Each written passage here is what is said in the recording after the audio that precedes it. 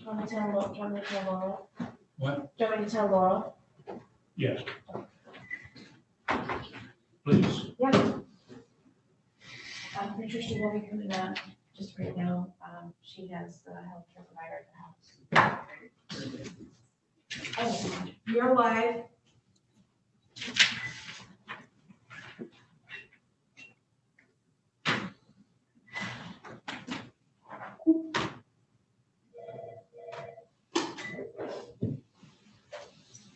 Hello. Hi, Lisa. It's 9 o'clock. I'd like to call this meeting to order. Please rise for the pledge of allegiance and a moment of silence.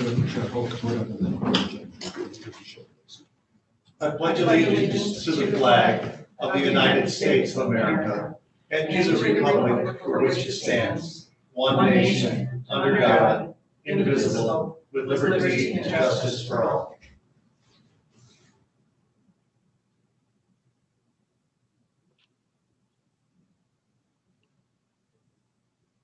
Thank you.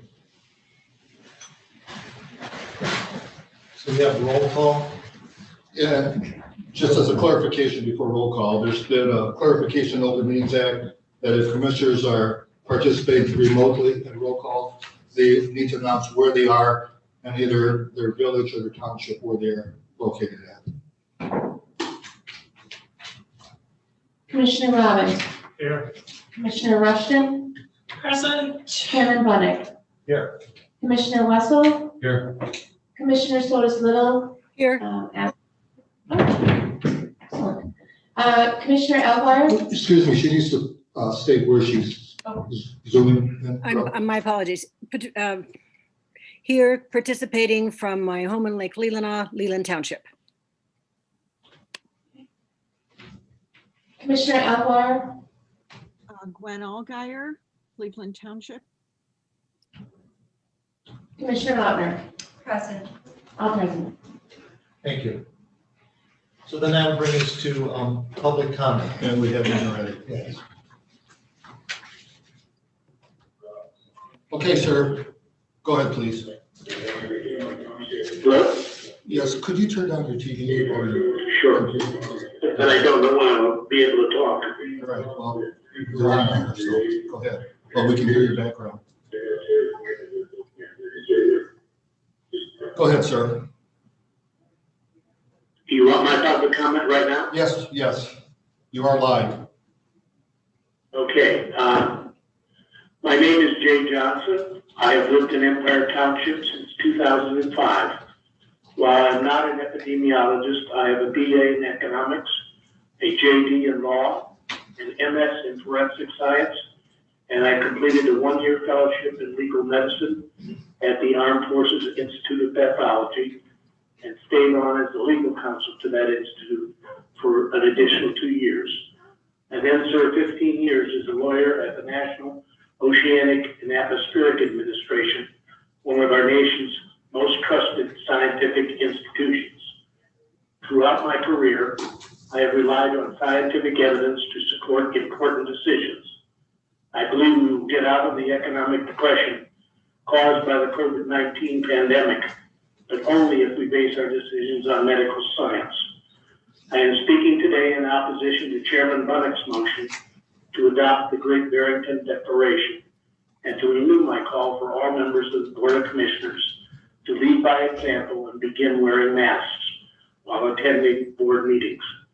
To that end, I have three sources: Munson Healthcare, the Leelanau Health Department, and Fox News. The following is a verbatim statement of Munson Healthcare's views on the Great Barrington Declaration. Quote, "The views and opinions expressed in a recent Facebook post by an independent provider who is credentialed to practice at Munson Medical Center do not represent those of Munson Healthcare. And Munson Healthcare strongly disagrees with many elements within the post regarding the Great Barrington Declaration. We disagree with several of the premises of the Great Barrington Declaration, including allowing populations to reach herd immunity, which most public health experts agree is not sound or valid. The following is a verbatim statement from the Benzie Health Leelanau Health Department. Even with the vaccine, we can't let our guard down. Vaccines are only one tool in our toolbox. Until we have 70% of our population vaccinated, we still need to be cautious.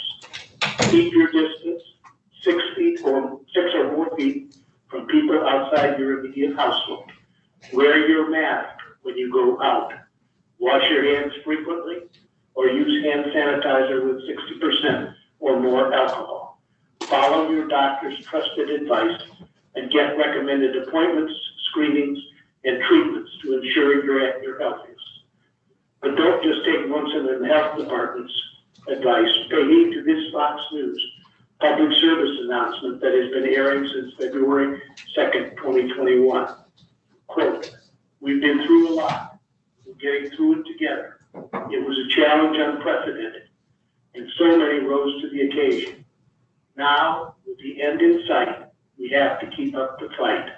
Wear a mask, distance where possible, and if you can, get the vaccine. America, we're in this together. On a closing note, I applaud our state and local health departments whose proactive measures to prevent the spread of COVID-19 are making great progress.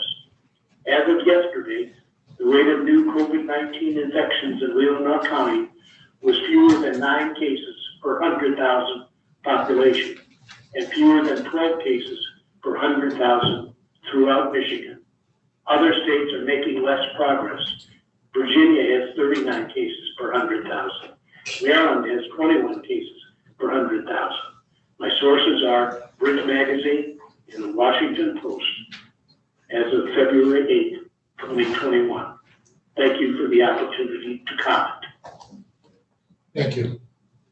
If there's any other, before we take any other comment, we have gotten a lot of letters, and I'm suggesting that we have the letters put in with our minutes, when the drafts are put out there or when the final minutes are put out, rather than us reading them all. I mean, and I guess if a commissioner wants to read a letter, that, then we probably should read them all. That's what I'm thinking. That we can't start picking and choosing which ones we want to read and which ones we don't want to read, because then we're unfair to the ones who have requested it and we don't put them. So I don't, that's open for discussion here, if you have different ideas about this. Commissioner Alguier. I have a couple of letters from constituents who asked me to read them. Not everyone has asked for them to be read, so I would hesitate to have a blanket decision and not read any if they're all posted. Well, I think I'm saying it's unfair that we just read one or two, because I've had several that have been asked. I think Commissioner Wessel has some that's been asked. I think Commissioner Melinda Lautner has had people ask her. I've had people ask me. So if we're going to read one, we need to read them all and read the emails, and we'll go through the whole thing. That if it only takes one of us to really decide that, I think at this point, unless we want to have a vote on this. Commissioner Lautner. Thank you. I think you bring up a very good point. We kind of let a couple slide in the last couple of months, so I think that may be why people think now, they can ask us to read all the letters into the thing. I think it's much more efficient just to have them attached if we choose to have them attached, or if they ask them to have them attached or read. Commissioner West. I think if we do not read them, I think it would be very important that they are attached in full to the minutes as a part of our meeting record. I would agree. Commissioner Alguier. Given the fact that it's more difficult and actually people cannot come and make public comment in person, for us to make a blanket decision that we are not going to do letters is, I think, not doing our constituents justice. They are part of this county. We are elected by them. We represent them. We are here only for them. I strongly object to saying that we are not going to allow them to be heard in their meetings. And if we are bringing up issues that have this much public interest, then I don't think it's fair for us to just to say, well, too many people spoke, so we're not going to hear from them. I mean, it is our meeting and we decide, how we're gonna run our meeting. So it's, I appreciate your concerns and I do, but we set the rules for our meetings. Commissioner Rushton. This board has generously offered 2 public comments, one at the beginning of our meeting, one at the end of our meeting. We also have been generous in the way that we accept letters from any of our citizens. However, to sit here and read anywhere from 1 to however many citizens we have in our community, it could be up to 20,000 letters at every meeting is not realistic. The citizens have the opportunity to call in. The citizens have the opportunity to write a letter to be attached to our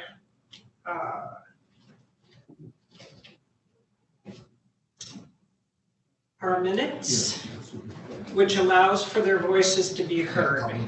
I also agree that we're here to do the business of the county. And although hearing from the public is important, it's not our number 1 purpose for being at this table. Today, we're here to do the business of the people. And allowing them the opportunity to speak at 2 public comments, to write letters and have it attached is adequate in my opinion. So I would say from the consensus, I believe, is that we do not read the letters, but they will be attached. Yes, we have public comment now. Okay, sir, go ahead, please. Good morning. My name is Dr. Michael Hertz. I'm a licensed physician in the state of Michigan. I have a teaching appointment at Wayne State University School of Medicine, and I possess a master's degree in public health from the University of Michigan. I'm also a homeowner in Benson County. This proposed resolution is based on the so-called Great Barrington Declaration. I'll refer to it by the acronym GBD. It was released in October 2019 by something called the American Institute for Economic Research, a conservative think tank in Great Barrington, Massachusetts. AIER is funded in part through corporate investment firms with holding in major fossil fuel companies. It is not a scientific or medical organization. The GBD advocates a strategy for combating the COVID-19 pandemic by abandoning proven, well-established public health principles for mitigation and control of an infectious respiratory pandemic. This would then allow a highly infectious, potentially lethal virus to spread unabated through a population, infecting enough individuals to produce so-called herd immunity, while somehow protecting the most vulnerable members of the population from contracting COVID-19. The GBD, and by inference your resolution, does not specify what measures would or should be taken to protect those vulnerable people, nor who would be responsible for doing so, or how they would be funded. This would inevitably result in far more deaths, given the relatively high case fatality rate of 2.6% attended to COVID-19. As your resolution states, we have begun the process of vaccinating the population against COVID-19. But due to the negligent incompetence of the previous federal administration, as of last Friday, only 4% of Benzie residents and only 3.5% Leelanau residents have received both vaccine doses. The GBD has been signed by over 35,000 people, some so-called scientists and clinicians, many of whom were found to be frauds, with names like Dr. Johnny Bananas or Professor Comet Dummins, and whose identities were never vetted. The GBD is not the product of scientific public health research. It was released without any data or evidence and has been denounced by the vast majority of national and international experts in public health. In direct response to the release of the GBD, the Infectious Disease Society of America called the policy, and I quote, inappropriate, irresponsible, and ill-informed. Community immunity campaigns should never come at the cost of planned exposure to infection of additional people. To assert that stepping away from the vigilance needed to control the spread of this novel coronavirus and that abdication of efforts to control a pandemic is somehow a compassionate approach is profoundly misleading, close quote. I would add it is disingenuous, patently unethical, and certainly immoral. The declaration has been repudiated and condemned by the American Public Health Association, the National Institute of Allergy and Infectious Diseases, and the World Health Organization, just to name a few. Just last month, preliminary research findings released from the University of Michigan School of Public Health revealed that Michigan Governor Whitmer's Pause to Save Lives, which was instituted over Thanksgiving and Christmas, likely prevented over 100,000 cases of COVID-19. This translates into approximately 2,600 Michigander deaths that were averted. Abandoning public health control measures does not serve the public and will lead to more Michiganders dying. Lastly, I wish to address the use of the clearly and overtly xenophobic and racist terms in the resolution. There is no such virus as the Wuhan virus, and using this term is intentionally inflammatory and deliberately creates bias against Asian Americans and Pacific Islanders. It puts them at risk of bullying, harassment, and hate crimes, and fosters a climate of intolerance, bigotry, and hatred. There is no place for this anywhere in northern Michigan. A resolution such as this serves no valid public health purpose, is at best an embarrassment to Leelanau County, and should be withdrawn immediately. Thank you very much. Thank you.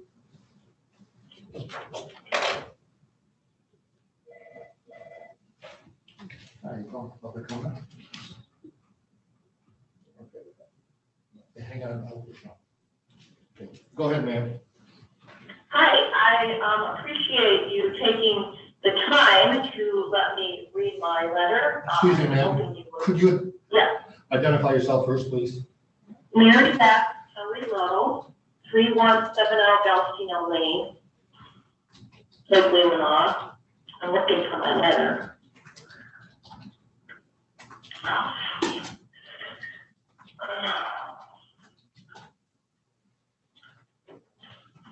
Oh God, help me.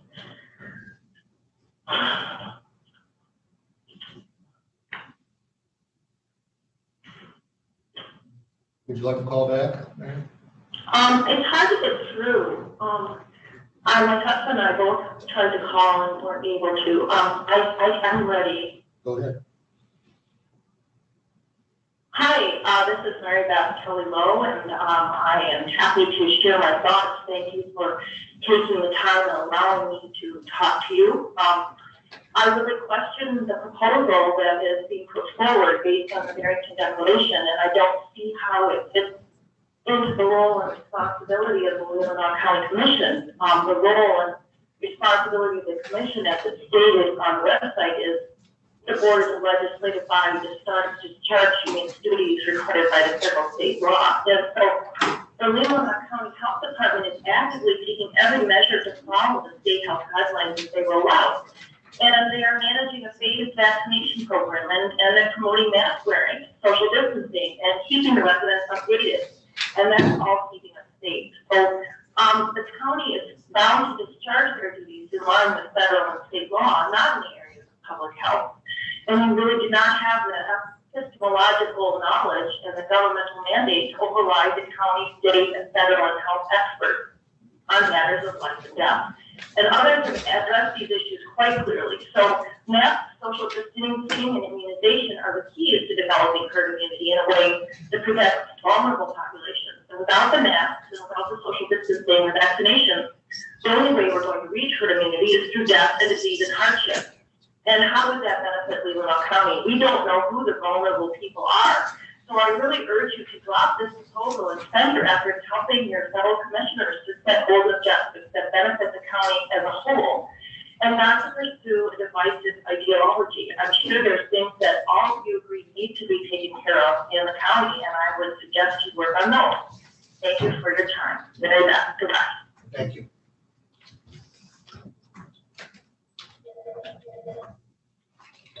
I call for public comment. Sharon. Go ahead, ma'am. Yes, am I live now? Yes, you are. Hi, my name is Dr. Suzanne Albrecht. I'm a licensed physician in the state of Michigan. I'm a board certified physician with national recognition, and I recently retired from Munson Medical Center. And I'd like to comment on the proposal of the Barrington resolution. I do agree with the previous physician who clarified the number of medical organizations, including Munson Medical Center, that are opposed to this resolution. But let me talk about what would happen if this would be enacted. The death rate in Leelanau is 1.6%, although the state of Michigan is 2.6%. So if this virus was allowed to run rampant, what would happen is about 18,000 people in Leelanau would come down with the virus. It's impossible to protect the vulnerable populations. As you may be aware, Sweden tried this, a modification of this herd immunity, and it failed horribly. The death rate in Sweden was 10 times that of surrounding countries. In addition, their economy did not benefit at all, and they have since changed to basically our way of coping with the virus, which is social distancing and limited public outings. So let's see if this virus was allowed to run rampant, 17 to 18,000 Leelanau residents would come down with it. There would be 420 to 600 deaths. Right now, there are 14 deaths. So you would be asking 420 to 600 Leelanau residents to give up their lives based on herd immunity. In addition, we are learning about significant mutations to this virus. The UK mutation is not apparently more lethal, but it travels much faster. The South African mutation is causing an increase in deaths in South Africa, whether or not it's more lethal or whether or not the hospitals are overrun, whether or not it's from that is unclear at this point. But if everybody gets this virus, according to this Barrington plan, there is no guarantee we would be immune. Right now, the pharmaceutical companies are planning on booster shots or revaccinating people because the virus is mutating. So if you get the virus, there's no guarantee that you'll be immune, just like you're not immune to the seasonal flu. You get a flu shot every year because viruses mutate. This is a very clever virus. It's a very bad virus. We've never seen anything like it, and we don't know what the future holds. In terms of the 1918 flu, which killed 50 million people, it had a fatality rate of 10%. Years later, there was a 2 to 3 increase in Parkinson's in people that had the 1918 flu. This is a long-term consequence. Sometimes the viruses bury themselves within the body and recur later in life. We see this in chickenpox, although it's a cutaneous or skin lesion. Shingles occurs much later in life, although you can get a brain infection encephalitis. The 1918 flu, our last big pandemic, increased a brain illness, Parkinson's. We have no idea what the long-term consequences of this virus are. What we are seeing is called long hauler syndrome, where 10% of the people that are infected, even the young people who have mild symptoms, have long-term fatigue, brain fog, some cardiac issues, and decreased lung capacity.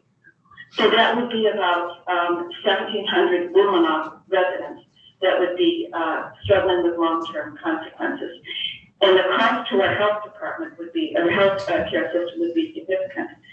And again, if you allow this to run rampant, we would completely overrun Munson Medical Center. There'd be no way to treat everybody that became ill.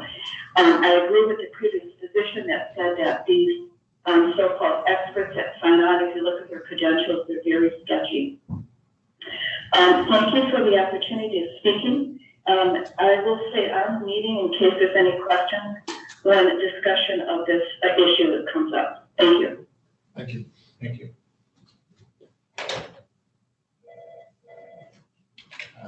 Public comment?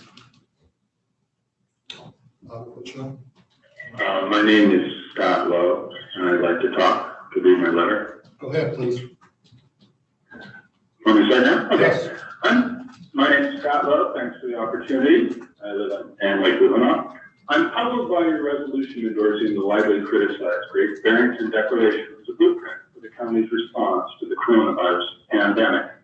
The Great Barrington Declaration urges the opening of schools, which we've already done, and the protection of vulnerable populations, which we currently do with masking and social distancing. Vulnerable populations are generally defined to include all those over the age of 65, among many other groups. And I've been told that your goal is to drop these protections, which would go directly counter to the Great Barrington Declaration, given the number of people above 65 in the county. So, while it's disturbing that county commissioners think they have the epidemiological knowledge and governmental mandate to override county, state, and federal public health experts on matters of life and death, others have addressed these issues quite clearly. My concern is with the economic survival of the county's many small businesses. A significant percentage of the disposable income in Leelanau is held by those 65 and older. Many, if not most, of the tourists traditionally coming to Leland, Northport, Lake Leelanau, Suttons Bay, Glen Irwin, Empire, and the other commercial centers of the county are also seniors.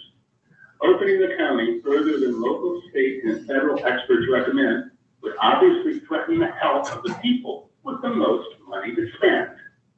If, for example, the county were to remove mask requirements, a large percentage of affluent local residents would almost certainly drive a few extra miles to Grand Traverse County to spend their money in relative safety. I know I'd readily drive to Tom's on 72 or Max Bauer A Southwest Front before I'd risk COVID by running into Buntings or Phoenix. County restaurants would also lose affluent customers. Many tourists might not come to the county at all for fear of running into unmasked COVID carriers. The resolution, if adopted, would presumably be nothing more than a divisive ideological gesture, basically meaningless. But that's the best case scenario. If acted upon, it would lead to measurable negative economic impacts on our local shops and restaurants in a time when they most need our support. In conclusion, I'm baffled by the purpose of your proposed resolution.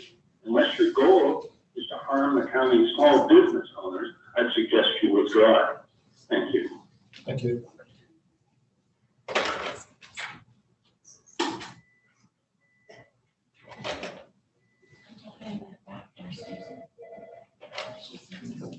Public comment? Ma'am? Are you calling for public comment? Hello? Are you calling for public comment? Okay, it's your turn, Michelle. Go ahead, ma'am. And please identify yourself. My name is Susan Pacciarelli, and I'm at 5855 South Maple City Road in Maple City. Go ahead, ma'am.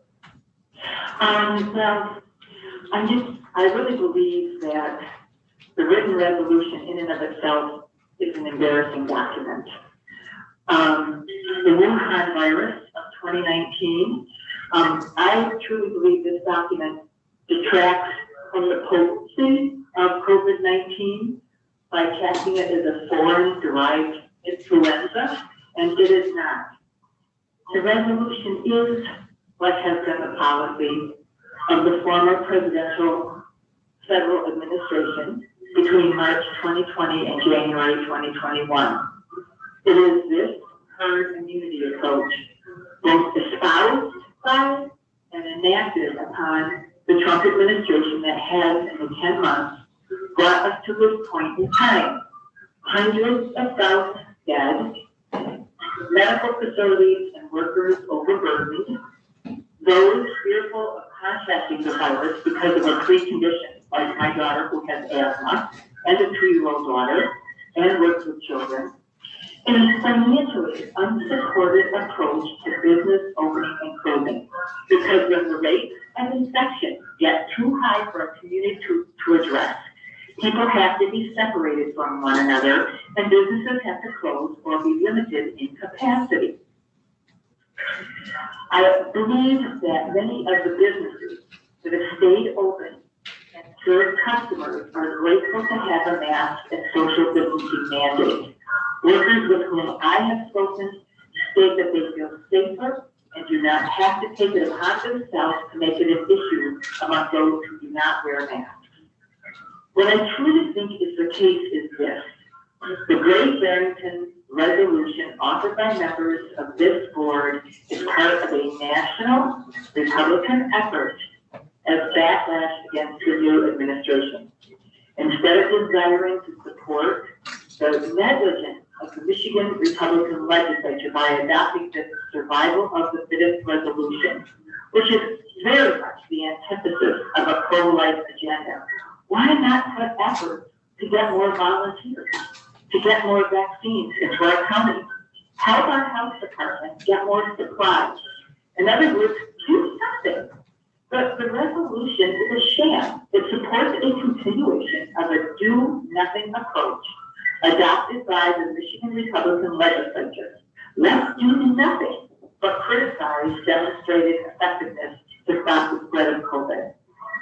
As a result, and as a resident of Leelanau County, I am appalled that this board would strike a deal with the Republican legislature and its agenda to wage war on the governor at the risk of endangering vulnerable people in our county.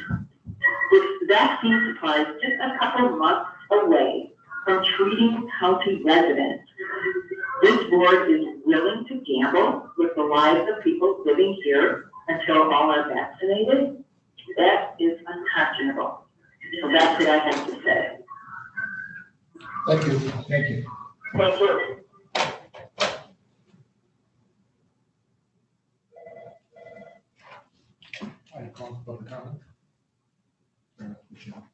Go ahead, ma'am. Please identify yourself.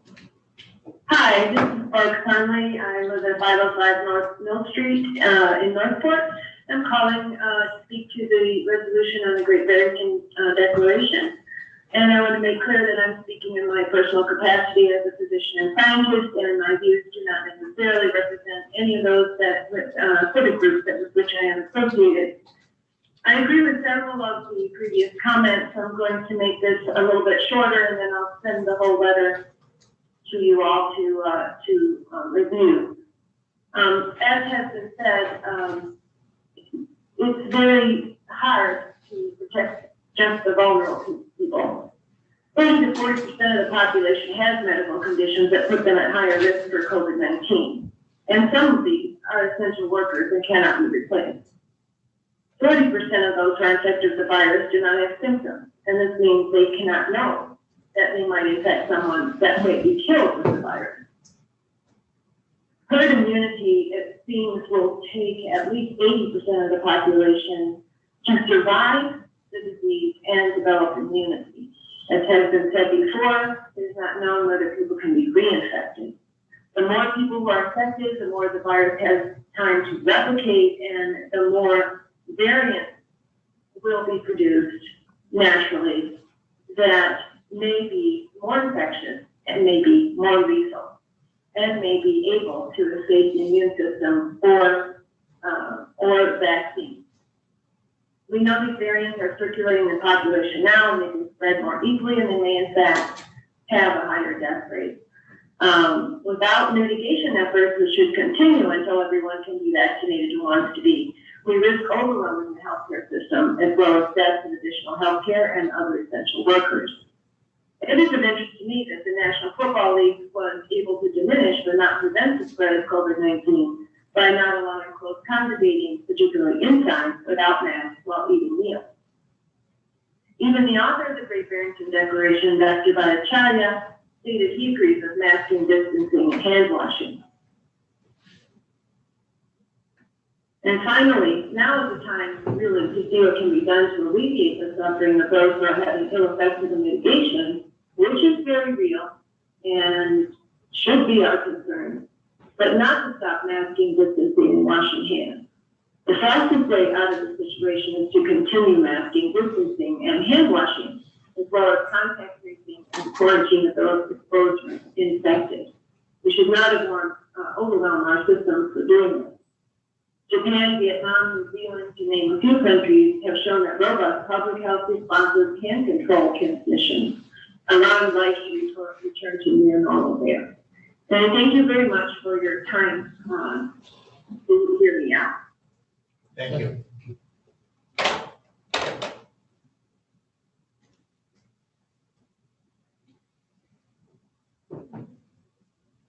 keep a number of opportunities. Yes, if you'd like to do public comment, please call 231-256-8109. 231-256-8109.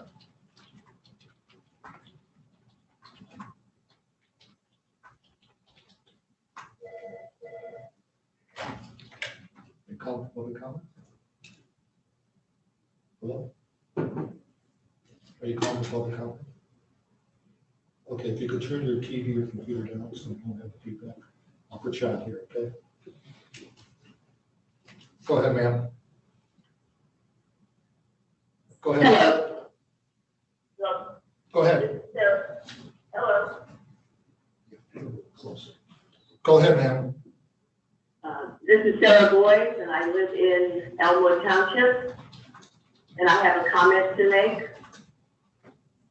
Go ahead, As please. a resident of Leelanau County, I am very concerned that this resolution does not state the truth. It uses many inflammatory words such as Wuhan virus instead of COVID-19 and lockdown instead of social distancing. It makes false accusations such as vaccine being distributed rapidly instead of reflecting the truth that thousands in our county are in levels 1A and B who have yet to receive the vaccine, and the prediction that that level will be completed by July, some 6 months away. Also, it says a surge of domestic violence incidents instead of the fact that the domestic related calls make up less than 1% of the total calls of the county's 911 dispatch center. On top of all this, it recommends adopting the Great Barrington Declaration that is debunked by scientists and epidemiologists and is deemed dangerous to our population by our health department. This resolution should not be passed. Thank you.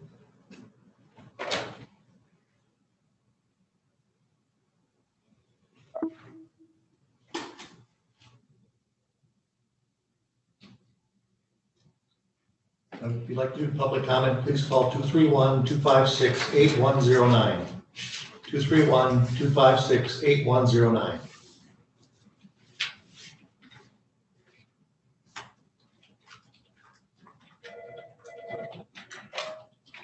You call for public comment? Okay, I'll put you on here. Go ahead, ma'am.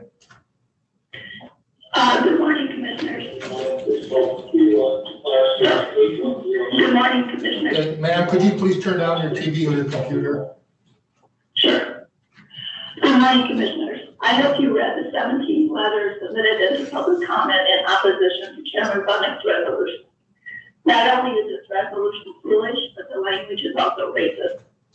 Please support the Leelanau Health Department. The mission of the Leelanau District Health Department is to prevent disease, prolong life, and promote public health through prevention and control of environmental health hazards, prevention and control of disease, prevention and control of health problems in particular vulnerable populations, development of healthcare facilities and health services delivery systems, regulation of healthcare facilities and health services systems to the extent provided by law. To introduce a resolution that contradicts our health professionals is arrogant and foolhardy, putting the residents of our county at risk because of a clearly political agenda is criminal. Have all of the commissioners had a COVID-19 test? Clearly, 3 of them do not wear masks or follow the protocol that our health department recommends. It seems that if they aren't going to wear masks, they at least need to submit a COVID test, proving that they don't have COVID-19.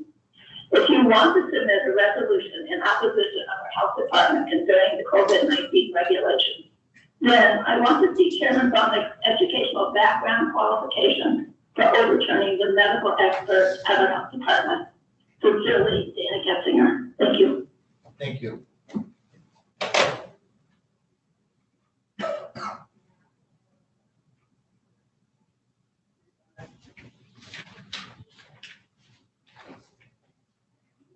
If you you want to call in for public comment, please do turn off your TV or the device that you're listening to, or turn it down so that we don't get interference with the call, because there is a delay. And when you do that, please call 231-256-8109. 231-256-8109. Thank you. Go ahead, ma'am. I'm Jill Wellman from Centerville Township. Thank you for this opportunity. I wish to speak about my concerns for the resolution that Chairman Bunnick is proposing, which is based on the recommendations of the Great Barrington Declaration. I'm not a medical expert, so I defer to them to speak about these issues. I would like to talk about the moral and ethical issues that this resolution brings up and the message it sends to vulnerable members of our community. I truly appreciate the sacrifices that people have had to make during the last 11 months. Chairman Bunnick mentions the strain on families, both financial and emotional. Worrying about how to feed your family without a job, how to educate your children without in-person school and with inadequate internet, and the strain of having everyone at home under one roof for an extended period of time. It can cause parents to lose control and relationships to disintegrate. But these are not problems that should be dealt with directly. We as a community and as a county government need to reach out to these families. The problem will not just magically go away if all the pandemic restrictions are lifted, as Chairman Bunnick seems to suggest. Leaders in our community, including those on the county board, need to be speaking out and encouraging those who are dealing with family problems to seek help. And as a community and local government, we need to offer and be willing to underwrite that help. If there is a stigma about seeking such help, local leaders need to be out there combating it. I have seen no such effort. Now for the message this resolution sends to another vulnerable group in our society. We have a large older population in our county, and I think we are all aware that this virus is particularly dangerous for them. While this may not be the intention of Chairman Bunnick, I think this resolution tells them that they are not important to our community, and they're worth sacrificing for what he sees as the common good.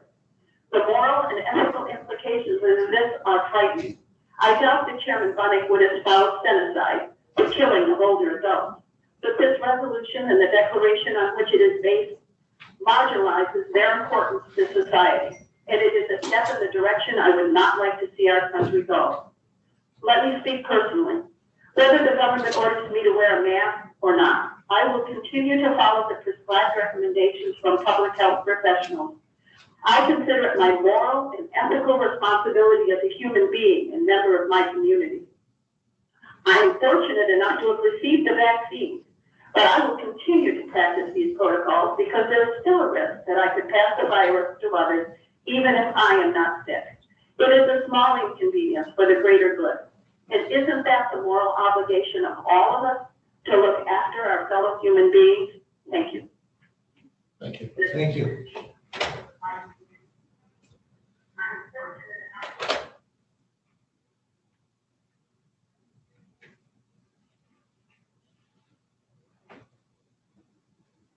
For public comment, please call 231-256-8109.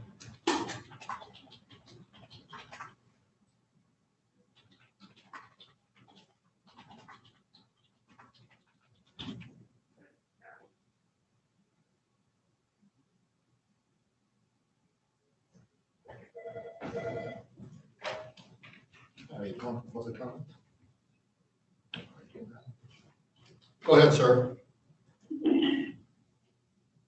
Go ahead. Good morning. John Hunter, Bingham Township. And I regret I'm not there in person for today's business. The enterprise has certainly removed the partisan makeup of the board, and in my mind, there's absolutely nothing more partisan than Chairman Bunnick's proposed resolution concerning the Great Barrington Declaration. The recommendation so error-filled and discredited that the town of Great Barrington has strived to distance itself from the American Institute for Economic Research that funded and published this false narrative. I've read this declaration several times. Not once does it mention the fact that the more people who are infected, the more chances for this virus to mutate. This virus has the advantage and seeks the opportunity to evolve quickly when large groups of people congregate in confined spaces. The World Health Organization and Center for Disease Control say there are currently multiple deadly COVID-19 virus. Also, not once do the words blueprint virus appear in the Great Barrington Declaration, but I'm sure Chairman Clark will find a way to insert this polite and racist trope into his effort. The Declaration does mention herd immunity, but let's call it by its proper term, culling the herd. The weak, the old, and the young aren't quite so fast as sacrificed, so the herd can go back to its grazing. By its own admission, the Barrington Declaration states plainly, and I quote, our understanding of the virus is growing. We know vulnerability to death from COVID-19 is more than 1,000-fold higher in the old and the infirm than the young, end quote. 1,000 times higher. Let that sink in for a moment. What markedly separates humans from the lesser herds is our conscience, or our souls, if you will. We feel, we remember each and every loss of a family member, friend, co-worker, or acquaintance. We mourn that loss, where herd animals do not. And I've lost some from all of these groups due to COVID-19. We cannot afford distractions that undermine an effective response. And Chairman Clark's resolution is certainly a clear and present distraction. If it is essential to act locally, that action must be based on the evidence and experts from the Leelanau Board of Health. If Chairman Clark's resolution is performed in Leelanau County, each and every additional death and or debilitating medical condition attributed to COVID-19 should rest on his and his supporters' shoulders. It was Chairman Clark's intention to distribute this resolution to 82 other counties in Michigan, counties and communities that have suffered horribly with devastating death, misery, overextended hospital workers, and fractured medical infrastructure. Each additional case would also rest on those same shoulders. May God have mercy on your soul. But I would like to direct your attention to the John Snow Memorandum. And I'll repeat that, the John Snow Memorandum. This is the work of extensively vetted scientists, international researchers, experts in public health, epidemiology, medicine, pediatrics, sociology, virology, infectious disease, health system, psychology, psychiatry, health policy, mathematical model. A grassroots initiative that has not received any Kirkweather Industries funding, unlike the American Institute for Economic Research. They felt moved to deliver a clear and simple message about how best to manage COVID-19 pandemic in direct opposition to the Great Barrington Declaration. Chairman Clark and others continuing refusal to wear masks and protect our county workers is reprehensible. Chairman Clark's resolution is grossly negligent, and to have beautiful Leelanau County associated with it is absolutely shameful. Now is not the time to allow amateurs to decide healthcare policies. Not now, not ever again. We've had enough of that for the past year with 467,000 Americans dead. And Leelanau County has had enough bad publicity. I urge those commissioners listening to vote no, to everyone else paying attention, hold those accountable and vote yes. Thank you. Thank you. Thank you.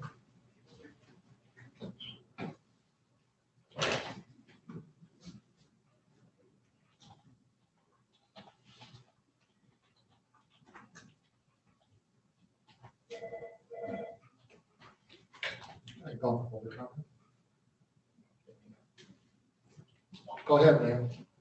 Carolyn Rettenbach, Glen Arbor Township. I won't go over the reasons why I personally am against the adoption of Chairman Bennick's resolution. I think we've heard enough from other people who have called in that have much more professional experience than I do.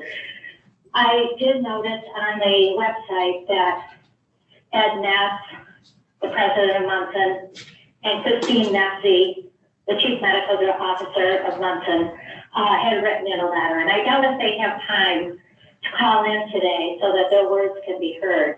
But I would encourage everyone to go onto the website and read those comments before you make any decisions to adopt a ill thought out resolution. Thank you very much. Thank you.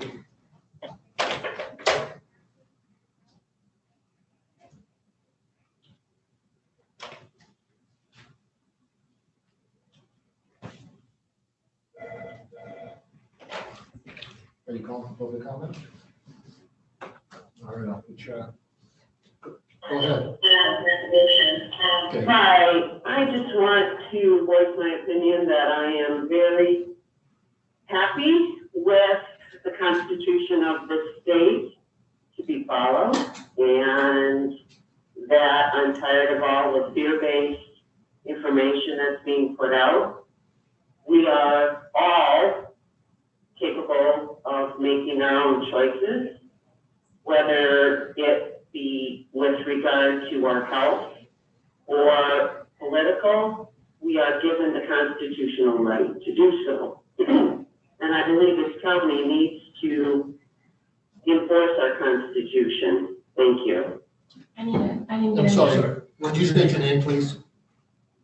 My name is Julie. Okay, thank you.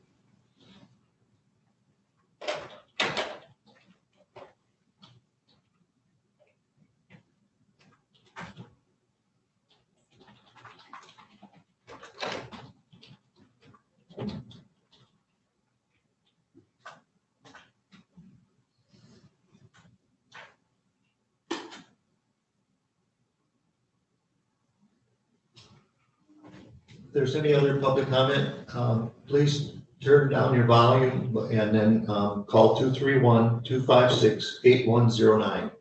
231-256-8109.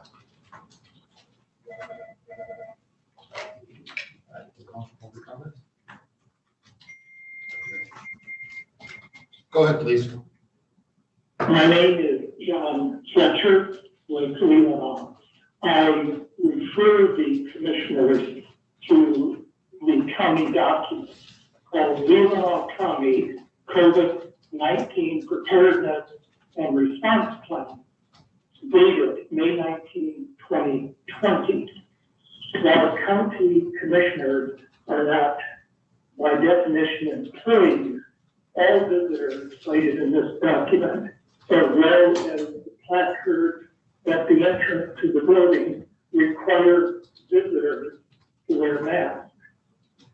We're challenged as residents as to why certain commissioners fail to wear masks to protect us and their co-visitors, if you will, meaning commissioners. Thank you. Thank you.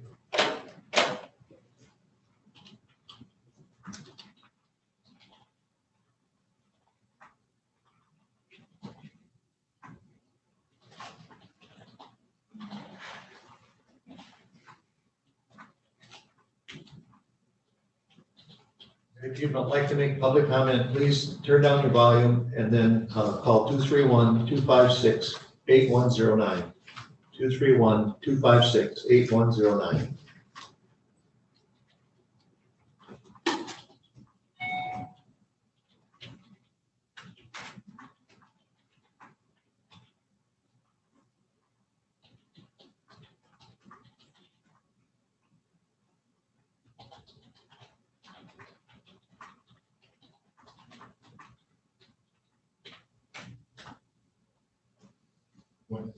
Yeah, this is public comment time, not for commissioners.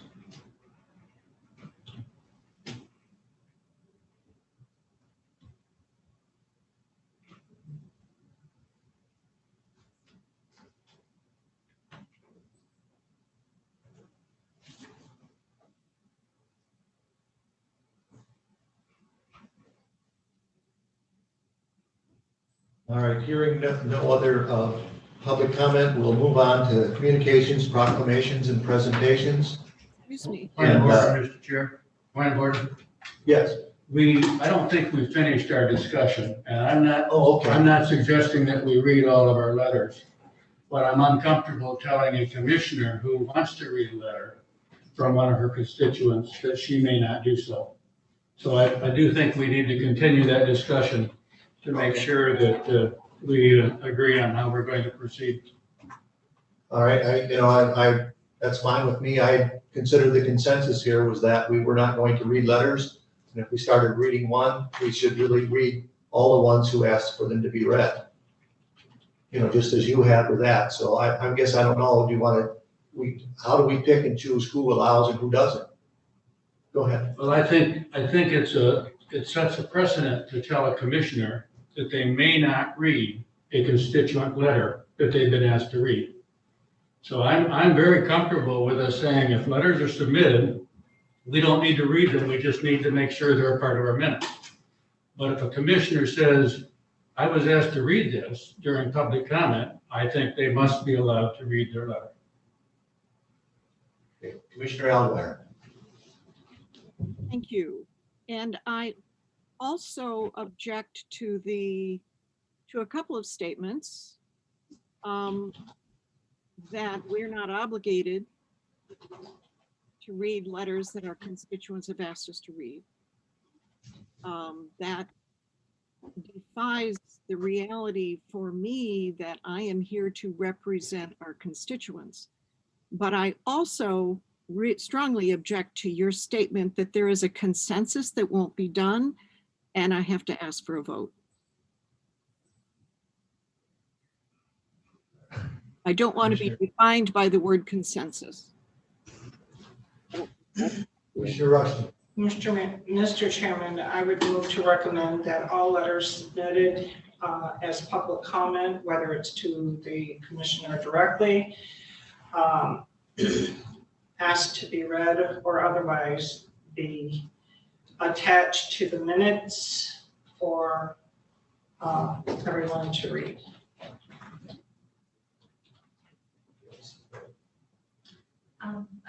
I have, Nan? We have to have a support first, or I will support that motion, but this is not the place for a motion. So we can't take a vote at this time on this issue. So if I may continue. Not in an action, you're right. Yeah, so we have the precedent set. And the precedent is that we don't read letters into the microphone at this time. So just for today, I think, Mr. Chairman, you can, to move this meeting along, we might remind us, as Commissioner Rushton said earlier, we only, by law, need to offer one public comment. We do offer two. So because we have a lot of people waiting for these action items, so that we may, it's 10 o'clock now, move on with our meeting. These can be read at the second public comment today. And we can discuss this further at another meeting if we get it on as an action item. But it was, well, perhaps we didn't spread that word clear enough to some new commissioners that this is what we do. We don't read those into the microphone because we were getting lots of them, and you know, I just think that for today, that'd be the best thing to do is read them at the second public comment if chosen, but then discuss it later. Commissioner Sutherland. Yes, I don't remember when we had an agreement that we wouldn't read letters. I know this year I've read a letter that was requested by a resident, and I do have a resident who requested. I do think that Commissioner Lautner's suggestion that we read these at the end of at the second public comment for the sake of consideration for others who have come to make presentations and to move the schedule along is a good suggestion. But I just want to note for the record that I am unaware of any agreement on this board that we would not read letters into the record. And I have done that this year, and I am a returning, not a new commissioner. So just a point of order on that. Well, we have let some go, but we can find that for you. All right, so then, we actually have on the agenda our rules and procedures. So maybe at that time we can address this and how we're going to do it, and then we can vote on it. So I would say, as of this time, then we'll say, you know, that we'll move that to the end of the meeting at the public comment at that time. Is any other questions or statements? All right, so then we would move on then to communications, proclamations, and presentations. So we have the administrator's update. All right, just out of respect for time and everybody else, and we have many agenda items, I'm going to keep mine fairly short today, a list of things, but I'll stop at most of them. Probably the biggest question that I have received the last couple of weeks is about the COVID vaccine distribution. A lot of people assume that they call the county for that, and I can see where that confusion has come from. And I believe Lisa Peacock is online here. Lisa? She was at 9 o'clock. I'm not sure if she's still there. Here, I'm here. Oh, okay. Lisa, could you talk about the distribution process? Because we're hearing many questions about that from residents. Absolutely. I'm happy to do that today. Thank you for having me. I was asked by Chet to just give a brief update on what's going on with the health department, including the vaccine distribution. So I just want to also point out that I have Dr. Josh Meyerson here as well. He always welcomes the opportunity to be here for any questions you might have. And Eric Johnston is also on the phone or on the Zoom from the health department as well. So I just wanted to make sure you knew that we were all here. And I want to say thank you to our new Board of Health members, Will Bunnick and Patricia Sotis-Little, and then Dr. Barb Conley has been elected board chair for the Benzie Leelanau District Health Department Board of Health. So we got off to a good start with orientation last week and our first board meeting, and we very much appreciate their service to the board and the health department. So the pandemic risk indicators continue to trend downward, which is a great thing. Our region has dropped in a risk category level from level E to level D, something that we are all thankful for sure. We are still experiencing outbreaks, and we are still, the risk is still out there. Many of our cases in our counties have been related to long-term care facility outbreaks. The good news is that those residents and staff are swiftly being vaccinated. So hopefully that will also be a number that trends downward, but it's always tragic when we see loss of life related to this virus. Those are not the only people who unfortunately die from the virus. About last week, in one of the epidemic orders issued by MDHHS, they referenced that of the 175 hospitalizations in the week before, a third of them had been in people under 60. So the virus is still around, the virus is still dangerous, and we are still watching very carefully. We're also seeing cases related to the school population. So just as different sectors start to open again and people start to be together in different ways, it just reminds us that transmission is still happening. Testing remains very important. We have testing widely available across the region. Right now, there are lots of different places where you can be tested, and the turnaround time has been really good. In our Leelanau office, we have testing at the health department on Mondays from 10 to 1. So, everybody is welcome. There is an appointment needed for that and for most testing across the region, but you certainly can visit our website to get any information you need about the availability of testing.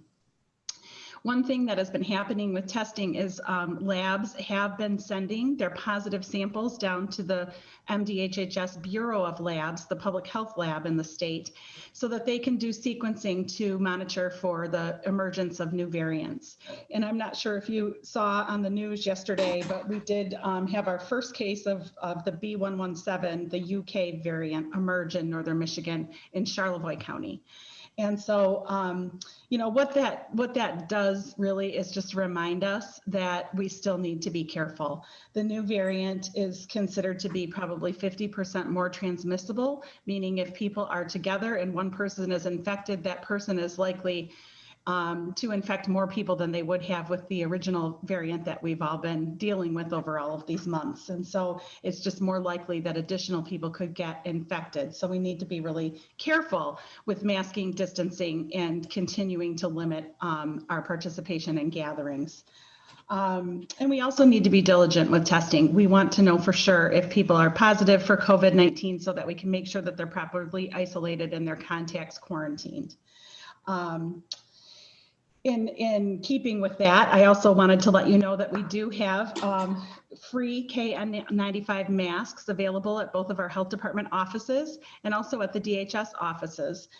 We have those available for children as well as adults, and you just need to stop by and pick up masks if you know anyone that is in need of the masks. So that is a distribution that happens through the state, and we are happy to have those on hand for people that need them. The vaccination rollout is going as smoothly as can be expected. Our biggest challenge is the number of vaccines that are received into the state every week. We are ready with capacity. We are anxious to administer the vaccine to everyone who needs it. And we are limited by the number of doses that we receive each week. So, we're all anxious for the day when that improves, but I can give you a few stats. We have administered 1,230 total doses in Leelanau County, or by the health department. One thing I think that is really great news is we're monitoring the percent of the population who have received their first dose, and we're above that of the state. So the Benzie-Leelanau jurisdiction, the percent of residents who have received their first dose of vaccine is at 12%, and the state is at 9.5%. So we're doing, we're doing a good job with the doses that come our way. Over the last couple of weeks, we've received about 400 first doses each week. So it's a small number, but we're getting them out within that week, every single week. We have 3 clinics this week, and we will be giving a total of 960 doses. 960 doses. 400 of those will be first doses, 560 will be second doses, and they will be happening throughout the jurisdiction. I want to tell you too that we are, we're striving for this goal of vaccinating 70% of the population. And that is the number that the CDC has identified as the threshold for really achieving herd immunity. And I just want to say, after listening to all the comments, I think that we can all be on the same page about herd immunity being something that we all want. We certainly all want that. In public health, we know that the vaccine is a really important tool for achieving that herd immunity without experiencing tremendous loss of life to get there. So we are continuing to work as hard as we can for the community to make sure that that vaccine gets to the people who need it. We do have we have a couple of ways that people can access getting into the queue for scheduling. It's not perfect. It's been a bumpy process for sure, but we are always trying to improve it. We have an online survey available on our website that people can access and get signed up or pre-registered to be ready to be scheduled when we have doses available for you. They can also call a hotline that has been set up through the Area Agency on Aging and United Way and 211. We have about 15,000 people on that list at this point, and those include the eligible populations of 1A, meaning the healthcare workers, 1B, frontline essential workers. There's just a few segments of that 1B that are eligible currently, and they include first responders like law enforcement and fire, K or pre-K through grade 12 school staff, and corrections workers, as well as inspectors that go into homes, like our DHS, Adult Protective Services, and Children's Protective Services workers, and those who work in childcare and other congregate settings, like shelters. So a lot of people waiting, but we are working through that list every single week with the doses that we get and pulling people into to get vaccinated and into our appointments. We're also I want you to know that we are working diligently with community partners. We have a great partnership with Munson Healthcare. The health departments that intersect with Munson's healthcare region meet every single night. We talk every night at 5 o'clock to discuss, what barriers are you facing? What barriers are we facing? How can we work together to get things done?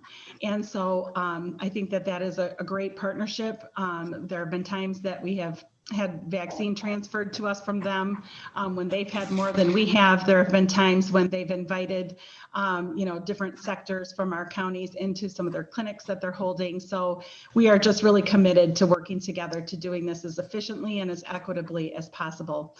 Another great partner has been Northwest Michigan Health Services, Inc., and our senior services and AAA. They're all doing whatever they can to support this effort. I will say that it takes certainly more than just the health department to get this work done.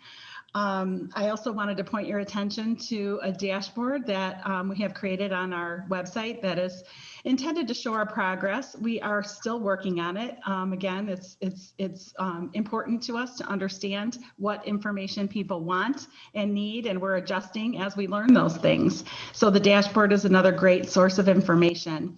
And then I also want you to know that, we hear a lot from our seniors in the community. People 65 and over are currently eligible to receive the vaccination. There's just a lot of them. And, so it is going to take, we anticipate that it's going to take weeks to months, and it will only increase as the vaccine allocations increase. Unfortunately, that's not something that we have control over.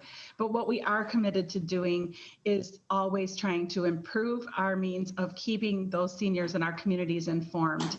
And so whether it be working through our senior services to get mailings out to them, certainly some of them are technology savvy and can get on our website and get signed up for our email updates, but we know that that doesn't work for everyone. As they come into our clinics to be vaccinated, we are doing some focus groups with them to, as they're waiting. People have to wait for 15 to 30 minutes after they receive their vaccine. It's a perfect opportunity to get some information about what their experience was like, and getting information from the health department or being on our waiting list. And so we're trying to use those opportunities to always try and improve. So I will stop there. I'm happy to answer any questions, and I'm sure Dr. Meyerson is as well. So, Commissioner Rushton. Thank you for your update, Lisa. I, for one, do appreciate the information that is disseminated throughout the county to keep us informed. It's been good. I recognize there's been a few challenges, but I do have a couple questions for you. At these vaccination sites, is the health department utilizing the fire department personnel, their paramedics, and or our National Guard at some of these distribution sites currently? Thank you for bringing that up. I totally overlooked saying anything about that, and those have all been really great partners. Yes, at every single clinic. We have our emergency managers have been extremely helpful to us in helping us to coordinate the services of our EMS personnel, our public safety personnel to help manage any, traffic issues or parking or things like that. It is so challenging to put on these vaccine clinics in a way that's so different than like a flu clinic. When we put on a flu clinic, that vaccine is stable in the refrigerator. It can sit in our refrigerator for the entire season. And once you open a vial, you have to use it within 30 days. This vaccine is very different. We've given lots of doses of Pfizer, even though we don't have the deep freeze capability here. We've partnered with Grand Traverse County Health Department and Health Department of Northwest Michigan to get Pfizer doses when Moderna wasn't available to us, so that we didn't have to have any big gaps. But once you take it out of the freezer, it has to be used within 5 days. It can only be in the refrigerator for 5 days. Once you puncture a vial, the doses in the vial, and it's either 5 or 6 for Pfizer or 10 for Moderna, it has to be used within 6 hours. So we have to plan these really carefully. We're also still living in a time when we need to have the mitigation measures in place, so we have to keep everyone distanced. And so it does take those public safety helpers to make sure that people stay in their cars until it's time for them to come in for their appointment, to help manage that traffic flow. And then to have our EMS there has been such a wonderful safety measure for the community. We know that some people, very few, but some people can have a really serious allergic reaction or a really serious immune response to the vaccine. And so just knowing that they're there and ready to help, and they have had to help in certain situations. But yes, they have been really helpful. The Michigan National Guard has been a great partner through all of this. They've been present at all of our clinics. They've done a variety of roles, including vaccinating, reconstituting, greeting, logistics, all of those things. So thank you for bringing that up, because I did want to mention those partnerships too. Another question. As you mentioned, the vaccine, once the vial is pierced, it has to be used, or it's only allowed to be out of the refrigeration for a certain length of time. I understand that your operation is by appointment. What happens at the end of the day when you've got so many vials that are out of refrigeration and you have missed appointments? do you have an emergency list, whereas you can call in a citizen who may be available to come in and get that vaccination? How are the vaccinations unused at the end of the day handled? Yes, we use our waiting list. And so those 15,000 people that are on the list, we start calling them, and they are, we haven't wasted a dose yet. So it is our intention every day that we plan our clinics as carefully as we can in groups of 5 to 6 or in groups of 10, depending on which vaccine we're using, so that we take only what we're going to use at that clinic. That's why we can't accept walk-ins, et cetera. But we do occasionally have people who aren't able to come. And Friday, we had a clinic in Frankfurt, which is a great example of that because there was a huge snowstorm on Friday. And so we did have a lot of people who were unable to come to their appointment. And we quickly called in others. So we used every single dose, but it was probably a 50% different people than we intended to use them for at the beginning. But they all came off of our waiting list. We really feel that's the only fair way to do it, is to keep working through that list where people have been in the queue. And I only have a couple more questions. One is, can our seniors who are not in a healthcare system per se, but a family member is bringing them in, but yet they're unable to adequately navigate from the car to the vaccination point, do you have resources that are available that can reach out to that customer in their vehicle and vaccinate? Yeah, and we have done that. Okay, great. One other question I have is, as you mentioned, we have this mutated form that is now pierced the northern Michigan community. And I am wondering if the good doctor may be able to answer the question as far as the vaccination that we currently have, how effective is it effective? How effective is it against this new mutation? And my second question is, once a person is vaccinated the second time, it's my understanding it depends on the type of vaccination received. However, I think with Pfizer that you are distributing prominently is a 3-week interim between the first and second dose, and after the second dose, after a person has received the second dose, what's the time frame that you anticipate that person to be at 95+ immunity? So I will have Dr. Meyerson answer if that's okay. Thank you.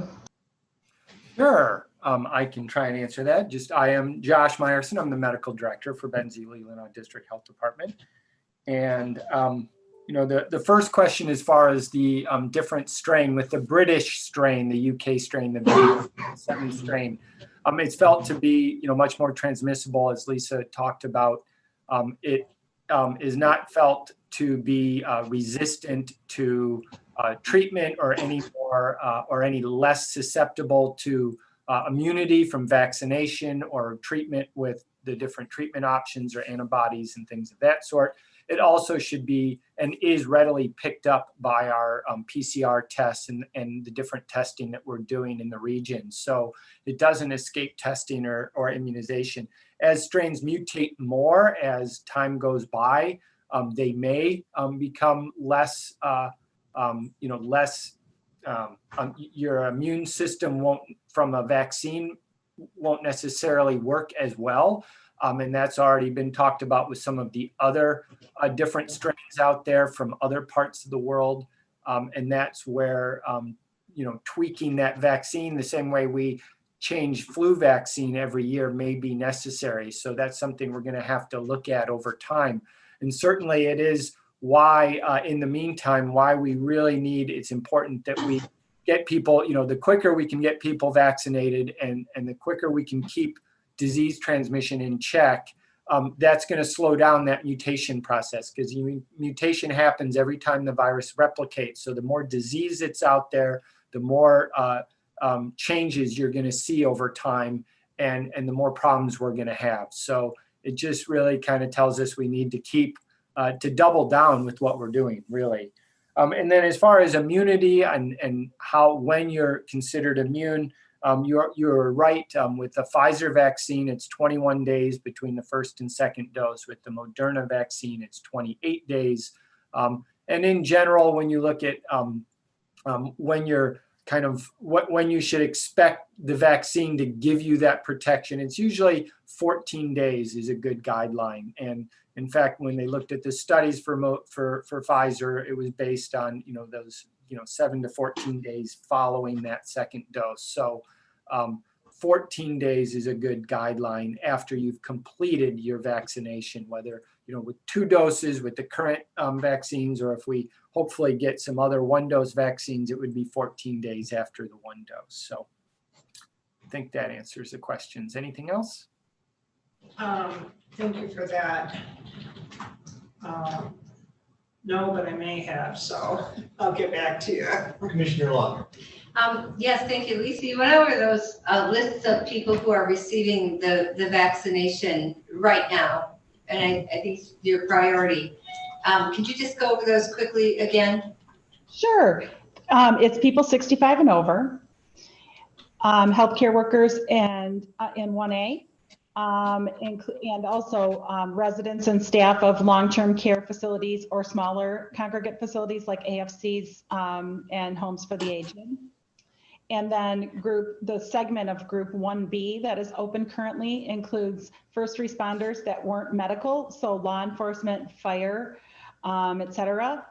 And then pre-K through 12 school staff, people who work in childcare, people who work in other congregate settings like shelters, and inspectors, DHS inspectors, and other types of inspectors that go into homes. Okay, so how caught up are you now with the 65 and older category? Is there still a waiting list? Oh yeah, we have 15,000 people on our waiting list from all categories. And a big for Leelanau County.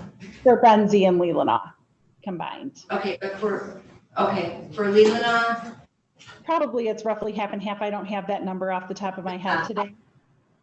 Okay, well that's my concern is that category, and I think that's the same one your medical healthcare workers fall into in the long-term care.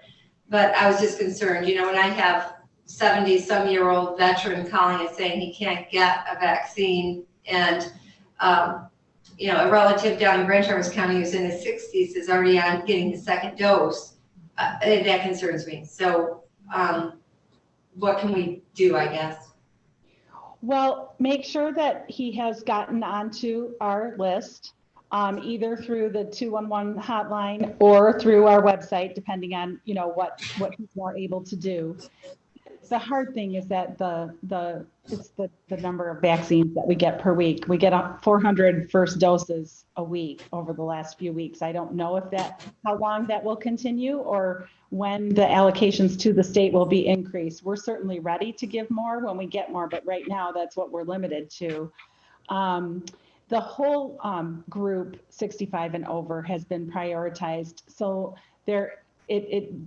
age is not the only risk factor. And so it's not sub-prioritized by age in every way. So right now we're moving forward with the people who have signed up on the list first. So we're going in a chronological order. We're going to continue to work on that though, and continue to look at other ways that we can sub-prioritize if needed. But at this point, we're taking everyone who has signed up on that list that is eligible currently, and that includes the whole 65 and over population. So your 400 doses, is that for both counties? It is, yes, it Yep, is. so you're talking approximately 200 for Leelanau is all you're getting. Right. So, why, is that based on population then? Yeah, so the How are we, state, why are we so, yeah, so the state, they just released last week their population-based formula that they're using. And so it goes by the population of 70, based on 70% of your population in the county that are 65 and over, and the population of frontline workers, including all of those segments in 1B that I mentioned. And then they also apply a multiplier of the based on the social vulnerability index, which is a CDC measure that measures sectors or zip codes or areas that are more at risk for being vulnerable to any type of disaster, including a pandemic. And so that is the formula that they have been using. We have not had access to it prior to this week. I did send it out to our county administrators and commissioners on the Board of Health to just double check the numbers, make sure that they're, currently correct. One thing I am a little bit worried about is the number of people who have stayed in our area that may be seasonal residents. And, we're working to try and make sure that we have everyone captured and that our area isn't underrepresented. So, I had a conversation with Jack O'Malley about this last week, and we'll continue to try and advocate for more. I fight for more every chance I get. But that is our biggest limiting factor right now. Why we can't do it faster, why we can't do more is because of the number of doses that we get each week. well, I appreciate that. I guess it's just amazing that here we are, pretty much just 12 months into this virus and we actually have a vaccine. So that is a testament to a great business decision on the previous administration. We still don't have one for SARS, right? So at least we're this far, and I appreciate that. So I appreciate all you're doing. But if you can lean on the state to get us some more doses, that just seems very inadequate at this time. Yeah, I agree. Especially considering our population. Thank you. I agree. Commissioner Sotosley. Yes, thank you, Mr. Chairman. First off, Lisa, want to again compliment you. I've had so many positive comments from residents and from people outside of my district saying that they've had nothing but a very pleasant, positive experience when they came for their vaccination. People they didn't wait, they were moved right through. It was very efficient and just very, very positive overall experience. And I know how difficult it is to set up all those clinics that you're doing. So congratulations on a great job. My question is, one of the questions I am getting asked by residents is, okay, once I've had my second vaccination, do I have to continue to wear a mask? Mm-hmm. So would welcome your thoughts and Dr. Meyerson's thoughts on if we should, if we shouldn't, and why. Okay. You want to take that one, Dr. Meyerson? About why we shouldn't wear, why or when we, repeat the question, I guess. I'm sorry. Okay. Once you've had your second vaccination, mm-hmm. should you continue to wear your mask and socially distance? And if so, why should you? Or do you not have to worry about it anymore? You should continue to practice the same mitigation measures that we've been talking about for almost a year here, that you should continue to limit your social gatherings. You should maintain that physical distance. And when you can't, you should be having a face covering over your mouth and your nose. And the reason for that is a fewfold. We know the vaccine is very effective, especially at preventing moderate to severe disease. We have not shown that it will completely prevent you from potentially having either mild or asymptomatic disease or just spreading, continuing to spread the virus. I would like to hope that the vaccine will greatly reduce the risk, not only that you'll get sick, but that you could give it to someone else. But we haven't really looked at that. We don't have enough data on that right now. The other reason is really when we talk about the spread of things, right now we really just need to we really need to reduce our community transmission. And until we get a large percentage of people protected through the vaccine, we're still going to have a lot of susceptible people out there. So we need to keep doing everything we can to just putting roadblocks up for that virus so that it can't spread from one person to another. And that vaccination is certainly our long-term goal and to get to that herd immunity. But until we get there, we need to just keep putting those roadblocks up, which is just making it harder for that virus to get from one person to another. And we all are in this together. So we have to just keep going with what we're doing. So that's why, even though you've been vaccinated, you can't, it's not your get out of jail free card. We're all in this together. Thank you. I was wondering, I had a question asked me the other day about, on the website, it says that you are vaccinating people from the January 6th. They said 2 weeks ago it said that, then again it said the same thing this week. And they're wondering, they're just wondering, is anything happening because, it just keeps saying the same week, and of course they know what date they applied, and so they want to see it get closer to it. So. Yeah, thanks for bringing that up. I talk to a lot of people in their 80s who call me or email me, and I want nothing more than to have that vaccine be ready for them and get them vaccinated. They are scared and anxious and feeling isolated. And I want nothing more than to get them vaccinated, but also to be able to get them information in a way that is reassuring to them. And so I know I've heard that question as well. And the unfortunate reality of it is that we just have so many people on the list that signed up in those early days that it really is, when you're working through 400 people at a time, it's taking a long time to get through that list. So, I think that's the reality.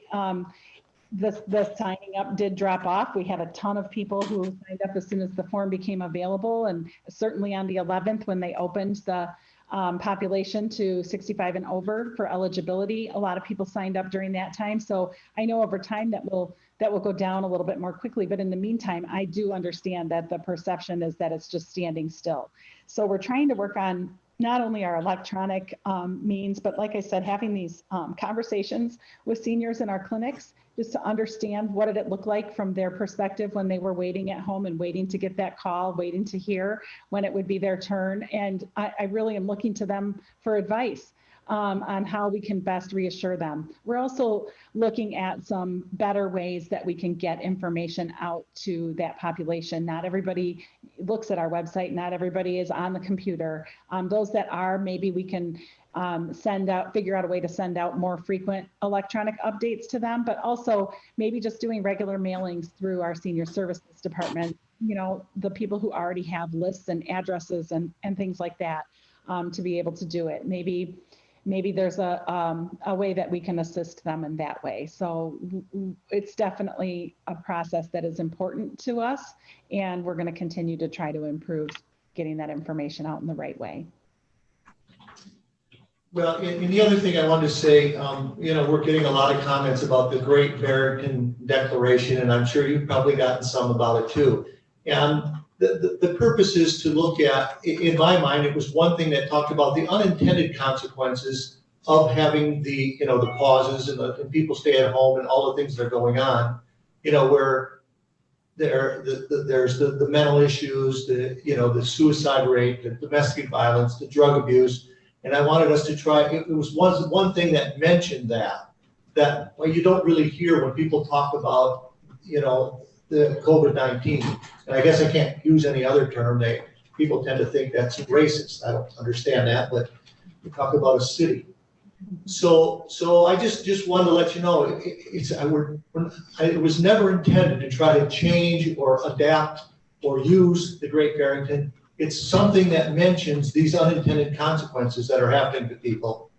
And I'm hoping that this board can have a discussion, even though, it doesn't seem like people want to discuss it. So it wasn't anything against you. It wasn't anything against your mental health, or any of that. It's just hoping we can do something to help. And that's, and I hope we can have that kind of discussion instead of all the negative things. I think we got misrepresented in the paper, and that's what everybody thinks, that we're trying to I don't know, eliminate all the things you're trying to do. So I just wanted to let you know that. Thank you. I think that one thing that we can all be on the same page about is we all want this to be over.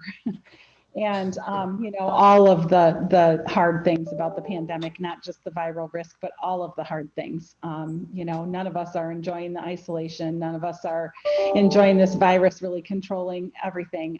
So I thank you for that. And I think that is something that we all share. We all want this to be over. And I think that's why, the health department is feeling very, I don't know how to say it. We just are so concerned about our seniors. I have talked to them in our clinics when they're leaving. I mean, I just can't even tell you the heartwarming and uplifting effect it has to work in one of our clinics when you see people coming in and with tears of relief and hope in their eyes because they're getting this vaccine that they see as the key to being able to hug their grandkids again, spend time with their children and get out of this isolation that they've had to live in. It's just, we know that that's the key and we are working, I think we would work 24/7 to get it done if we had the vaccine available. So we will fight for you and we will fight for our communities and we'll just keep it up. And Thank you. Mr. Rush. Thank you. I noticed that you had mentioned that at the health department, you are providing free the KN95 masks. Is that correct? Correct. Okay, my question is a statement. We that have been in the medical field or are in the medical field recognize that cloth and paper masks really provides a sense of security unrealistically to our citizens. And the reason, as you well know, is that these particles from this virus can penetrate those masks. We also know that when long-term use of masks, once they're damp, it changes the integrity of the mask. So if you would please describe for us the difference between an N95 mask and a KN95 mask and the effectiveness of those masks over cloth or paper masks and long-term effects when wearing them or reusing them. I see a lot of times masks, cloth masks, paper masks are reused. How effective are they? So Dr. Meyerson, do you want to jump in on that one with the PPE details? Yeah, I will be honest, I don't know the exact difference between the KN95 and the N95 mask, but the biggest, the difference between like a surgical mask or an N95 is if an N95 mask is fit properly to that person, it really helps provide better protection for that person from being infected because it's going to seal up around their nose and mouth so that when they breathe in, there's a complete seal and everything goes through that filter. So the real intent of the N95 is to protect the user, not so much the people that are around them, because when they exhale, that seal is broken and their breath will leak out to some extent. A surgical mask is the intent is really, it does help protect the user to some degree. Certainly it's going to keep, droplets that might be coming at me. It's going to, hit that surgical mask rather than going directly into my mouth or nose when I breathe in. So it does provide me some protection, and it also helps provide protection to the people around me because as I'm speaking, the aerosols are leaving my mouth and it's going to hit my mask, my surgery, whether it's a face covering that I made at home with cloth or a surgical mask or other sorts. It's going to help catch a lot of those and really decrease the amount of droplets and viral particles that are released into the air within that area around me. So that's the difference between the two masks. Any mask, cloth masks can be washed. They have found that, surgical masks and N95 masks can be reused until they're either soiled or too damp, where they lose their properties or the ability, to be effective or to be comfortable, and then they have to be replaced. But, we used to just throw them out all the time, and we found that, they can be, if they dry out, they're stored in a paper bag or whatnot, they can dry out and they can be reused really for a fairly long period of time, depending on, the user and the circumstances. As far as tolerability, that just, depends. I have friends who wear an N95 mask with a surgical mask over them for 12-hour shifts in the hospital. And it's not, something that they would do sitting around their house, but they've learned to do it and work and be quite comfortable, and they tolerate it just fine. And they've been doing it for almost a year now. And so I don't really think there's any issues with that sort of thing. If a mask, because you're breathing hard, if it gets really damp and wet and you're having trouble breathing, then you may have to switch that out and put a new one on. And certainly if people need to take breaks for some amount of time, they can do that. But I don't, people can wear masks for long periods of time without any trouble. And I would just add that the KN95s that we have at the health department that are being used for general distribution are intended for the general public. They're, not intended to take the place of an N95 mask that would be used in a healthcare setting that's provided by that employer. So just to clarify, they're not fit tested like an N95 is. They look similar though. How effective are these? The paper masks. She's asking how effective are the paper masks? Oh, okay. Yeah. So there have been, throughout this pandemic, there have been some emerging studies about the use of masks in the general population. Prior to that, we really only had information about the use of masks in healthcare settings. And so what the data is showing is that if I'm wearing a mask and you're wearing a mask and we're 6 feet apart having an interaction, that we are 70% less likely to transmit COVID-19 to each other if we're both wearing that mask. If only one of us is wearing the mask, that reduction in risk of transmission goes down to about 30%. So they really are being shown to be very effective, which is the reason I think that we've been able to, we haven't said anything about schools today, but I have to just really compliment our school leadership in Northern Michigan. They have been shining stars across the state for being able to provide in-person instruction throughout this pandemic. Or throughout this whole fall semester. And I think part of the reason that they've been able to do that is they've implemented these mitigation measures so well in their schools, including masking and distancing and cohorting and things like that. I do believe that these masks do have some value. However, I do believe that the air we breathe in and the air we breathe out is not restricted by these masks. And that air then is circulated about in the environment in my opinion, to properly protect ourselves when wearing the masks. They should be of a higher level or a higher grade of mask. And all the procedures should be followed to make them effective. And what I see out there in the community, very little of that is being done. Yeah, we definitely do see, all kinds of things out in the community for sure. You brought up a great point though, and I think that masking alone is, the thing about these mitigation strategies or these safety precautions that we're using to prevent transmission of COVID from one person to another is that they really do need to be stacked.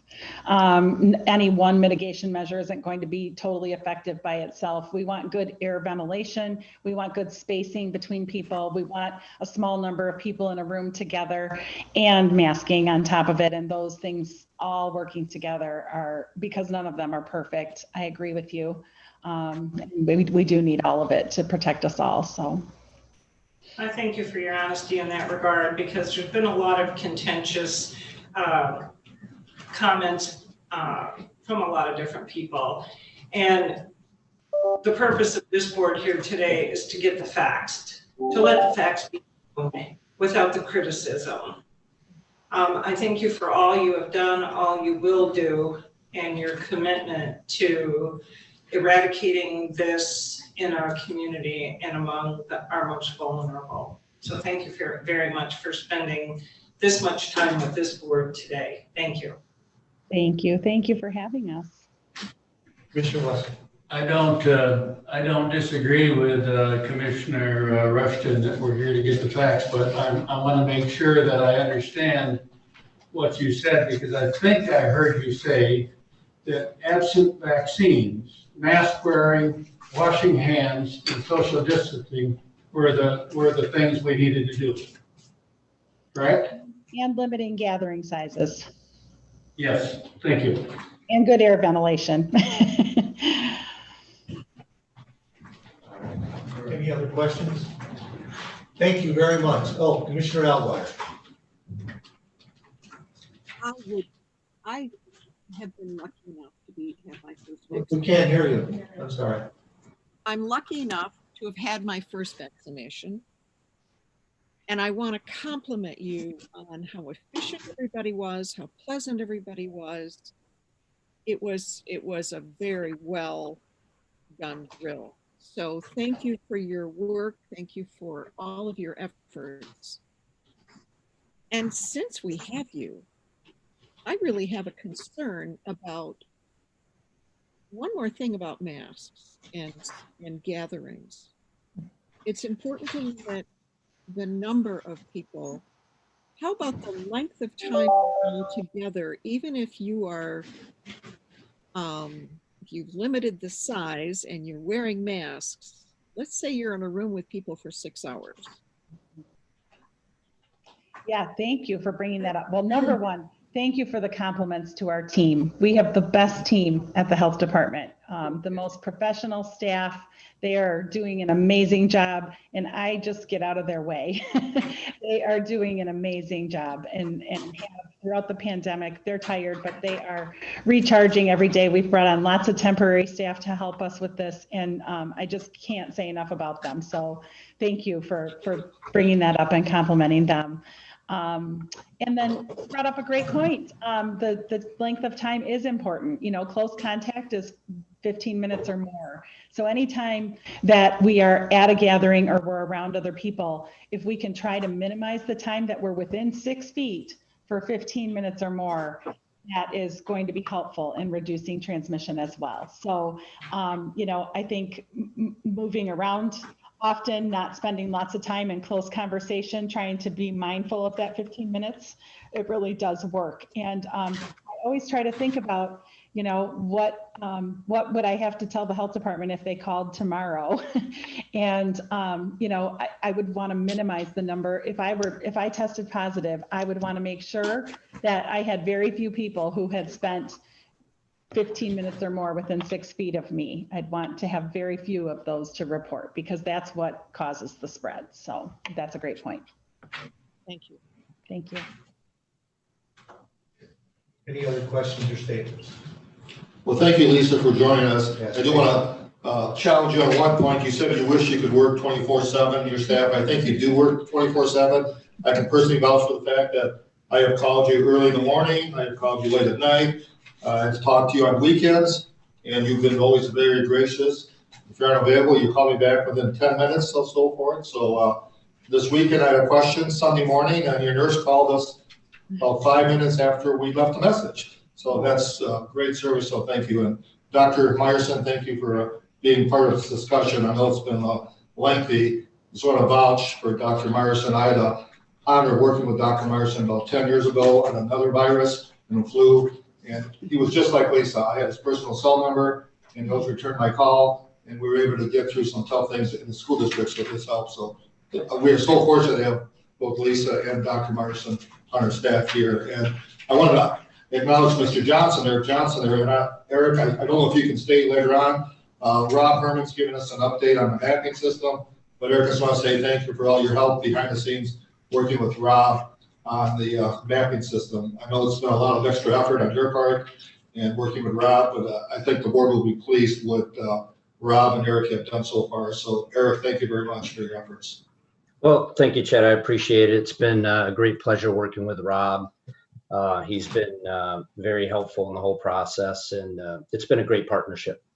And you're later on the agenda, or Rob is up, and if you can join us, great. If you can't, we certainly understand, but thank you for your efforts. Yeah, I would love to do that and support Rob and Chet, your efforts as well in the direction that you gave Rob on this. So I'd be happy to tune back in. You bet. All right, thank you very much. Thank you We for appreciate it. having us today. Have a great day. You too, thank you.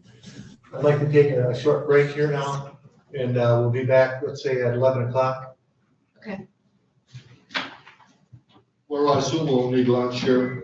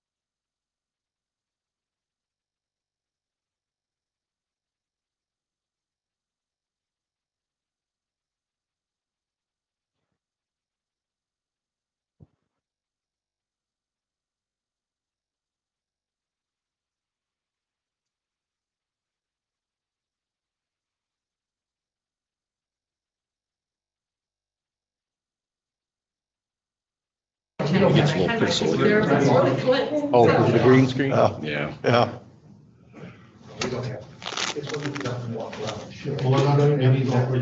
Laurel said we're live now. Oh, thank you. Yeah, live. All right, I'd like to begin this again, please. And now we have the sheriff's office update. Morning, board. Can you hear me okay? Yes. Okay. All right. Quick overview of what we're doing. Road Patrol Division. First of all, I want to say the deputy's doing a great job in light of all the political unrest, the COVID unrest, the general feeling of depression, people locked in their homes, losing jobs, businesses. So I think the deputies have just done an outstanding job as a group in trying to handle people's emotional up and downs, because we really are in a time when that's kind of rough. Really wasn't the type of law enforcement we went into when we started. So kudos to them. We completed our training center in the basement, and I've invited the board to come there if you want to see it. And when it works out for your schedules, we could do it in the evening when you do your evening board get together or some other time, but just let me know in advance, maybe 1 hour, walk you through there, show you what we have. And that would be maximum 1 hour. And I'll show you how simunitions work, what we do about our target shield system, how we have the scenarios, and talk about how we do all the emotional training in there as well. We do ST, DT, firearms, and emotional training, like what do you do at a domestic? How do you calm people down? What do you do when people are suicidal? K9 team is being replaced. So Ryan Lott, Deputy Lott, will take over as a new K9 officer with a dog named Klaus. And Klaus will be Nico's replacement. And we will, at probably a March meeting, have both dogs and both handlers in there so you can say goodbye to Nico and Greg as a team. As you know, you allowed Greg to buy Nico, which is a lot of protocol, done a lot of areas, but it's really nice that he gets to keep that dog into his retirement. And Ryan will do a great job with Klaus, and hopefully as soon as he gets here, we can arrange that meeting. We got free X26 tasers from the 1033 program. We had 13 basically brand new condition, either brand new in the box or brand new serviceable condition. And those are $800 to $1,000 a piece. And the 1033 program is the program where the U.S. government will off military surplus. So sometimes it's storage boxes, it's a variety of different things, but the program's worked out well for us. And that's something that the X26 taser that we carry is no longer made by Taser International, and they've changed names and so forth. So basically what's happened is we would have to turn around and go and put 40 or 50,000 into new tasers for the agency. Well, ours are perfectly good condition. So we now have 13 spares if they break down. So that was sort of a nice thing happen for us. We're going to have a new undersheriff. Jim Kiesel will start on the 13th of February, replacing Steve Morgan, who will address you at the end when I'm done.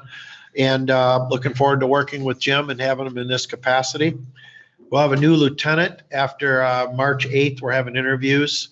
And we'll select a new lieutenant, which will replace Jim Kiesel, who's become the undersheriff. So we have a little bit of a vacuum thing going on. 3 sergeants promoted. Basically, that's in replacement of people, plus the 2 that you authorized. Thank you very much. That's going to work out well. We'll have good structure during the day. And Andy Bosher, Greg Horncall, and Chris Bailey were the 3 people put in for it. Interestingly enough, they finished in that particular order right there. So Andy Bosher and Greg Horncall will take over as sergeants on the 24th and the 26th of February. And then they are eligible as sergeants to put in for the lieutenant's position. So they will join Rocky Cadu and Dwayne Wright in that quest for the lieutenant. And there's big interest on all 4 of their parts. So should be interesting. Patrol cars, we'll be back to the usual number this year of 3 coming up. I request 2% tribal grant. Right now, I'm not sure what we need or to what, but I know that the tribal grant right now, I think there's a feeling that they're giving us more money than they are. And in perspective wise, we get $127,000 a year from the Grand Traverse Band for inmate housing under the 2% program. That's for 10 inmates. And we are having a meeting, I believe it's next week, Todd, with the Grand Traverse Band officials. They want to lower the number. So they want to go from sponsoring, I think it's 10 to 7, which I don't object to, because honestly, we haven't had 10 other inmates in at a time on an average. So if it averages out 7, fair is fair, and we're okay with that end. But it's an interesting concept that the 2% funding is being used for inmate housing. and I'm not real sure how that works, but that's something that kind of sets up a little bit of a red flare with me. All LCS personnel now have body cams, so that these body cams we have now is included in our corrections staff. You remember that from last year? Takes a while to administer, to get going. And as you know, when I almost lost my eye a year ago on January 24th with inmate assault, it's nice to have cameras to see what's actually going on, what's being said. So it was a great move to sponsor that and help us. We had additional match grant funding from MMRMA, but still appreciate that. Corrections Division, we're getting a bill for about $110,000 a year from community mental health, and the county's paying that every year. And mental health is a bigger and bigger issue all the time, so that's something we might have to look at down the road. I sometimes, and the program is wonderful, but I'm not sure what they can do for us at a certain point. So for the $110,000, it would be interesting to look into, I guess, how that's structured. But again, Bridget, our community mental health liaison, the person who works with us, comes in, talks to the inmates. She's doing a wonderful job. And as you know, mental health in the jail settings, it's not the place for people to be in jail with mental health issues, okay? If they need medication, they need to be in residential treatment, this, that, or the other. However, some are so violent that we don't have the option, because then mental health can't handle them. So then they end up coming back to jail. So it's sort of a dog chases tail, but it is an issue, and it's $110,000 a year. Speaking of 110, we have 110,000 miles on an 11-year-old Dodge Caravan transport van. It's still running. It's still in good order. I'm good with driving older vehicles as long as they're not unsafe. That's not a pursuit vehicle by any means. It's to transport inmates from point A to B. But if we start noting, and if Todd lets me know that, hey, it's starting to get expensive, replacing engines, transmission, or something, that'd be something we'd have to look at down the road here a little bit. But again, not this year. The Grand Traverse Band is going to look at that thing next week, and we will keep you upgraded. And this is in terms of how many beds that we're having that I discussed earlier. That's going to be a key thing for us going forward. We have a great relationship with the band. They've helped us out with acquiring naloxone. Their law enforcement group, their tribal police are doing a great job. Without them functional, without them operating, we'd spend a lot of time on the tribal property, and they're able to handle a lot of the federal things easier than we are. So it's a great relationship we have. And I just got done swearing them in after I was reelected, got everybody sworn in about 2 weeks ago, and good relationship continues. Camera system has been completed, will be completed next week in the jail. That's been a 3-year system of replacing the jail observation cameras, as you know, and so everything is working well there. Going to the Marine Safety Division, we have 115,000 miles on a 2006 truck. So it's 15 years old. It runs fine, no problems.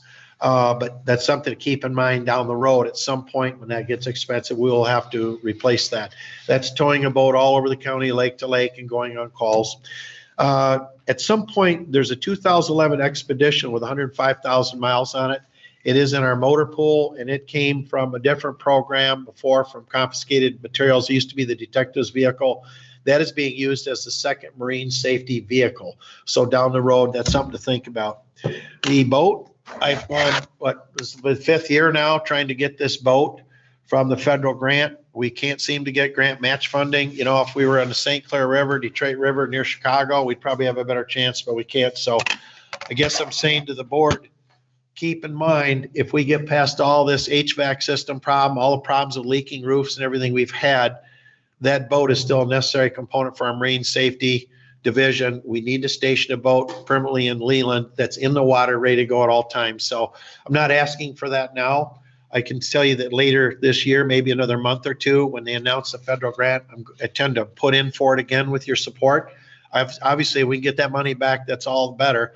But if not, maybe can we look at, if we have a good year this year going into next year, funding it through the county and maybe raising money privately. I know there's private entities that have said they would help us in the future, and I'd like to tap that resource if we could. But again, that'll be with your approval. But the need for the boat isn't going away. We just haven't had the big catastrophic incident yet, and I hope we never do. So enough said about that. 2 to 3 new Marine deputies will be starting, and there's a Marine deputy school put on by the Michigan Sheriff's Association April 26th through 30th. So we hire someone new, they go to a marine safety school, they have to learn how to operate boats, trailers, all the laws and rules, so forth. We have a lot of change up in the Marine Safety Division now. We didn't before when we had Charlie, Richard, and Paul. They had been here for years and years.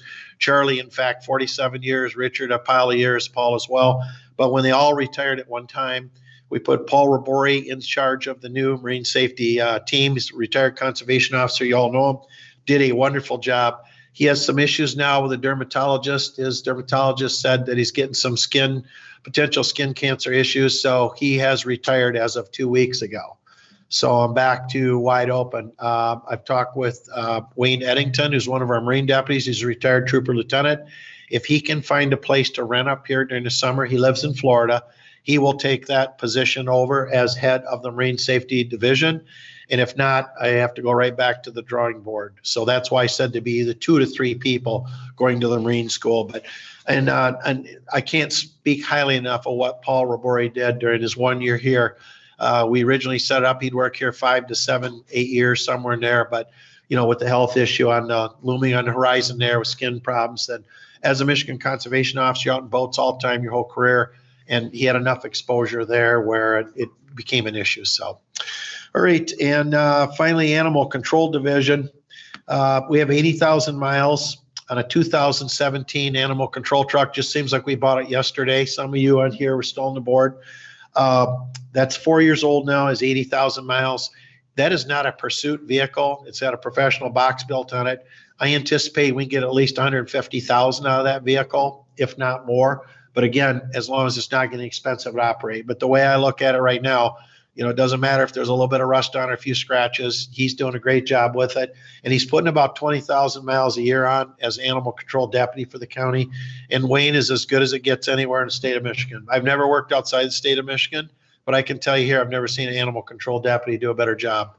He's on it. He's with the reports. He's with the people. He takes care of animals, whether it's sick horses in a pasture that aren't being taken care of, or dog gets hit on the road, or dogs chasing deer. Wayne is a go-to guy, and he's just doing a great job. So that's something to keep in mind. Really, honestly, there's not a lot more I have to say as far as my presentation to you. I know it's been a long day for you already, but that gives you a nutshell where we're at.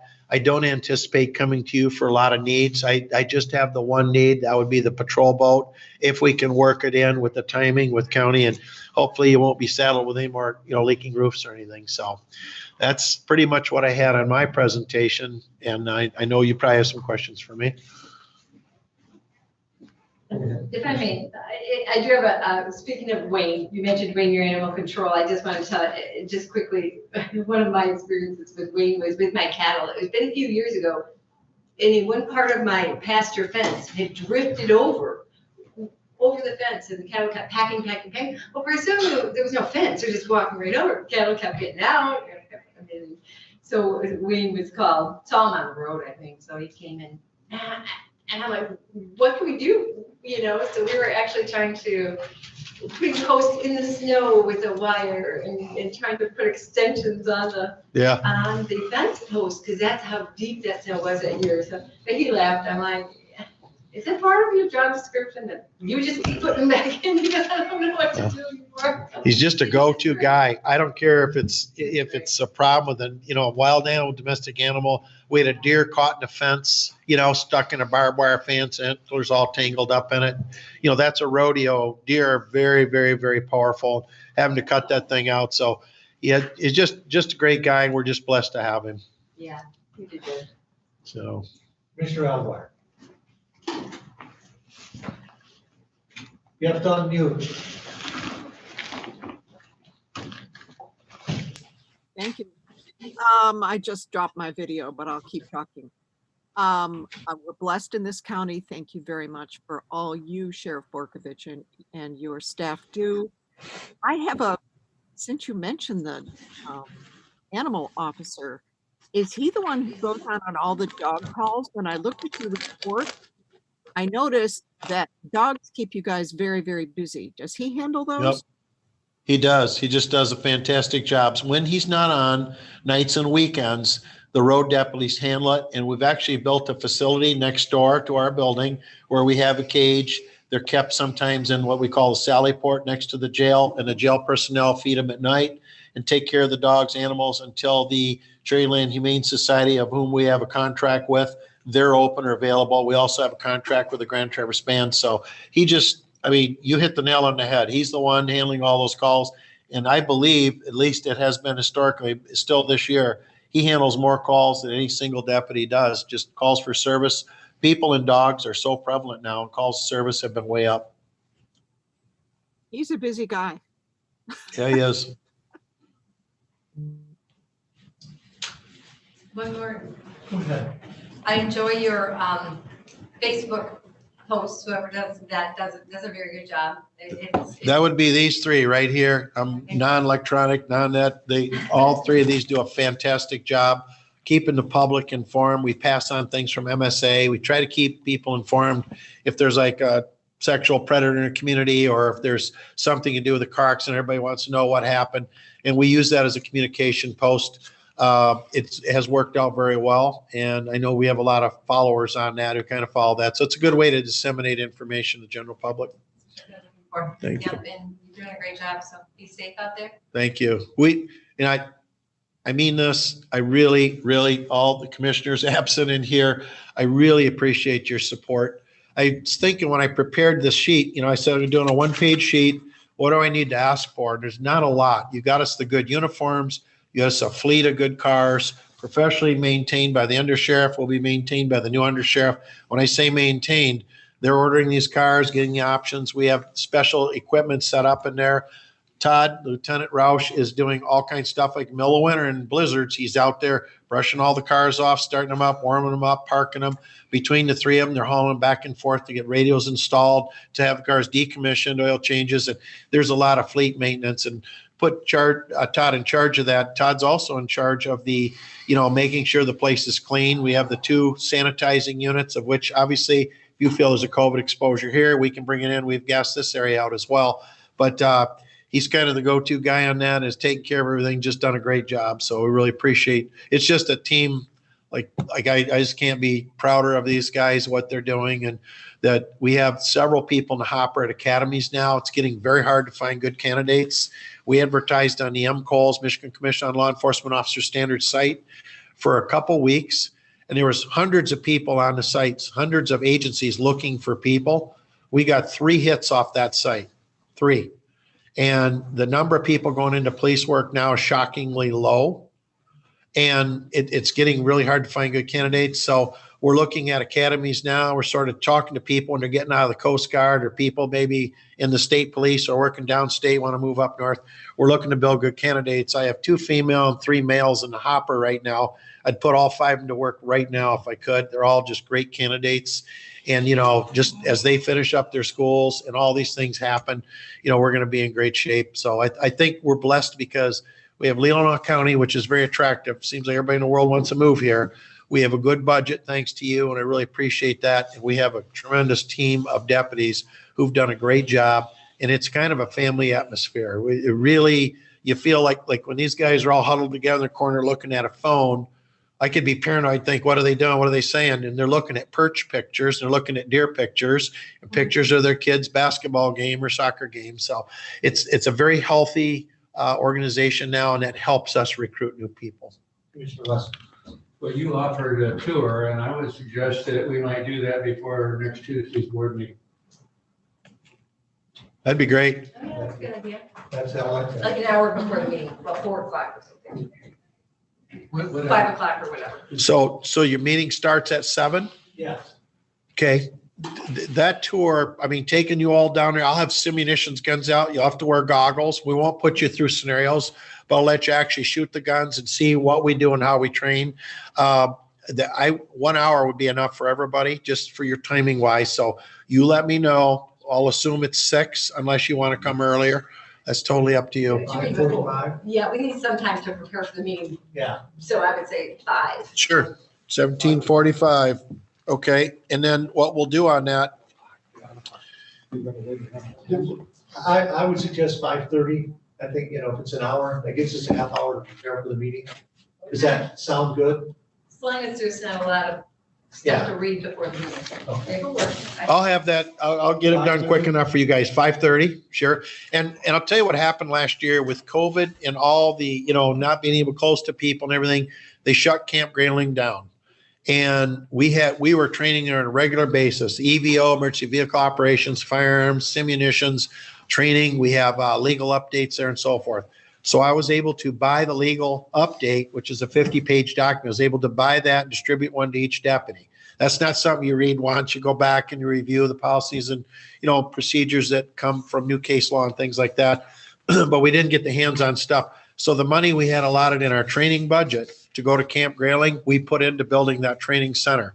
So we did not have to come to you and say, hey, can we get money to build a training center? And that's how that happened last year. So it was just completed about 2 weeks ago. These two lieutenants right here, they both like to build things. So I talked to them, said, this is what I want, put this. They went down there and built these walls. Everything down there, as you'll see, is on 4x8 walls, and it's wing nutted together. So we can reconfigure to look like an office, a house, or whatever, and change things up. So this way it lasts into perpetuity. I can tell you right now, the local SWAT team, which is the regional multi-county SWAT team, has used it twice. The local K-9 team has used it twice, and TNT is scheduled to come over and they will be doing scenarios in there. So we have a variety of different things. Our deputies have been in there twice for training on domestic violence and assaults and verbal de-escalation skills, implicit bias, explicit bias, and last week we completed rifle training with new optics. So we had someone gift us money. We bought new optics for the rifles. So we went in there in both daylight and dark. And as you'll see, the center has blue and red lights mounted to the ceiling. We can turn on and off just like a traffic stop at night. Gary and Jerry have set all the switches on dimmers so we can dim it down, make it daylight or dark. It's a fantastic facility, but that's how we were able to build that. So I'm really, as bad as last year was with not going somewhere to train, we really made the best of it by building that center. That's awesome. Well, if you don't have any more questions for me, again, I appreciate your support. And I know Under Sheriff Steve Morgan would like to say a few words to the board. Chet says I get an hour. So, About a minute more. About a minute more. No, I just want to thank everybody, the commissioners that have been here, and welcome to the two that are new. You guys have been fantastic support to me as I've worked the last 8 years here. Jen, if you could convey my thanks to the clerk's office. They've been great to work with. We've worked through every issue that we've had to. And everything has been great. I want to convey my thanks to these two guys over here, the two lieutenants that run the divisions. Your jail is an example of what jail should be. And he keeps it that way. And this lieutenant here runs the road. He's such a knowledgeable guy on the county and everything, the goings on, the day-to-day. You're getting a good guy as an undersheriff, that's for sure. And most of all, to the men and women on the line there, outstanding. Really outstanding people. So thank you. And I've really enjoyed my time here, and I appreciate it. So thank you.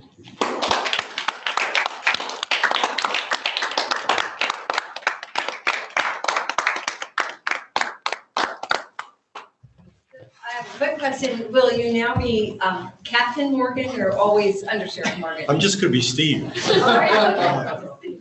Actually, Commissioner, we started a new program. I just started last week.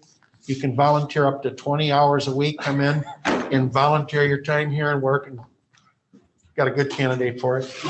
Just kidding. Yes. I have one more thing to say. First of all, thanks to you four. I know there's people behind you too. They're not here, but I work the whole state, and you guys have turned the sheriff department into, I feel like, the best sheriff department in the state. And for Steve, it's kind of sad, but I'm happy. It just seems like it was 2 days ago, we were at the Civic Center trying to get a job. Yeah. And there it is, 35 years later, and where did the time go? But I want to thank you. It's been an honor, pleasure to work with you. And wish you the best of luck. Thank you.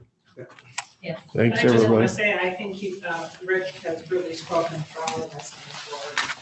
I think that you have been a wonderful addition to the sheriff's department. And it's been my pleasure to serve all of you in the capacities that you all serve. We are definitely going to miss you, but I think you're in my neighborhood, aren't you? Close by. So I'll be seeing you walking the streets. There you go. Be close by. Enjoy Thank you. those grandbabies. You bet, I will. Thank you, gentlemen. Thanks, guys. Well, Steve, you still have 53 minutes. He's gonna go. You eat got lunch. it, Chuck. All right, we try. All right. Okay, so then that brings us If you could fill out your lunch menu. Oh, we're gonna try to lunch around 12:30 approximately. If you just pass them on this way to me.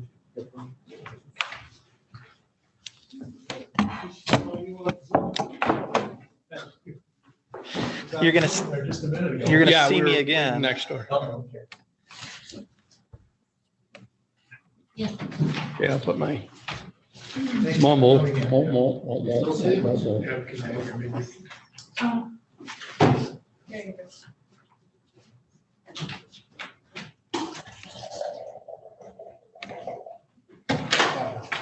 Excellent. Am I gonna need to be here for the Marine grant? I think it's standard procedure. I don't think we. Yeah, I don't- Okay, all right. Thank you. I'm ready. Good morning, gentlemen. Hello, How are your days going? great, thank you. We'll get started. We put together a little PowerPoint program, and probably the most interesting part of which is the end of it. So I know you guys have been here a while, so I'm gonna blast through a lot of this stuff. Anyways, what's a prosecutor? Well, you're looking at him. Go ahead. Boy, there's a delay there. That's not good. Yeah, it's this. We're elected every 4 years. We run on a partisan ballot. We run with the president. So next. Boy, this is gonna take. Well, again, our client is the people. Our job is to seek justice, not just convict. We use our discretion, which is probably our biggest tool we have to decide what charge to file, if any.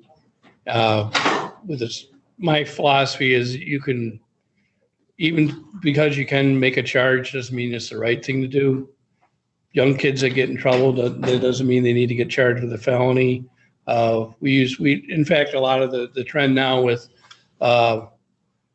prosecution, and we see a lot of the treatment courts and stuff, is to really address some of the underlying problems that cause people to get in trouble. So I'm a big fan of that. I was involved with setting up the drug treatment court and from the 86th District Court, and I'm involved in trying to set up the Veterans Court, which I think are good things. Go ahead. And again, we work with a number of police agencies, including the band and Michigan State Police. Village of Sutton's Bay, I thought I took that out. I did on mine. They no longer are there. Again, we have 200 statutory duties. I think I'm just going to blow through a lot of this stuff. Basically, we authorize felonies, misdemeanors. We represent the county and the people in family court. We deal with abuse, neglect cases. We do with juvenile delinquency offenses. Go ahead, Tristan.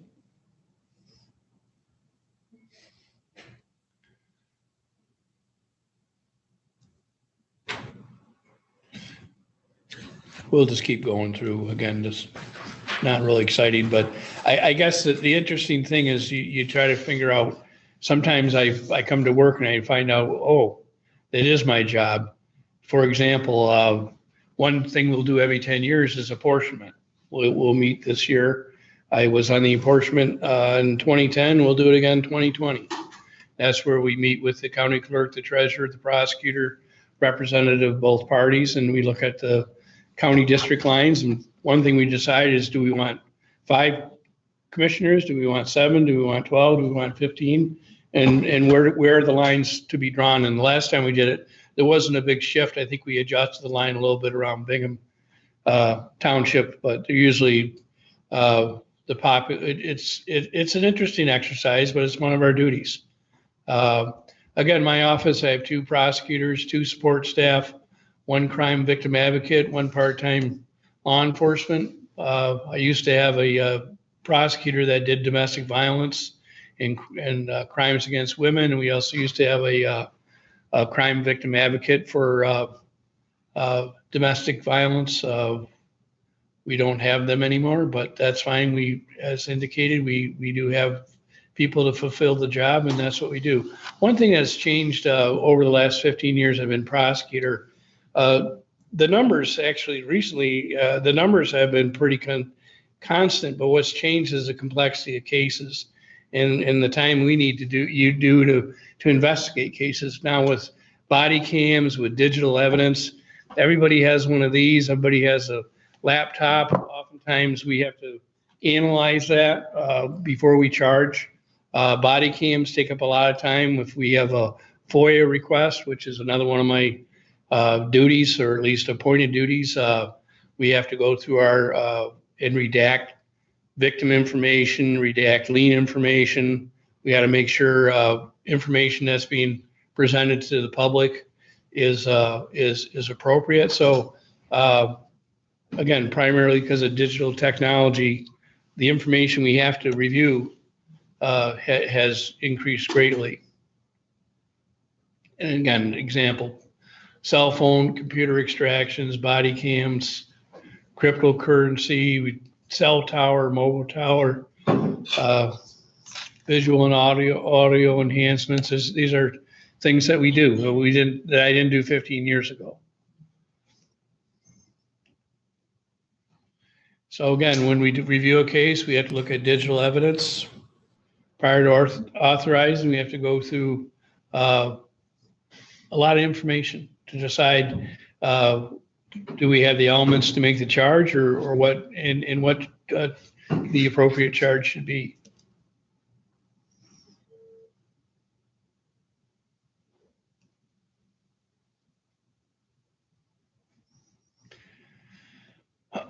And more information we go through. We have to go through search warrants, evidentiary motions, briefs, interview victims, witnesses more than once. Cell phone data, we have to go through, again, thousands, tens of thousands of pages of information. We had to do that with the Derek Bailey case. We had to do that with a CSC case we had recently at Allen. Cell tower data mapping, exhibit preparation. Some of the cases that are more intensive, Onan, of course, was a big case that lasted for about a week and a half. Harris was a big case we had, Bailey, Rosinski, Bemenick recently. And a lot of cases, they don't go to trial. And one of the reasons they don't go to trial is we try to prepare them properly to begin with, so the defense knows they're not going to be successful at trial. Oftentimes, they enter a plea, and pleas are good things. They offer certainty. We get convictions. Their ability to appeal the case is limited. We like well-prepared cases because it serves the public, it serves our victims, and we believe in preparing cases in advance and make sure they're well prepared before we try them and before we charge them, because it makes them more efficient and we're able to dispose of them appropriately. And this is where it gets exciting. I'm going to turn it over to Tristan because he's the author of a lot of this that you'll see now, which is what we used recently in a criminal trial in terms of digital evidence and how it was presented to the jury. So with that, I'll turn it over to Tristan. I'll just go back to two of the cases that we had before Bailey and Allen. On Derek Bailey's case, it was 100 gigabytes of data. It was tens of thousands of pages of data. But what was cool was in the middle of the trial, Derek Bailey said he wasn't at a certain place. I was able to go on the phone, search the Wi-Fi at that time, and then we called up the Holiday Inn, one of 3 in the area, and we got the receipt from them, shipped it off in the middle of the case, and we were able to blow his alibi out of the water. That was a Holiday Inn in Chicago. Yep, yep. And then the other one was Allen. MSP couldn't find the data that I knew was there. And so I spent 20, 30 hours going through it, and we were able to find the data. And he then pled to a 15-year and was sentenced to 10 to 15 years. And that's from a cell phone. And so it's really cool stuff that we get to do. And it's beyond helpful, but it is extremely time consuming. This is just a shortened version of part of the closing arguments in the Bembenek and Rosinski case. We just want to show you a little bit of what we've been doing for presentation wise. I have no idea how it's going to work since there's been that delay, but we'll check it out. So this coming up, that's the initial house of the victims. And I'm not going to be using names because I just want to be kind to them. This first graphic at the bottom left, we have Rosinski and Bembenek. We have victim A and victim B. And what happened is Rosinski and Bembenek got into the house through the garage. They then went to the right there by the island in the kitchen. Victim A comes, talks to them. Victim A then, here's a picture of the area so people can get a visual. The reason why we did this is I was, sorry to break this train of thought, but I was a juror. The defense bar likes me so much, they actually had me as a juror on a life offense case. And when the prosecutor was presenting their evidence, I couldn't visualize it, and it was really hard. And so I wanted to make it so people could understand where everything was happening. I was in Grand Traverse County. He was a juror. So victim A goes into the back room, comes back with some stuff for Rosinski. At this time, Rosinski and Bembenek grab victim A. They march her down the hallway to victim A's bedroom. The safe is in the corner. This is again another picture of the area.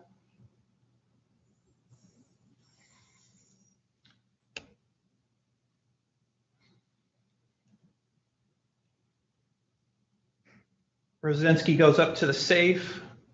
Bembenek pushes down victim A. Bembenek then goes to the safe to grab various items. From there, here's the safe again. Sorry it's taking so long. It's usually much more seamless.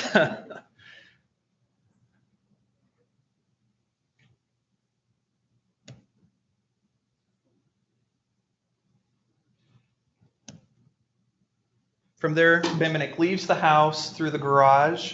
Carries out the loot. Carries out the loot to the car.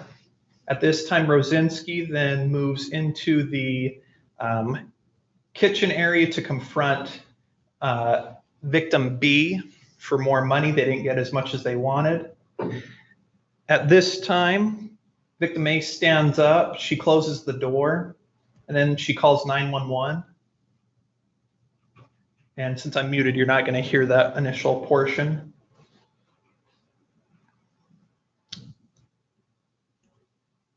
Next comes up victim C. He sees what's going on. He moves by the island, starts yelling at Rosinski. Bembenek comes in through the back and out through, and he's sitting, standing out on the porch outside. This is in January too, so it was really cold. Rosinski gets mad, goes to the table where she pulls out a knife out of her bag. And again, this is the table with, just so you can see it and understand and visualize it better. At this time, when she pulls out the knife, she then confronts victim C, threatening him. This time, victim B comes around into the kitchen and is shouting as well. Rosinski goes to victim B, pulls out the knife. This time, victim C says, "I'm calling the cops," pulls out his cell phone. Benedict comes in and he smashes him on the head. Victim B drops the cell phone, and as he goes to pick it back up, Benedict again smashes him on the head with a billy club like flashlight. At this same time, victim A is coming out and starts seeing what's going on in the kitchen. Victim B grabs Rosinski and is marching her towards the door. From here, Benedict smashes him on the smashes victim B on the head. He releases Rosinski, but since that wasn't good enough, he smashed him again on the head. At this time, Rosinski turns around with a knife in her hand and stabs victim B in the leg twice, almost through and through. He falls down. At this time, they know they need to get out of Dodge. Benedict comes over, grabs the cell phone so they can't call 911. They didn't know that 911 was already called. Victim D comes up. Benedict leaves the house running. Victim D is now in like a little, in the hall. From there, Rosinski intended to, we believe, go through the garage rather than the front door. She sees victim D in front of her. He says, "What are you doing?" She pulls out a knife, or has the same knife, stabs him in the chest. From there, he's turns around, starts to go back down the stairs. She chases him and stabs him through and through his shoulder, almost is very close to his neck. And then afterwards, he goes downstairs and she takes off. So this is the presentation. Again, the original presentation had a lot more blood, so I decided that wasn't necessary here. But this is the kind of thing that we're doing where not only are we able to find the data, we're finding better ways to present the data. We have a couple of software programs that help us clear out background noise. So if you stop and listen, you can hear like a fan or a noise. We can actually take that out with the program that we use. We've been doing a lot of things that are amazing. Deputy Banky and I are on a Celebrite. Team Celebrite is a forensic data extraction software for cell phones. And he and I ranked number 100 globally. That was against San Antonio Police Department, against the Netherlands, against a lot of places. So we were really pleased for that. And then from here, we just have a couple attorney bios. Joe, do you want to do yours? Well, one thing I think was important is we just showed you the case, and by watching the case, you understood it and you saw it and you got a better impression of it versus me sitting up here telling you what happened. And that's what's really powerful. And by using that information and using the technology we have and really having Tristan here, we're able to do it. And when we talked to the jurors afterwards, they really liked it. They thought it was very powerful. It told the story, not only in the opening statement, but in the closing statement. Very effective. And that's what a lot of prosecutors are doing now. Again, I was born in Traverse City, moved to Leelanau County in '89. We raised 3 children, my wife, Amy, and I. Went to law school in Wisconsin, came back in '88, was admitted to the bar here. Before I was elected prosecutor, I was in a private practice, did a lot of family law, criminal defense, appeals, immigration, really liked immigration. That was an interesting area of the law. I'm on the board of directors of the Prosecuting Attorney Association. I'm on the board with the Leelanau Christian Neighbors, a lot of other organizations, been involved in the community. It's been a good run. I'm not ready to retire, but I've enjoyed the time here. It's been 15 years. And we've seen, the point is we've seen how cases have changed, the type of information we now have to review and what we have to do. It makes it interesting. And then be able to put it together and present it to the jury, as Tristan demonstrated, is very effective advocacy. And the result is we get convictions. And the result too is the defense bar knows if we're going to go to trial, we're going to be prepared and we're going to win. So causes them to want to rethink whether they want to go to trial. And as I said, it resolves cases in a favorable way for our victims, for our community, and it's a good thing. Doug Donaldson, he's a lawyer a little longer than I have. He worked in Grand Traverse County, worked in Leelanau County, came back and worked here in 2005, had a private practice. I think one thing Doug and I, one thing we do bring to our job is we both did criminal defense, and which we understand the whole process. I think we understand, and in dealing with the community and dealing with the public, when I ran for prosecutor a few times, I've had people that I convicted or at least dealt with in the criminal law take yard signs for me, because you know what, I treated them fairly. They knew they messed up. I treated them fairly and treated them appropriately. But you know, the people that really harm our public, harm little kids, harm community members, they're going to go to prison. And that's where they end up. So I think the experience is good. I think it gives us a good balance as to what our job is. And the biggest part of our job really is discretion. We have, every day we look at facts, we have to decide, what should we do with this? What do we charge? What's an appropriate charge? We talk to the victims, we talk to law enforcement, but our judgment is our biggest tool. And I think we do a good job. I think we try to do the right thing. I think we try to keep our community safe, but I think we also try to make our community better. Lastly, here's Kristen's bio. And why don't you? So I was admitted in 2015, started working here as an intern in 2016. I still really appreciate that you guys liked me enough to give Joe a third prosecutor.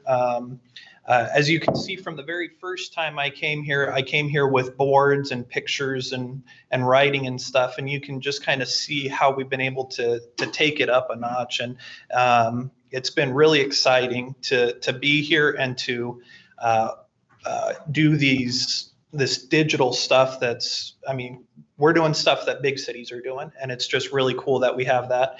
I've been on the chair or vice chair of Community Corrections Advisory Board for over 5.5 years. I've been serving with Commissioner Rushton during that time. I do some volunteer work with my church as a Sunday school teacher, regional leadership, and we also assist Benzie County, Grand Traverse, and other counties with digital counseling, if you might say. I'm currently working with or giving advice to Grand Traverse County on a fatal cold case, and that's been going very well. So it's just, you can mention the case. It was the cold case where the lady was hit by a vehicle 5 years ago, and on July 5th, and it was pretty awful. And so I've been helping out as much as I can with that. Bicycle. Yes. They're doing going through a lot of cell records, cell phone records, digital stuff, and law enforcement in Grand Traverse County asked if Tristan would help. And Mike Banky's also been helping as well. Mike Banky's been helping too. So, you know, and that's one of the things we do in the community. We work with our partners in the area because we have skills they don't have. And it's part of really trying to make Northern Michigan a safe, good place to live and work. So appreciate the opportunity to present. Thanks. Thank you.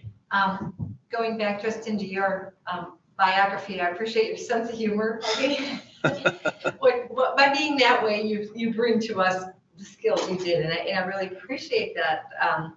The exercise, it helps us a lot to understand what you're all doing.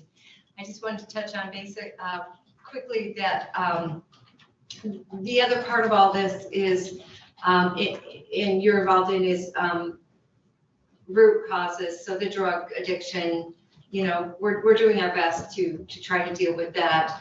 Then there's the counseling, there's the victims advocacy, there's so much beyond that. So this is just the beginning of what all you and we do. We're very lucky in Leelanau County. We have the support of our board to fund our office, to really try to get ahead of the problems.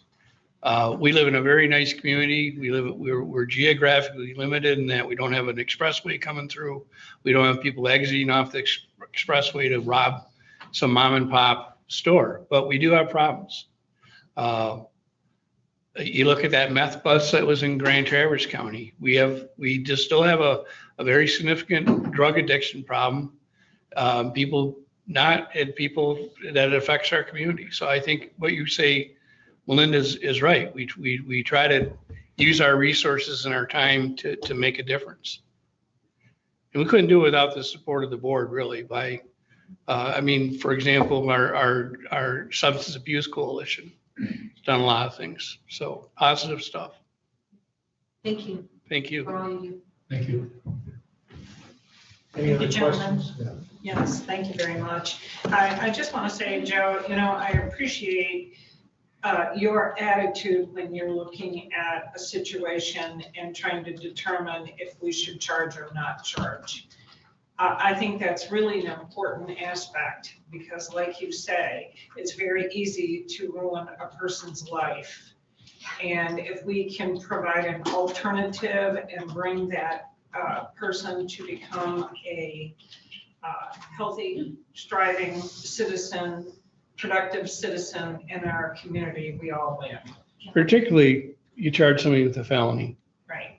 Versus a misdemeanor. And then, so I appreciate that's the important part of the Yeah, job. and I just want to say to Tristan, we really appreciate that cutting edge ability to utilize the technology to raise the level of professionalism. And, you really are kind of moving us into that next generation. Yeah, And it wouldn't be me. Well, it's because of him. you bring something else. You bring that quiet resolve, Sure. Well, you make a good team. We do. You're a great team. Thank you. For what you do. Thank you, everybody. Then that brings us to our agenda, and it's been requested that we move number 10, 13, and 16 up after number 4. 10, 13, and 16 Yes, under committee of the whole goals recommendation. yes. So they would come in after that in that order. Okay. Commissioner, question? I would also like to have number 2 removed from the agenda at this time. I'll be happy to speak to that. Actually, I think we talked to her, Laura's left, and asked her to reschedule, so Okay. we would support that it be removed from the agenda. But I would be interested in having Commissioner Rushton give her rationale. I did it because I thought we needed to revise the agenda because of the time. But if she has another reason, I'd be interested in hearing. And I'm glad you asked that question because We need to have a second though. Support. Okay, before we go, okay, go ahead now. Sorry. my concern centers around disparaging accusations that have now become public from the gentleman who presented the letter to the editor with a note that was particularly addressed to our administrator. I know it might be naive to expect that the administrator reads everything, or Commissioner Wessel, who supported this agenda item, to have read the handwritten note. But for me, when we start naming private citizens and their business entities where accusations have been made with no evidence and there's been no violation of law, I think that puts us, individually liable for civil action and or this board for civil action because if we can show that there has been harm created to them as an individual or to their business, they have the opportunity to make a case against us. I thought it was in poor taste for those remarks to be included on this subject. I do recognize that this particular person is passionate about this issue, as we all are. It is a problem that we do have in our county, unfortunately. But to name names publicly, to name businesses publicly without any proof is a disappointment to my fellow associates. So if and when this issue is raised, I would request that the letter to the editor, which I assume has been in the newspaper already, minus the names, be redacted for their safety and protection.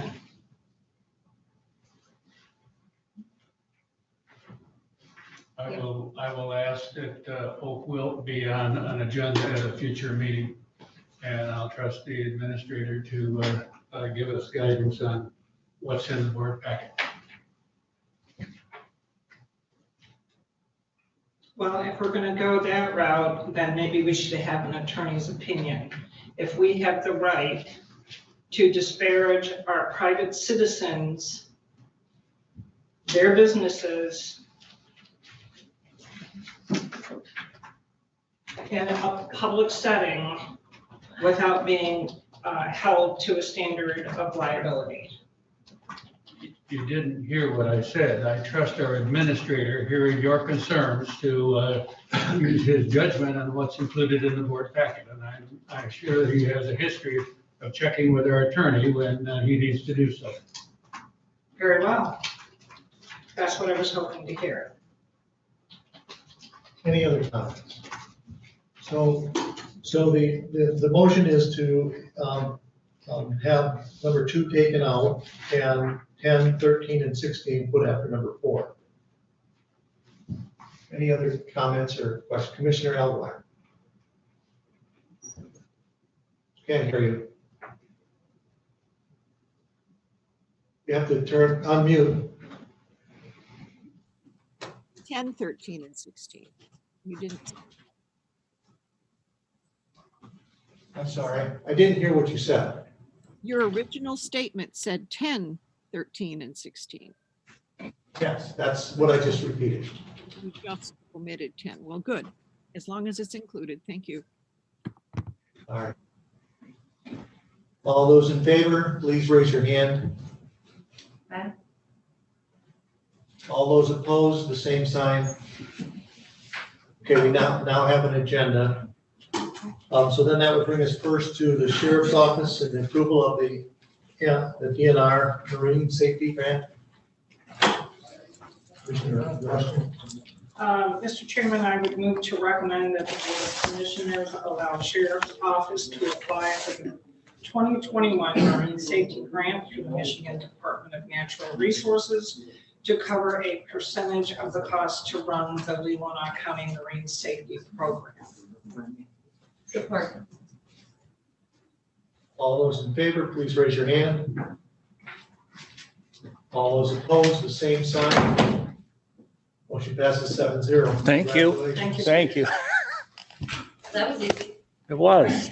All right, so then that would bring us then to the Government Center HVAC and structural system update. And we'll try to keep this fairly short, because I know we had a long day.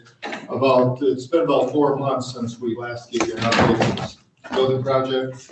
The last time we talked about the need to restructure the piping downstairs at a lower level that occurred over Christmas and got completed about January or so. Yes. And then, as you know, you approved the replacement of heat pumps for the upcoming session. And so I asked Gary if you could just give a brief update on those 2 projects. Okay. Thank you. The heat pump situation, or Actually, the pipe, yeah, here, let me do this. The piping installation, repair went along very well. Actually, the best it's ever been. The system is running very efficiently. The piping and everything went into place like it's supposed to, and it looks really good. The cooling tower, the pumps and all that reacted to it very well. As far as our heat pumps go, currently we've got some that are down, of course. We've got 10 of them now that are currently down. And as I see here with my notes, I've got 4 of them that are repairable as soon as I'm able to get to them, meaning the structure of the ceiling, the piping, the ductwork. And then we do have 6 of them that need to be replaced, but they're not in a critical area where Chet and Jerry will let us know when that can be done. So they are going forward as we need to replace them. Yeah, you just replaced one that was where was that one? In a critical area. That was Cindy's area. District Court. Yeah. Just up in the corner of District Court where the judge's office is. Yes. And then it talked about some piping over at the LEC that had to be replaced. On the roof, Yeah. That was for the humidifiers. One of the humidifiers. You had the other one done too, but that's. We ran into a situation twice, and we're going to talk about the 911 area, the emergency, where it actually leaked down through and some of the ceiling tiles come down. Well, it was at that time we collectively decided that we've got to change this. It was the drain, right? I'm sorry? The drain. The drain and also the water supply, because if the water supply was to ever rupture in that critical part of the building, it would be majorly devastating. How hot was it? How hot was the water? Why? Well, the water in the Is it drain. from freezing, or is it just the pipes get loose, or what? Where they were put through the ceilings, the dox planking, the metal substructure of the roof, that was where the concern was. And like I said, we had already had a couple of leaks in that area. So what we collectively decided to do was reroute that piping so that that area would never have that problem again. So yeah, it was a matter of making the system better than what it previously was. So it wasn't the roofing people's, anything that they did that they should have to come back, because I would figure it's still under warranty if it's leaking. No, nothing like that. It wasn't, no. We're talking about leaking from the piping system and the humidifier, not the roof. The roof is fine. I wasn't sure. Oh, okay. Just to clarify, Gary, you said we were getting one time a lot of sand into these filters. The new piping that has resolved that? Yes, and thanks for bringing that up. With the old, we're going back to the courthouse now, with the pipes that went under the building, as the building settles, because as we know, we're on clay and rock here and everything is settling. You can see that with the building. What we were experiencing was a lot of sand actually being siphoned into those pipes underground through the cooling tower, coming back through here. And that's what was causing a lot of these heat pumps to fail, because there's screen filters that go to the water coils or plugging up, the machine shut down on a safety device. So in answer to your question, because of the new piping, the new structure, that problem has basically gone away. There's a few little clean outs we have to do that gets collected, but nowhere near as much as I've had to for the last few years. It's actually cleaning itself out, right? And the other thing I need to bring out is, because of the new system, is the piping is holding its pressure like it's supposed to. This building was originally designed to have 30 PSI for its heat pump system, and I've been able to maintain 42 pounds of pressure ever since this has been done. A major, underscore the word major, improvement. Yeah. So why are you running at 12 pounds more than what it was designed?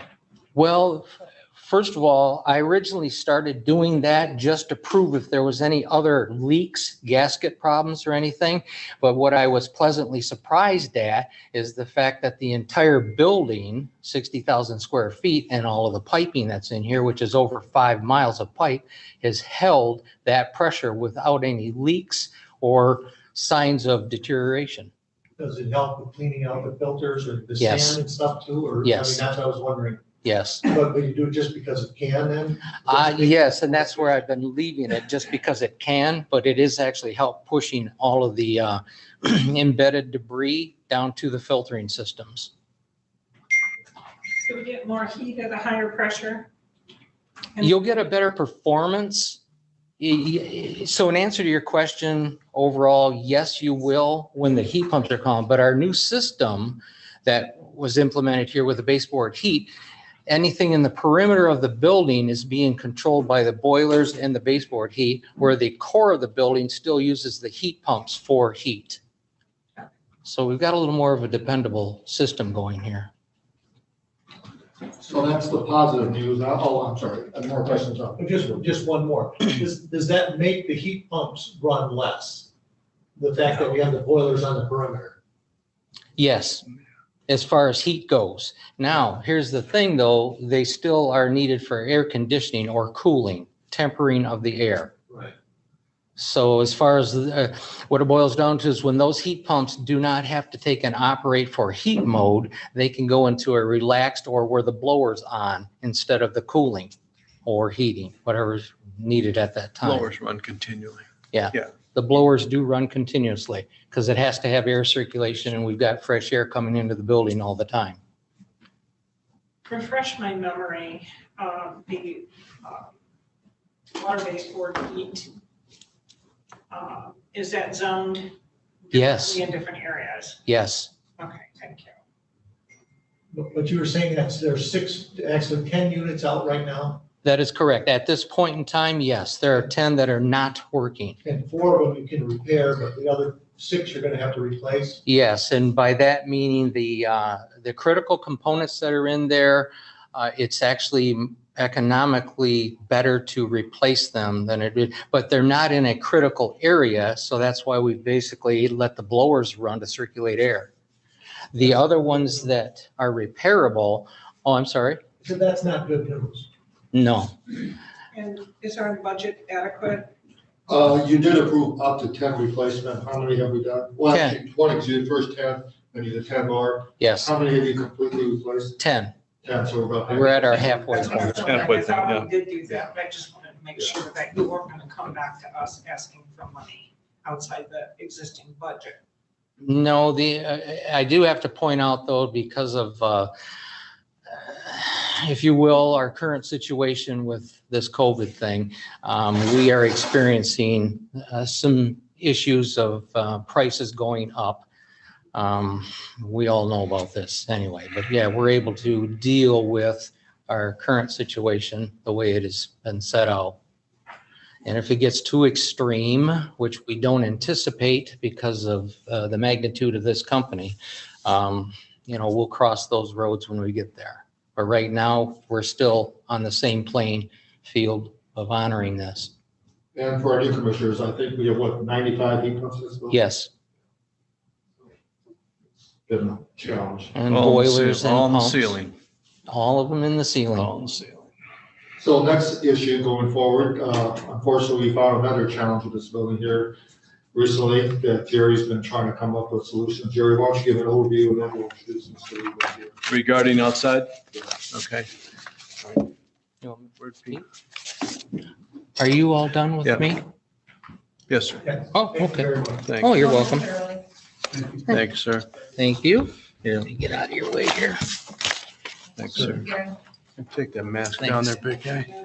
This is Pete Leiball, contractor. I'm sorry. Hold on one minute. In regards to the purchasing of these replacements,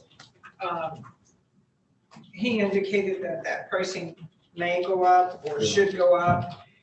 How many do we actually have? You actually put a dollar amount because we didn't know, because they varied on prices. If you remember, some are more, some are less. But I believe you approved replacement up to, was it $85,000? $3,500. I can't remember exactly, but the first group was a set price Yes. for $8,050. For the second group, is remember the varied prices, because some are bigger and some are cheaper, some are more. And so you put a cap of, I think it was $85,000. Yeah. The question that I'm trying to raise is, and it may not be possible, is if knowing that these heat pumps at the rate they've been failing, should we not go ahead and order those heat pumps or some heat pumps ahead of the issue? And maybe that's something that we would want to discuss.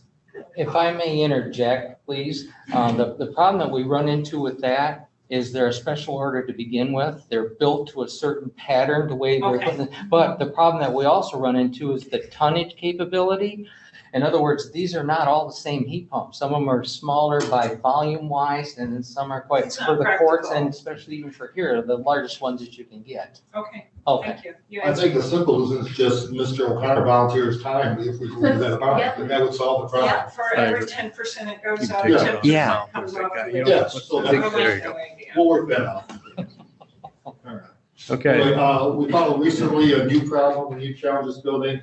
It's as you walk in the building, if, all of you come in this building, if you walk out today, you can take a look at it, but Jerry, want to give an overview on what you discovered, and then we turn over to Mr. Lebo for some potential options here. This gentleman is Pete Lebo, contractor, lives down 204, as you know, going to Sutton's Bay, the farm there on the right. Number of, well, a month or so ago, month and a half, we noticed that the soffit out here, where the ladder is, soffit had dropped down about yay far in the corner next to the building. Excuse me, if you look into the building, it's on the right. It's on the right side, and as you walk in here with the ladders. And so I got a hold, I talked to Chet, he said, well, see what you can come up with. So I got a hold of Pete, and he came out right away, and for at the moment, he did some investigative work. He's, well, put his ladder up there. That works really great. But what happened, I'll make it quick, is the I-beam, large I-beam that comes through the building and goes out into that soffit area. Okay, there was a nailer on the bottom of it that was nailed to the beam so you could nail or screw in your soffit, your metal soffit to it. That's pulled away and dropped. The beam. The beam dropped from the beam. Okay, the steel beam is not insulated. The steel beam, what you have is convection, if that be the term, where you've got a warm beam inside the building, comes out, steel beam, and it hits the cold weather, of course, condensation, et cetera, over time. Plus, I have a leak up there somewhere that comes down by that ladder where there's a red a box that is a alarm. And I tried caulking up top where the rubber roof is, as the entryway roof, against the building. Pete's looked at prints. At this point in time, I'd like to turn it over to him to tell you what he's discovered and what our plan of attack may be. Good afternoon. Yeah, exactly what Jerry's saying is that looking at the prints and how it was drawn originally, there's a chance that it may not have happened exactly the way the architect drew it. So I have a feeling that when they came up, water's actually getting behind the flashing at some point, filtering in, which is causing this leak problem. Back to the steel beam, the expansion and contraction, temperature variation is going to happen every day. And these cold temperatures, it's acting differently. The concern is the moisture that's gotten into the soffit area, that material is damp. And as we know, it's freezing, so it's expanding. So it's making the problem a little bit, it's worse. And so when you get that expansion, it's starting to make that finish work go away. It's pushing it out. And so you're going to get more water coming in there, causing more deterioration and so on and so forth. So it's really time to take a hard look at getting something going on that area. It's been happening for a period of time. So I sent Chet an email stating gave him a phase, what we discussed in his office with Jerry's presence, a phase 1 to look at, diagnose what I see, if I could take some product off, look, pardon? Carefully. Very, very carefully. Take the product off so that I can put it back on there. That way you're going to get that visual appearance. If I start taking it off, if someone takes it off incorrectly too quickly, then you're going to have to replace that and you'll have a unsightly appearance. So I think if we go slowly, like I was using the word dental with Jerry. If we continue to, we've been brushing our teeth, now we've got a cavity. So we've got to get to that before you get a root canal area and blah, blah, blah, and the crowns and all that stuff we're all going through, especially me. Anyway, so I would advise you guys to take a look at doing some preventative maintenance, but you've got an issue there. And then look at that steel beam so it doesn't cause serious problems later. So let's give an update on that. When Jerry approached me, it's probably been 2 months now. I talked to some engineers, professionals in the building, and they are basically saying what Jerry's proposing. We really don't know until we start the work. And there's no way to estimate how much it's gonna cost. So Mr. Liebel has had experience here in the past, comes highly recommended. Jerry reached out to several different contractors. So what Mr. Liebel's proposing, and we don't have a contract yet or anything, so this point I'm just asking to move it forward to next week. But we'll call this phase 1. We don't know if there'll be a phase 2. We don't know at this point, but the cost is, I believe you're proposing to do it for $5,000. Yeah, I propose to come in here for a week's period of time and look and again, take it off carefully, set the scaffold up so everyone's safe and protected, and then open that up methodically. And only open up what we have to address how far the deterioration is going so far, and then look at that steel beam as we open it up more with the and the leak up top with the rubber. Yeah, and if we open it up, we can then look up inside there like everything else and see if the water is actually coming through an area and staining the product. Will give us a better idea. I did talk to 2 engineers. They were honest enough to say that probably an engineering study at this time would not be appropriate because they don't know what's up there. So they concur that we need to find someone to actually go up there, look at it, do the work, identify the problem, and then come up with a solution. Phase 1. I just got the proposal yesterday. We just talked. So today I'm just asking to move it forward to next Tuesday, a little more specifics, but I want you to at least know the situation. We do have a plan to address it, hopefully a plan to address it. Commissioner Lott. Does this all have to be done from outside or can it be accessed from inside? It's outside. The problem, the issue, as All of it up in the roofing outside or? far as we can tell, at this point in time, I do not have water coming on the inside, but that's soffit because of the cold air going up, hitting the beam, of course, and have water coming from somewhere along the wall. It could be where the rubber roof meets the wall. But everything's exploratory right now because you cannot see, and that's the frustrating. And Pete was talking about taking the soffit down, but all those are pop riveted. So it's going to take time to get it down without bending it. And so when he was talking about putting up new, you want to use what you have because trying to match that color, we probably could, maybe not, but there's time and material involved here, and it's not a bid thing that, because we don't know what we're going to run into. That wicking effect from that nailer, that 2x6 that's under that beam, or 2x8, might be 10, could have wicked further back, not even knowing what type of wood they used. Hopefully it was treated, but we don't know until we can access it, but that means pulling all that apart.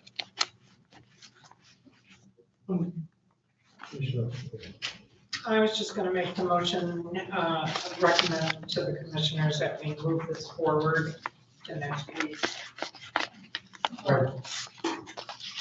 I just had a question. You know, where you're talking about the steel beam comes from inside to the outside.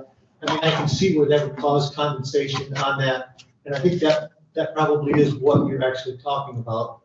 And when I've worked on buildings, what they've done is actually put foam on that steel beam and then, you know, Insulated. is that what you're thinking of? We could spray foam on that steel beam as well to keep that heat transfer limited. That would be quite simple if it's. Right, that's what I'm saying. I thought it was a simple way to salute. I mean, you got to get there, and that's what I think the biggest problem is to be able to do it. And I don't think they've ever used treated that I've seen on steel beams. I can't tell. It's quite deteriorated. I can't tell what it is by peeking in there through a little, yeah. But that was just a suggestion. Any other comments or questions? Commissioner Elwire. You have to unmute, please. You just sit down there. I'd like to second Commissioner Rushton's motion.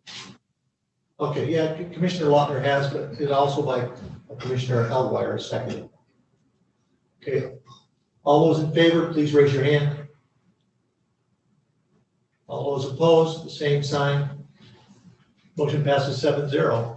Have at it, you know. Well, we have to really verify this next week, so. Yeah, we'll get a firm contracting proposal to you, but we're talking to at least know, we have to do something. We don't have to. Appreciate that. So, thank you, Pete, for. Thank you. Thank you all for your time too, all.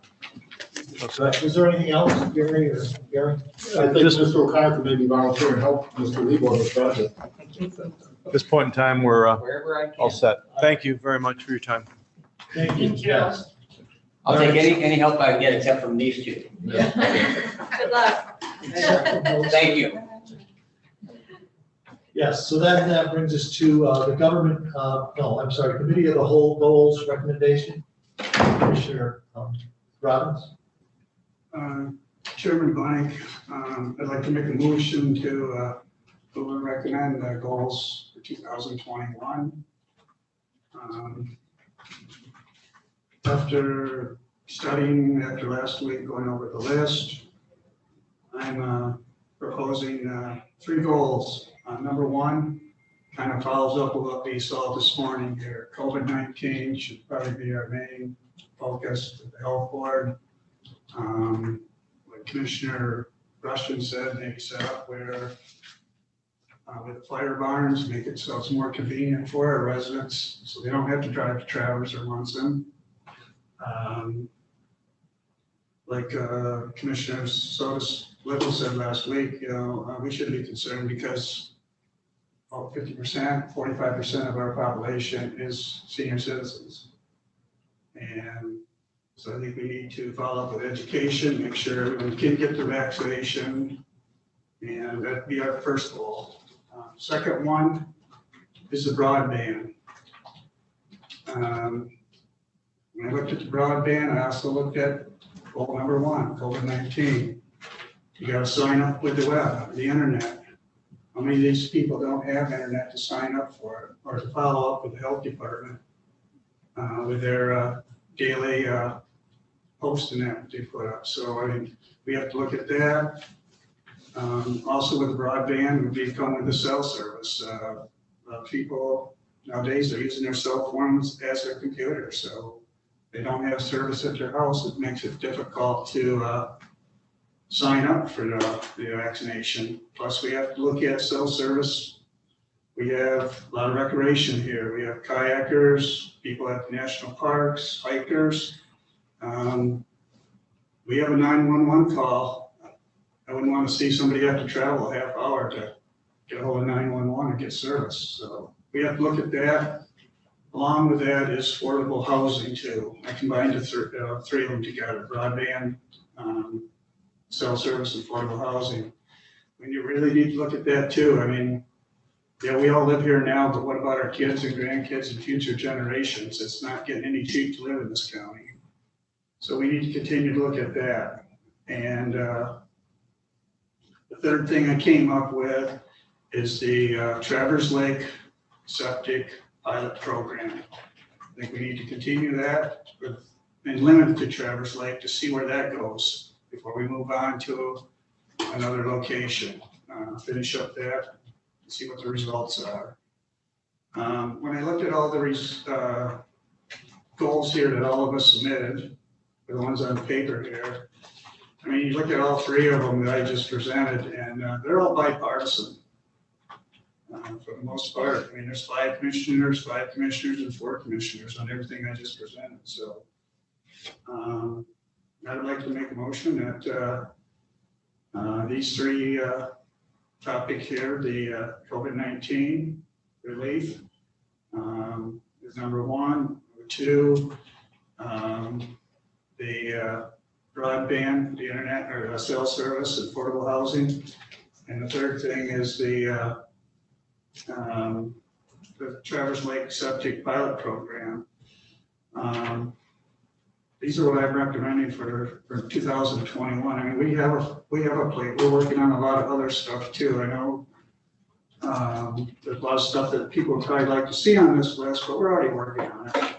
So I'm not saying that we're shoving it aside. These are just our 3 goals for 2021 that we should consider to work on. Commissioner Law. I will support that motion. Any comments?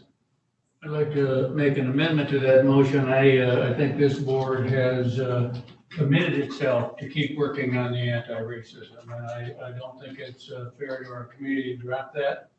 I'd like to add that as a goal. It's another goal that we all signed on to.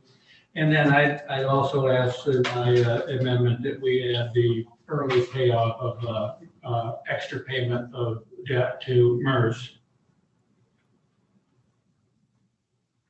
Commissioner Robbins. Commissioner, well, so, Oh, I'm sorry. We have to have a second before we comment. Commissioner Alvar, I will are you second. second? Yes. Okay. Thanks, Jack.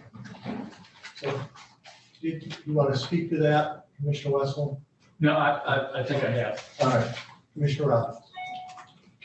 all right, like I said earlier, I'm not, with these three goals for 2021, I'm not sweeping anything under the table. Everything you mentioned, I'm with you, Ty. That's stuff we were working on in 2020, and we're still working on it. So it's, that was a goal or something that we worked on before, and we're gonna continue to work on. I'm just, I thought our purpose for 2021 was to come up with some goals, and that's what I'm presenting here today. I'm not against you. Any other comments? Commissioner Wessel. Well, and I do not want to beat a dead horse, but I remember clearly in November, we had this discussion. We said, how do we follow up on our resolution? And clearly this group who signed on 7-0 on our resolution said we have to wait until we get the Commissioner Robbins and Commissioner Elgar at the table, and then we would address what we're going to do. We haven't fulfilled our commitment. It needs to stay on the list until we honor the commitment we made. And I would just use just a simple thing. We do need some work. I contacted Mr. Bunnick this week and said, as a grandfather of 2 Asian American boys, I ask you to change the name of the virus you're talking about to COVID.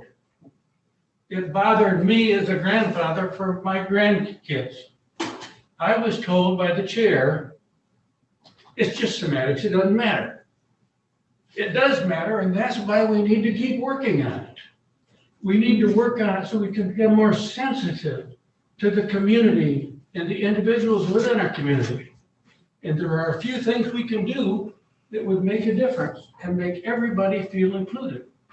And I think this body has a commitment to working on that until we can applaud ourselves for honoring the unanimous commitments we made.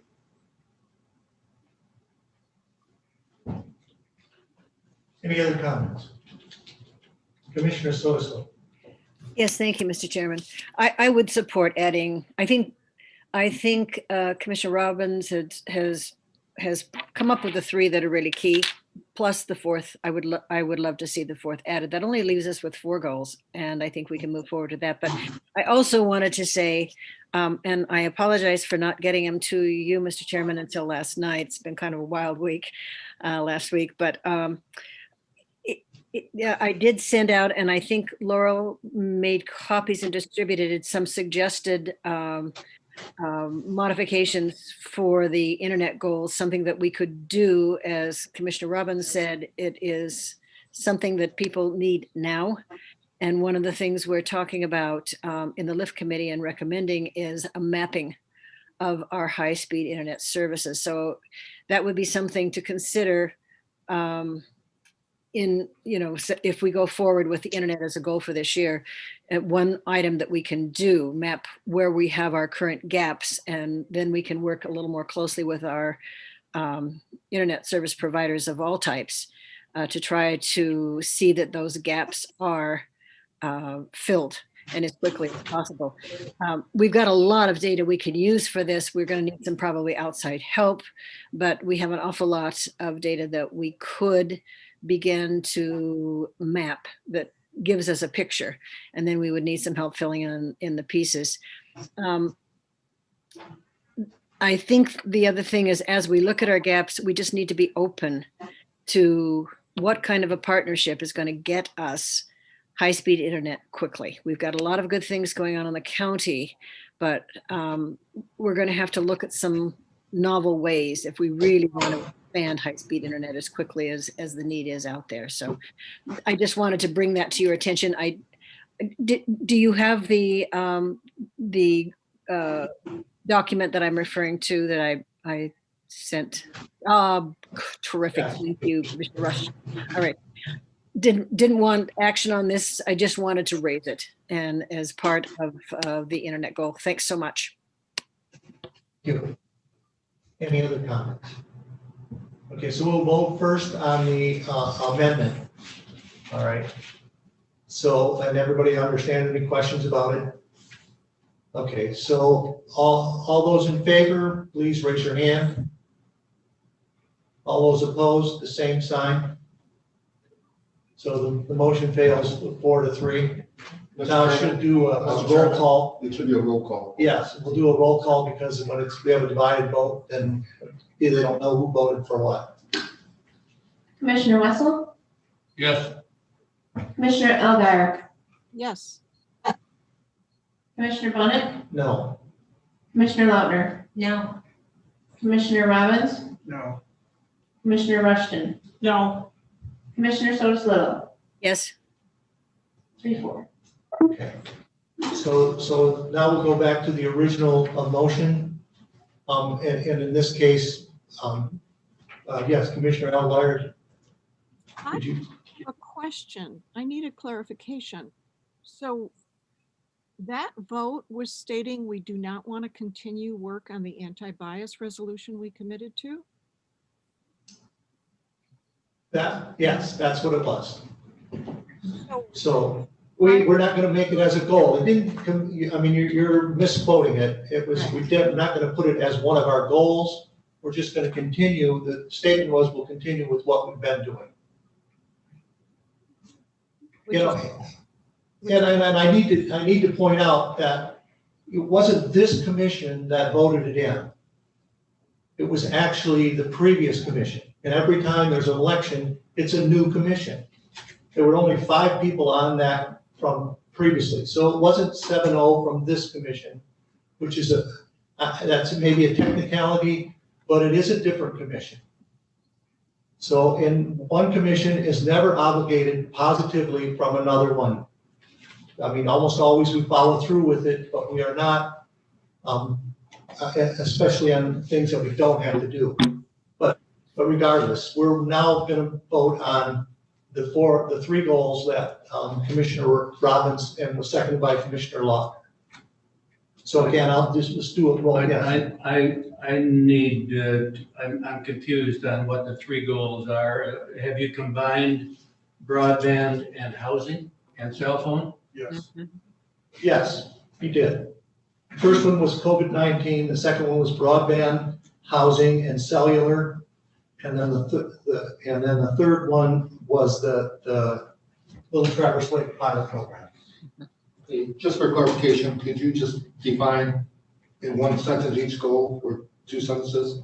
Because you kind of gave a long speech and I'm not sure everyone understands exactly what you were proposing.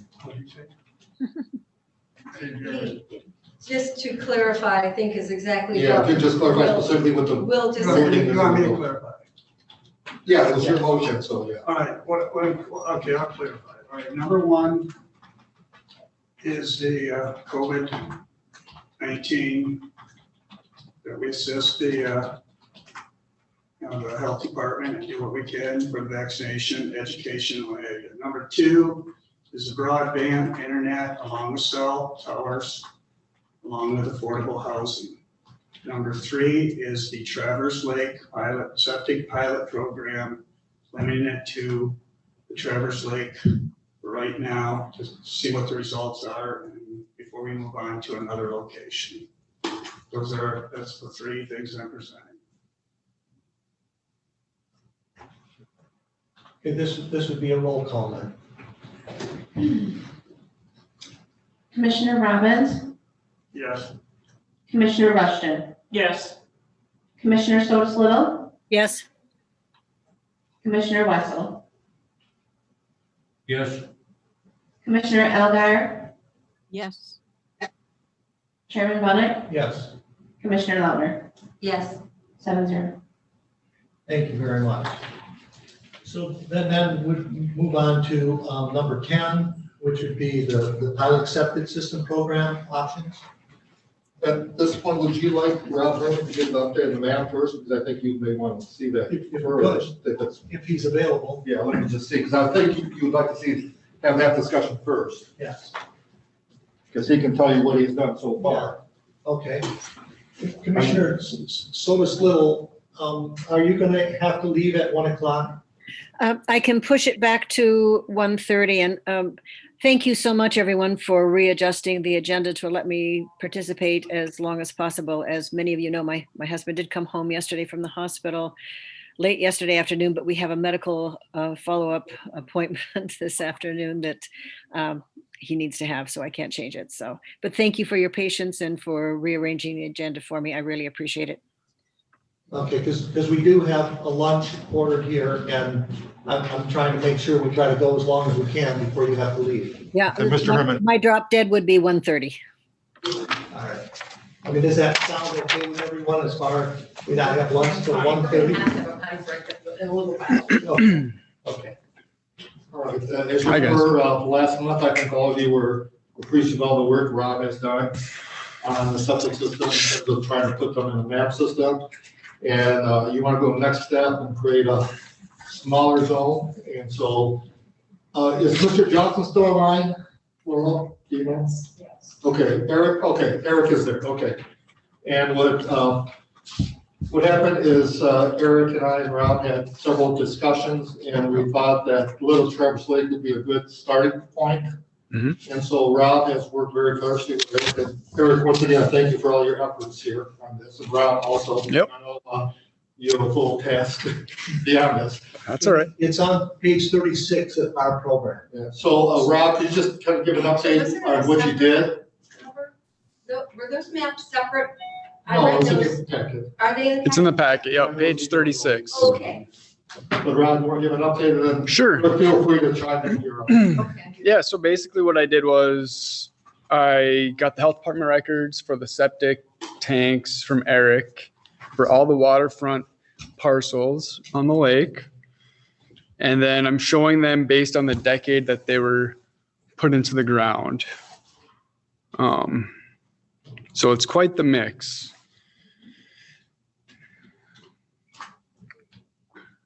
And that's really the bulk of the map right there.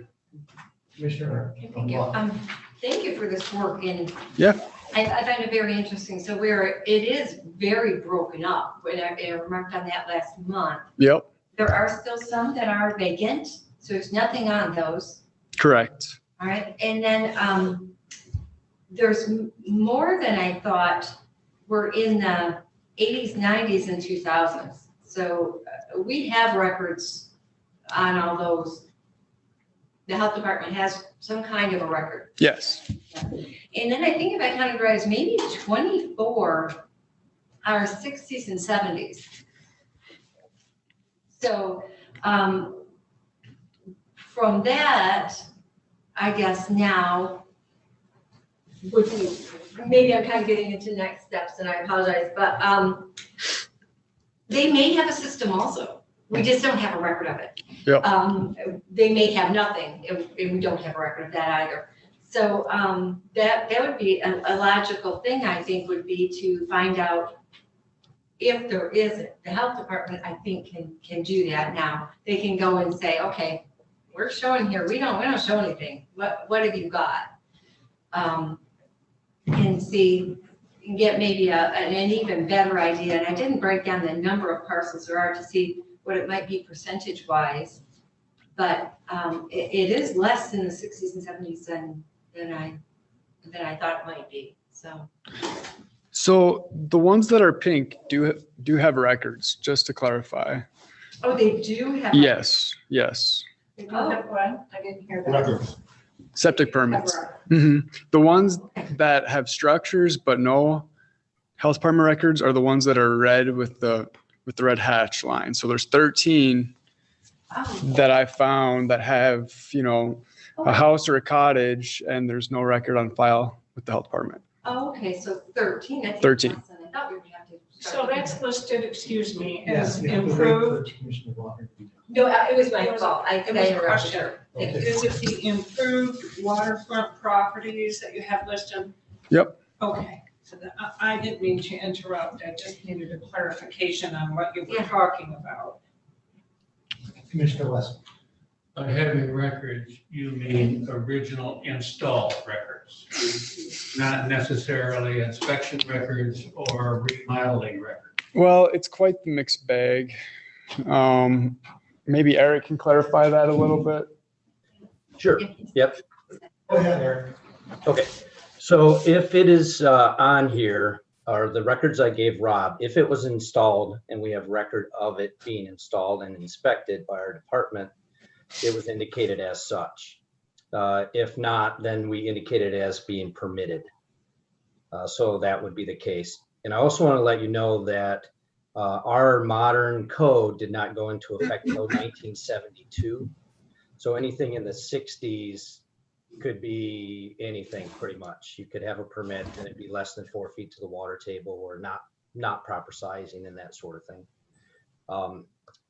But yeah, so we do have some of those records that are kind of sketchy.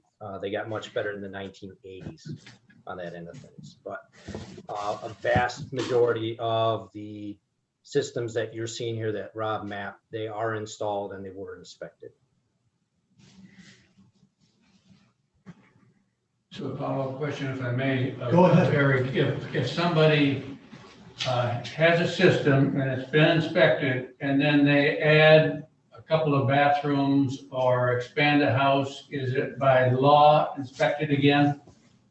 We have a program that's called a remodel review that we work with the building department, that if they add a bedroom, they have to come to us, our department, to go to their property and evaluate their system to make sure it can handle what's going to be put on. If it's not a bedroom, it goes to a certain percentage that then we would go out there. It's, I believe, a quarter more than what it would normally be per square footage. But so there is that program already in place. Thank you. Mhm. So just for clarification, it doesn't go by the amount of bathrooms. It goes by the amount of bedrooms or a certain percentage of the total square footage of the structure as a whole, not just the addition. So Commissioner Langer. Yeah, I think by looking at all this, there's a number of different ways that we can look at this and study this and even get more information out of it. For example, we could then break this apart further, looking at the 60s and 70s of those properties. And I think that was the one I had counted was 24 or something. What do we know we've got? And maybe that's along on Eric's point. So what are those, and what are Eric's concerns about those, or is there a concern at all? As far as I wanted to ask you, Rob, in your dealing with this for us, and maybe you don't have an opinion, but is there anything you found particularly interesting or particularly of interest to us that you would say to us, what you could do with this is you could do this. So did you have anything, and did Eric have anything? That would be my first question. I was surprised at how mixed it was. I expected to see a lot more older septic tanks, truthfully. But when I calculated the numbers, they're really about 20% for all 5 groups. So it's very even numbers throughout the lake. And the 13 that are improved without permits, that wasn't a shocker, but I expected maybe a few less. So those 2 things jumped out at me. So One more, go ahead. So Eric, then chime in then. So now, if I understand this from, it's been a couple years now since I talked to our attorney. He said that the health department has the ability now to go, if this is looked at, well, he said if we had a complaint or knowledge, I believe is how he had worded it, of a potential problem, that we could look at those systems and see whether we think that there's any serious problem with those, that we have no permit, or if if there is a system, because it's also possible, I know it was one practice that was done, and the name of the excavator escapes me, but he was pretty much a weekend warrior. So in other words, he was putting in systems over the weekend without permits, and that goes way back. So he was putting in systems, and it was actually systems that were probably even qualified, pretty close to today's standards. But so there might be, we just don't know. So how do we find out now, or how do we say, what do we do now, I guess? Well, if I can address a little bit of that as far as what the health department can and can't do. Obviously, if we receive a complaint on a piece of property, it's our obligation to investigate that complaint. And that may be where we go and try to determine what kind of septic system they have and the such, whatever the nature of the complaint is. In Benzie County, we have our regulations, it gives us the ability to go to each property and evaluate those if they have not been done after the 1992 addition to the code. We don't have that necessarily in this area or Leelanau County. So we can request of these owners that we come on to their property and take a look at their septic system. But obviously we can't do that free of charge. We have to be, I've got to pay for staff and time and that sort of thing.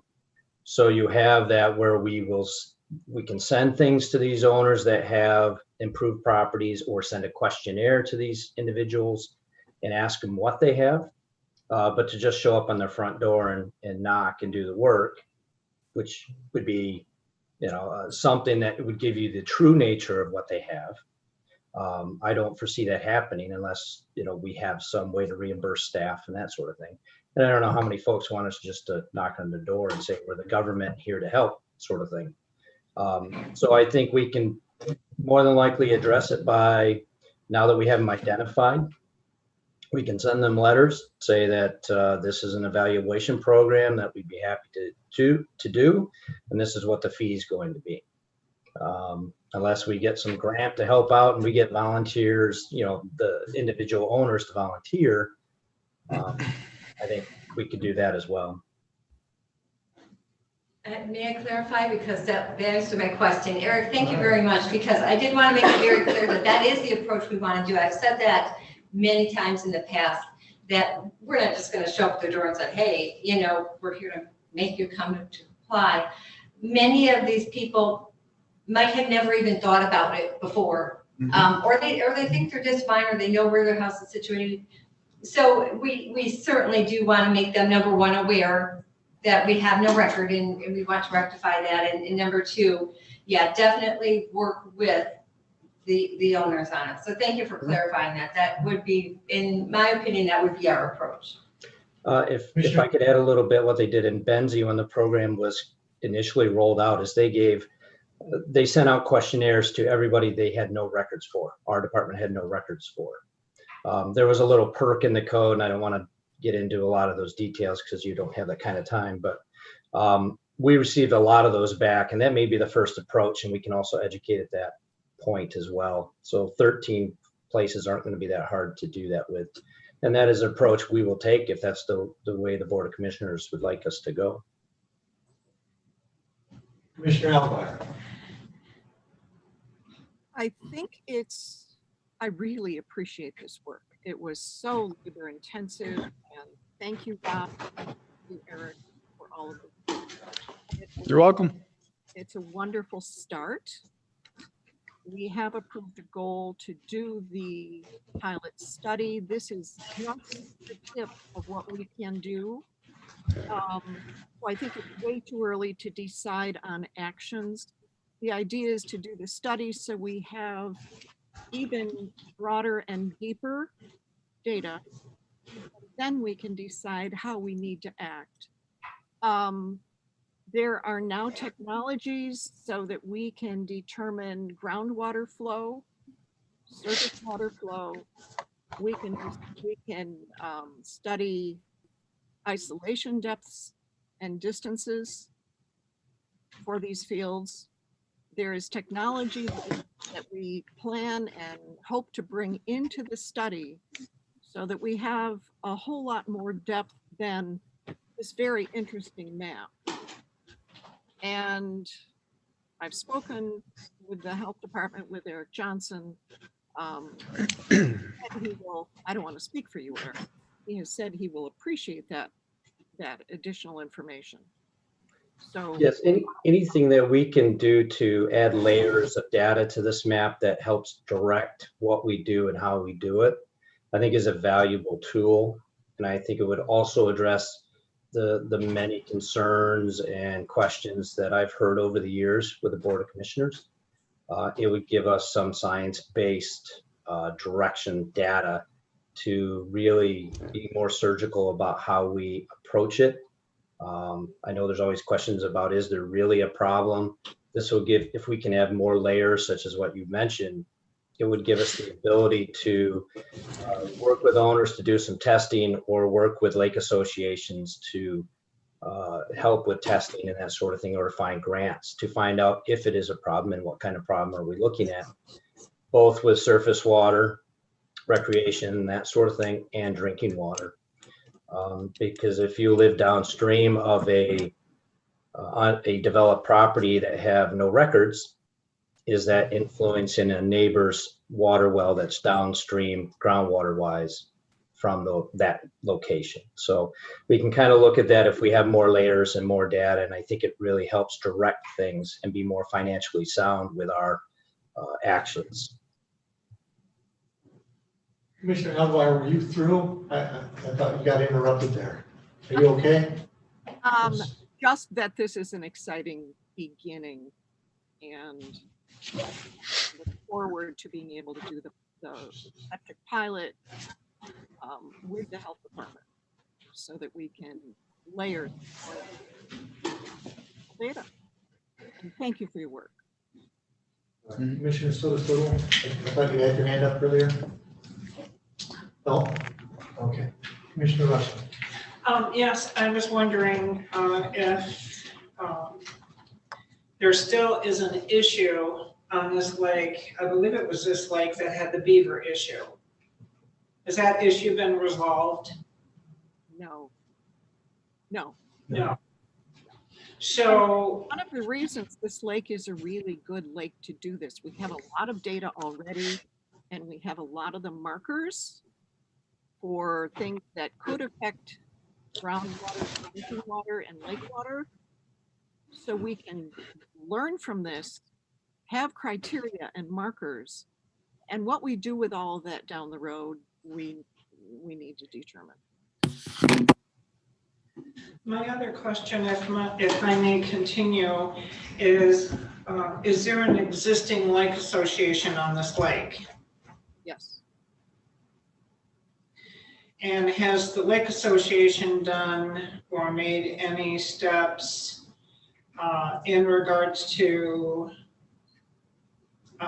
reducing the beaver population or addressing the issues of their neighbors that do not have septic information available to our health department? Has there been a requirement made by the association, by their neighbors?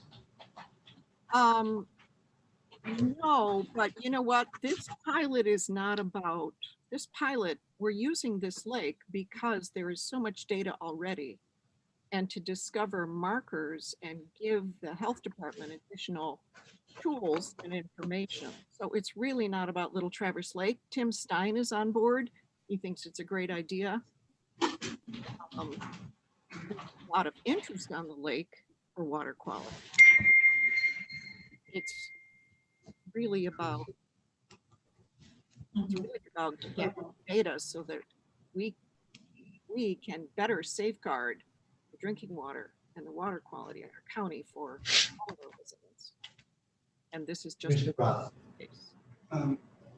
Commissioner Alguier,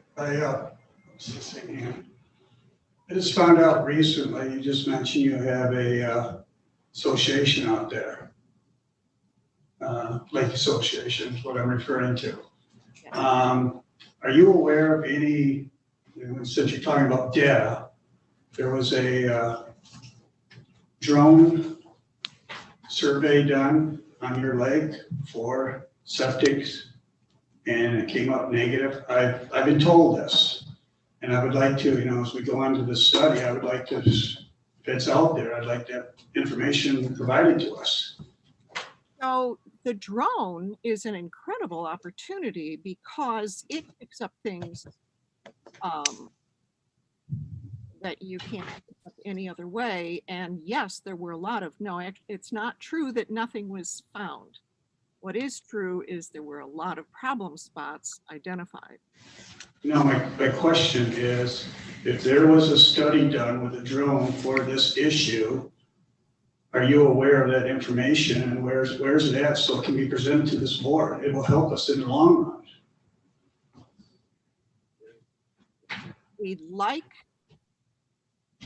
drone can help us find, if we cannot find them any other way, unrecorded septic fields. So if necessary, if we can't find them, those 13 sites, the drone is a tool that we can use in that case. I look forward to being able to show all of this data to you guys. Would you like quarterly updates or? Well, Commissioner Lau. Okay, I don't think you're understanding what I've been told by your association that this study was done with a drone. I'm asking you, are you aware of this study? And if the study was done, which I've been told it has, where is the information from the study? It's your association. But what study are you referring to then? I was told by a member of your association that owns a place on Traverse Lake that a study was done not too long ago with a drone, and it came up negative on the topic of bad septics out there. And I'm just asking you, are you aware of it? And if you are, where's the information that can be presented to us to help you with this situation? It was that drone that flew, if I know the same one they're speaking of. I guess I'd have to know who it was and what they're referring to. The drone flew. It was looking for, what was it looking for? Looking for golden brown algae. It was looking for golden brown algae. And other unwanted manifestations. And markers that there could be septage going into the lake. We did find, actually, it's very, very interesting. We did find some pretty scary stuff. So I'd sure like to know who said they found nothing. It's a drone thing I don't know about, but the drone is not going to pick up qPCR. We need qPCR technology to determine if there's enteric bacteria in the water. Well, we're talking two different issues. We're talking septic or water now. Because what I was told was that, part of the problem is Traverse Lake is I'm here to help you. I'm not against you. But what I'm hearing is some of it may be wells out there. There's old galvanized pipes. There's wells that need to be replaced. That is your problem. It's not, maybe not septic. There may be two issues out here, but the one may just be the well water. I am wondering if we can let septic study find some of this for us. I think we're. Can I add? No. Commissioner Alguier, you have to quit moving while you're talking because it breaks up your speech and everything goes blurry. So you have to try to sit still while you're talking because we can't understand what you're saying. At least I can't. I don't know if the other ones. It gets all garbled. It's still. I'll try to sit sit still. So Rick, I want to hear you. I need to understand your point, because yes, there was a drone did fly. It was looking for blue-green algae and potential problem points. No, the drone, it's qPCR that determines if there's septage in the water, if there's a human enteric bacteria. So it's a different technology. The drones are used for different things than they're for surveillance, not for determining whether the water has enteric bacteria. Eric, can you help me here? We did find septic in the walls. Well, I have not seen the drone study at all, so I don't know on that end of things. Okay. Okay, I think all he wants is that if we could see that study, if it's possible. That's all he's really asking. Commissioner Locker. Yeah, I was going to clarify that. This is news to me, and I find that idea, and I don't know why we didn't think of it sooner, but I think that that's a very interesting tool that we could use. So that's the first question. I don't think it was answered, but it does sound like Commissioner Allgaier has seen this drone footage. That was, I believe, one of the questions. But number two, then, question is, could it be shared? Could we see it and see what that would show us? And I would think that Eric is also very interested in that type of idea too, to see, because at the very least it would show us those plumes that are usually representative of a system that is not working. So that could identify even those systems if they're not working and putting out things that shouldn't be being put out into the lake. So I think that would be a very interesting thing for us to pursue, maybe another tool for us to use. So, anything else? Can I clarify? I'm sorry, go ahead, Commissioner Alba. Eric sure can see that. It was not flown to determine enteric bacteria. It was flown to determine blue-green algae in the lake. So it wasn't part of a septic study, and there's no real report to show you. Well, not report, but footage. But Eric can see the footage. In the study, we now have qPCR testing. We have something called CHI testing, which is done at the time on the lake with quick results. More conclusive results are done with qPCR, available access with the study. There are piezometers that go into the ground. Those can help us monitor isolation distances. Like we said, Little Traverse Lake is a good test case because it has a lot of the marker situations that we can then look at the results as we need to. But those steps all come after the septic pilot study is completed. So I'm really pleased that's one of our goals. So just to go forward, is there anything you need Rob to do? Would you like Rob to do? What I could say too is that if you guys want to see, different well casings, I believe I might have that information from Eric. I'd have to double check. But if you guys wanted to see what the wells were made of, I could probably do something with that.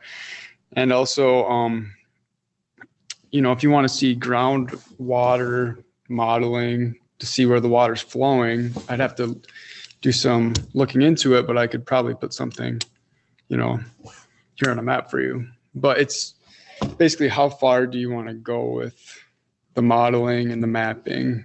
Or is it strictly septic age? Because there's a bunch of different options.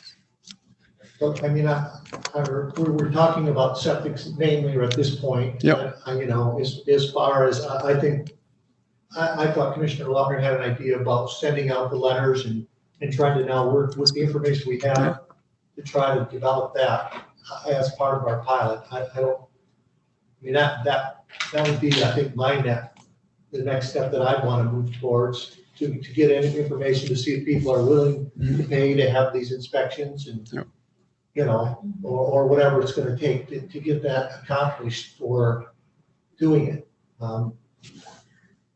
Commissioner Alwell.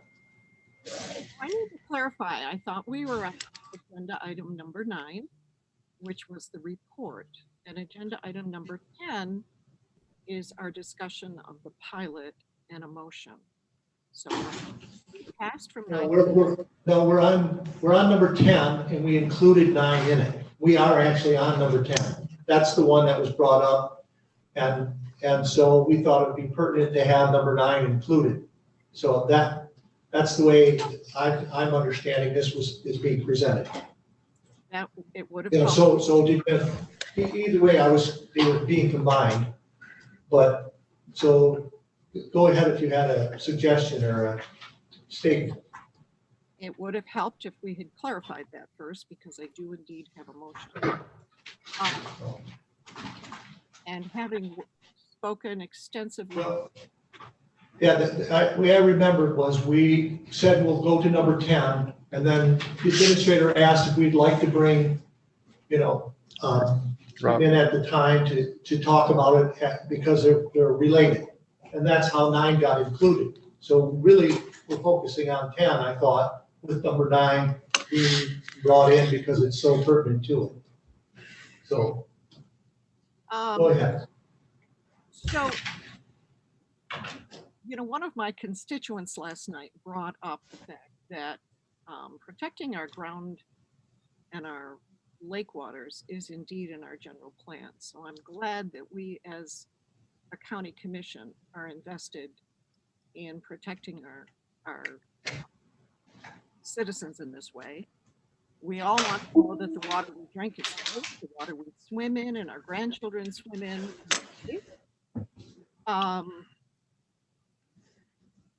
As I said, we selected Little Traverse Lake because there are several markers for potential issues. Test case, there's a lot of data already. This study can potentially give us information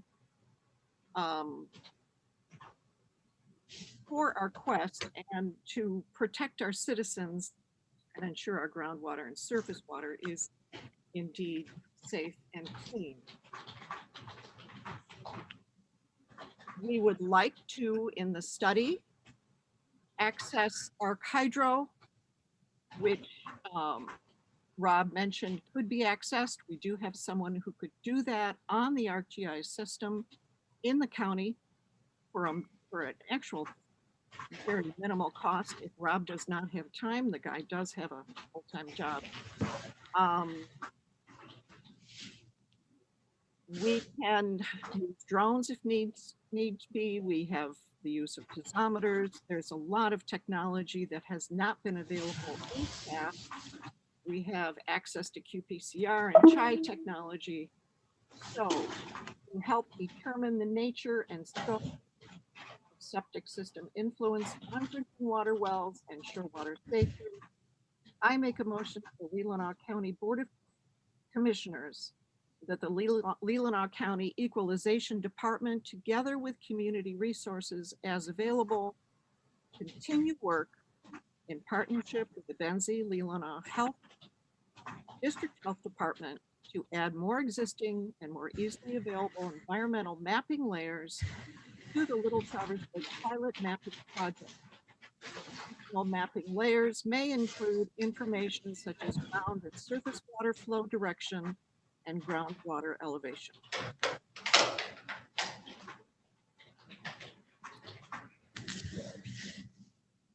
Commissioner Sotis-Little? I'll second the motion. Okay. All right.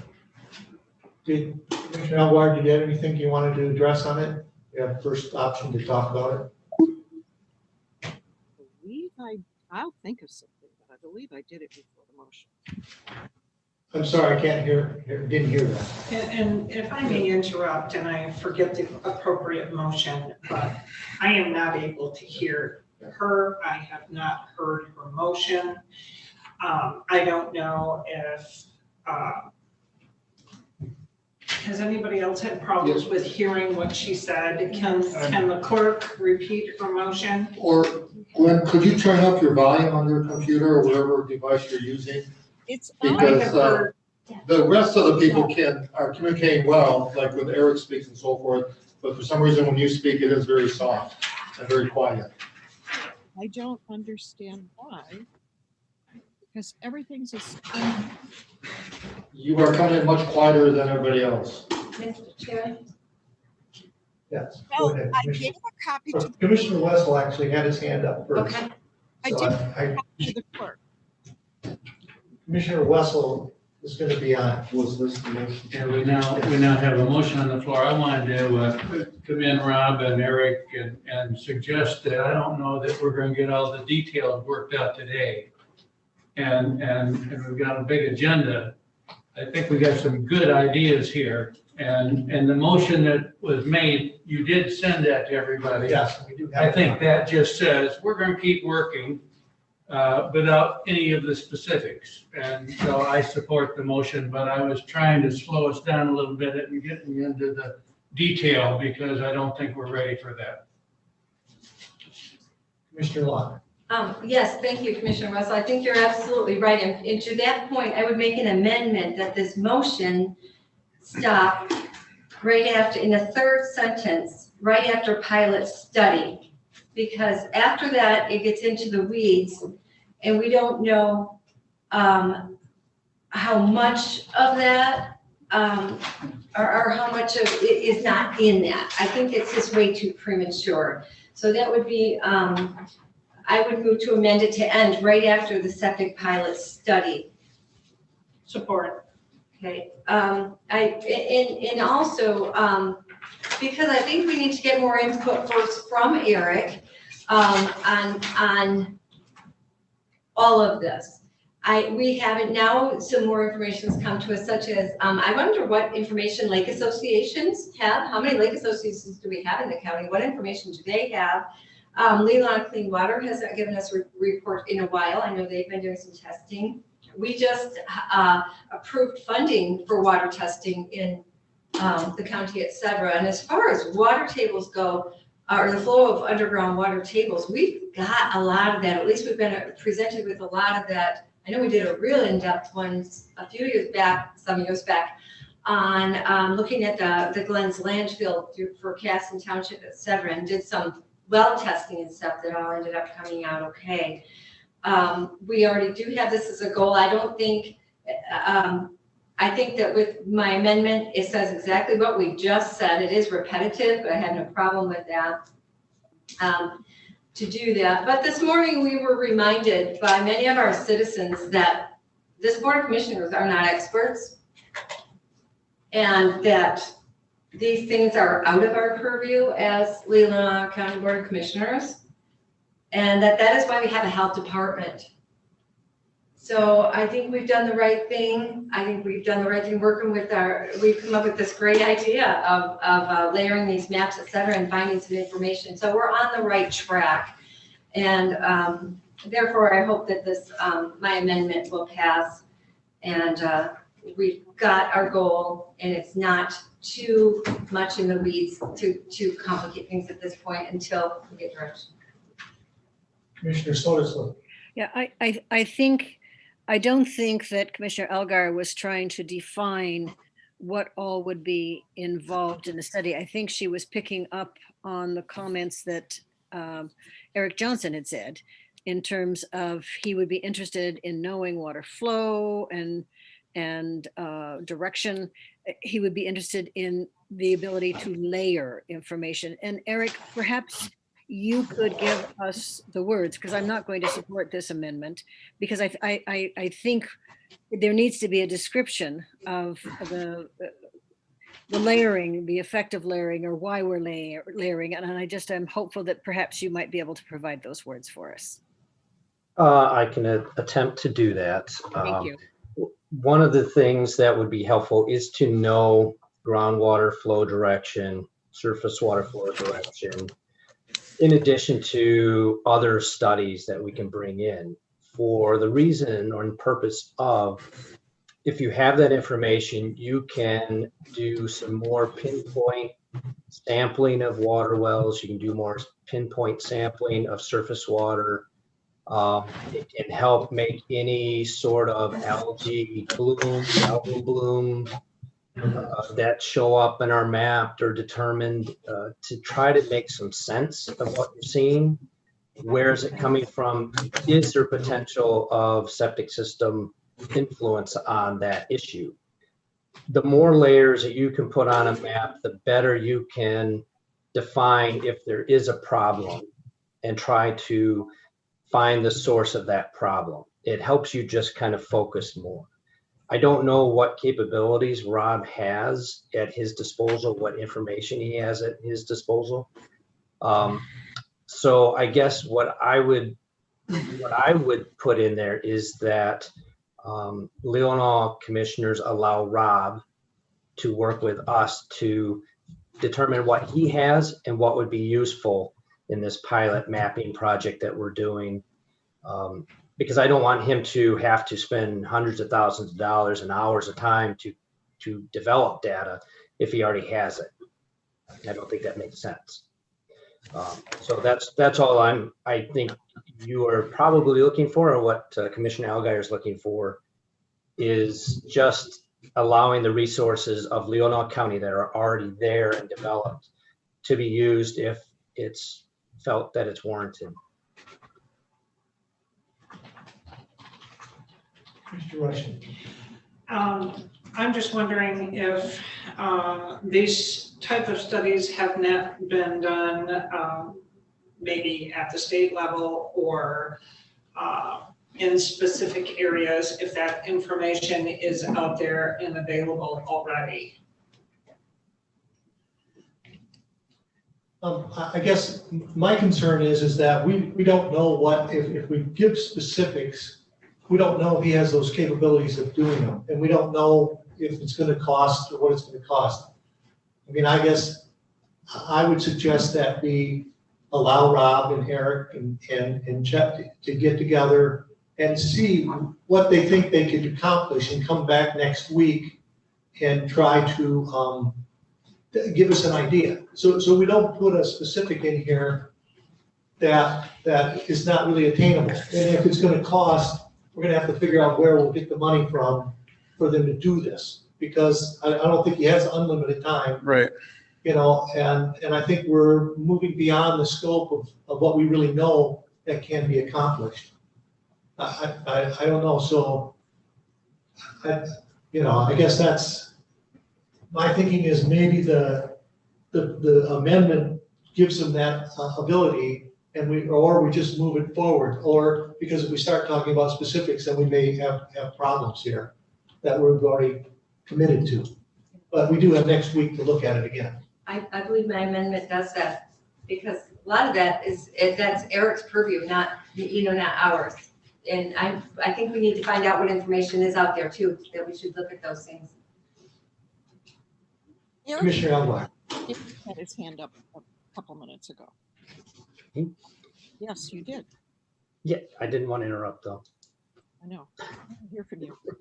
So I would agree with Chairman Bonick on that. So just allowing Rob's department and Chet and I to talk and see what is actually available and what can be done with what has already been developed would be a great starting point. And if we need to go further than that, then obviously there can be some cost and time involved with it. And that would need to be brought back before the board to let you know what that would be.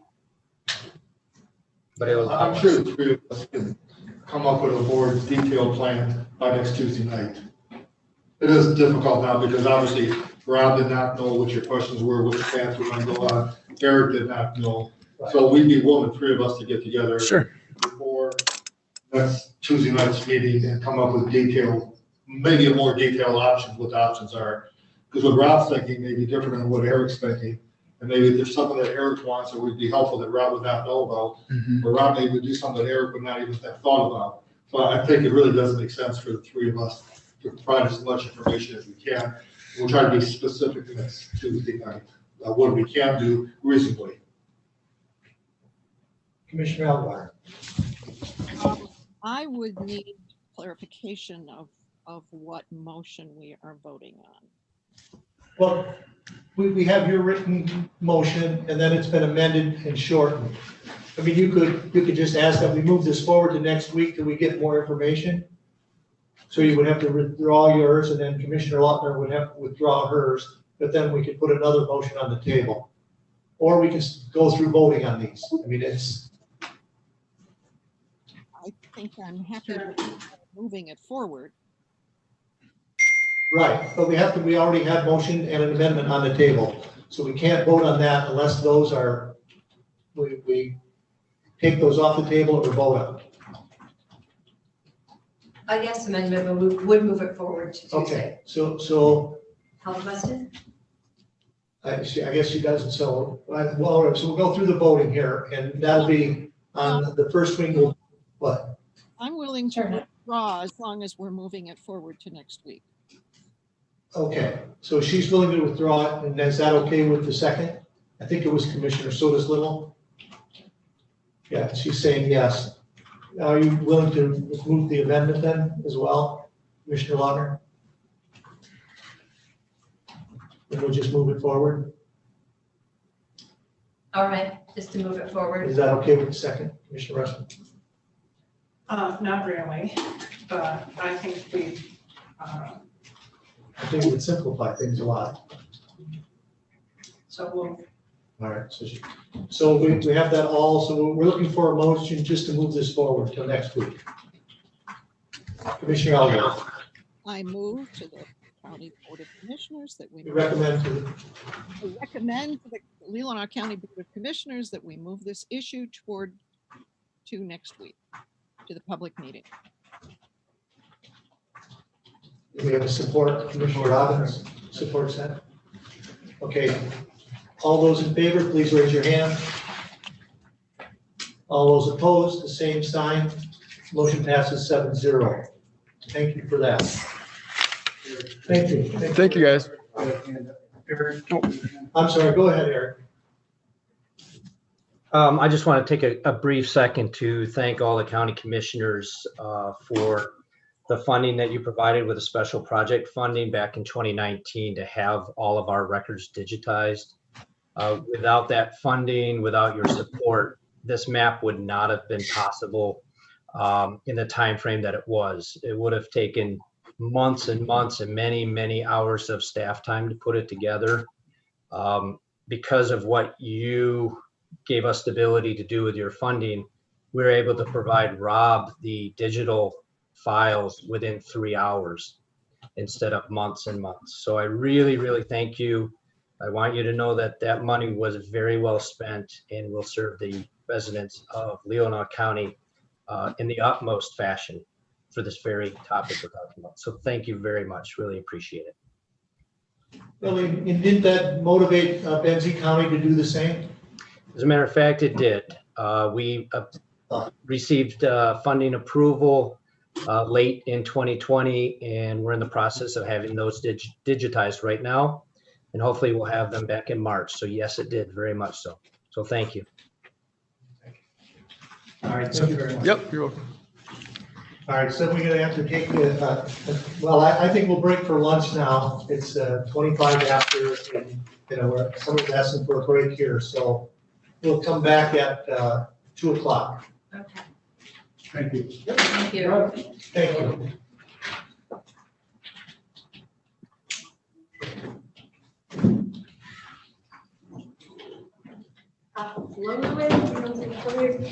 Well, I was trying to get the one in, but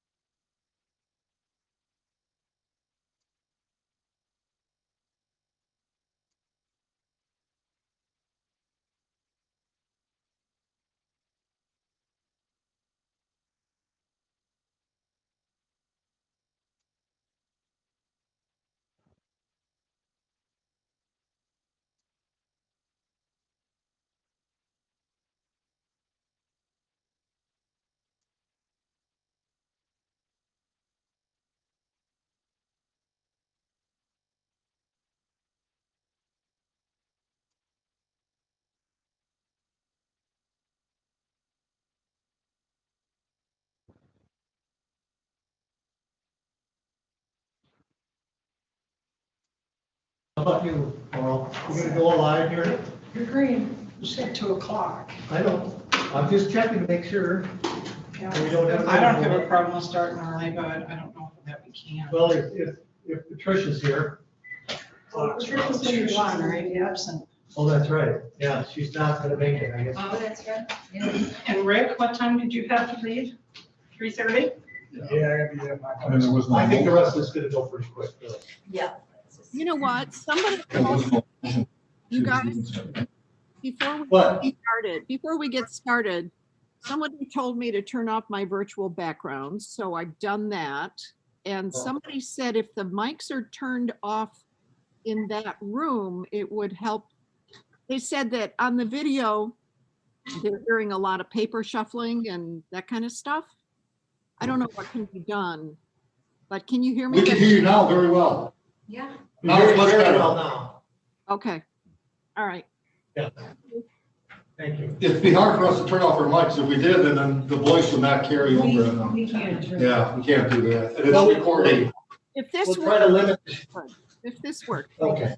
Good, Yeah. But your audio is much better. okay. All right, I'll have to call us back to order. All right, and then we're on number 13, which is on page 55.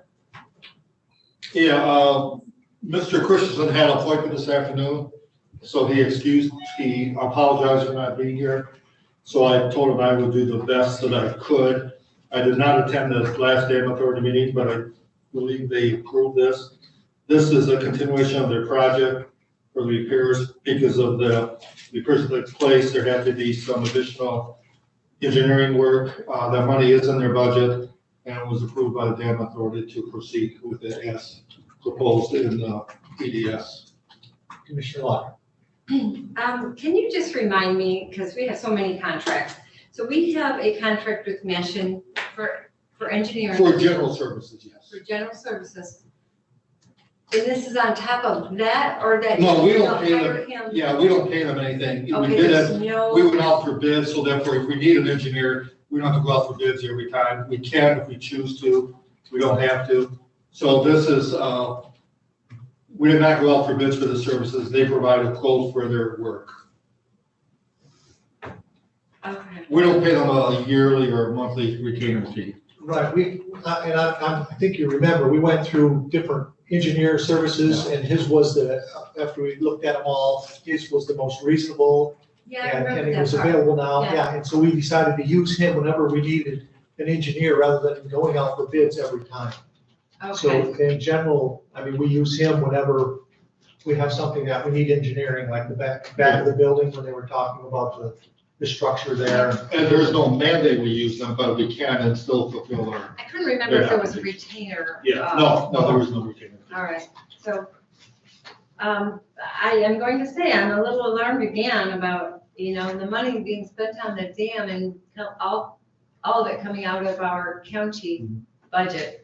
I really think we should revisit the idea of the. Special assessment. Yeah, sure, thank you.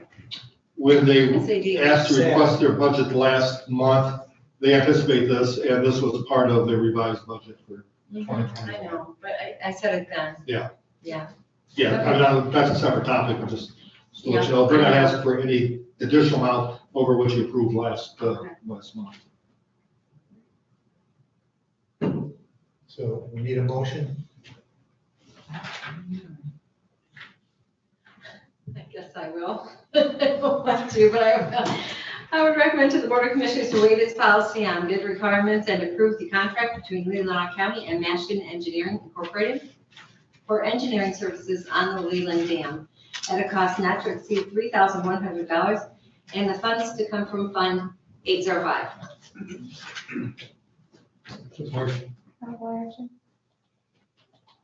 Commissioner Alvar, was that the support or did you want to speak?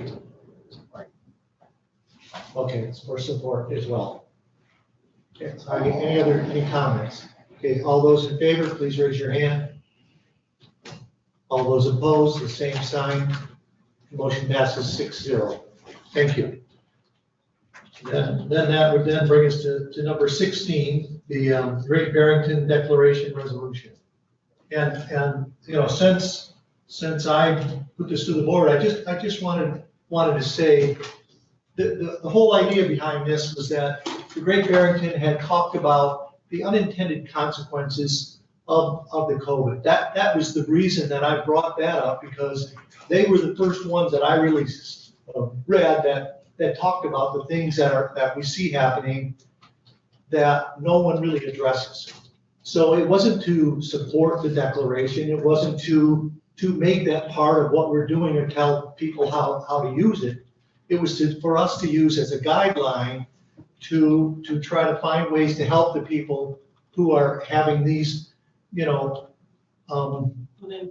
unintended consequences. To me, it was like to try to diminish the fear, and help move us forward in helping those who need help when we're other than COVID. So it has not much to do with the health department.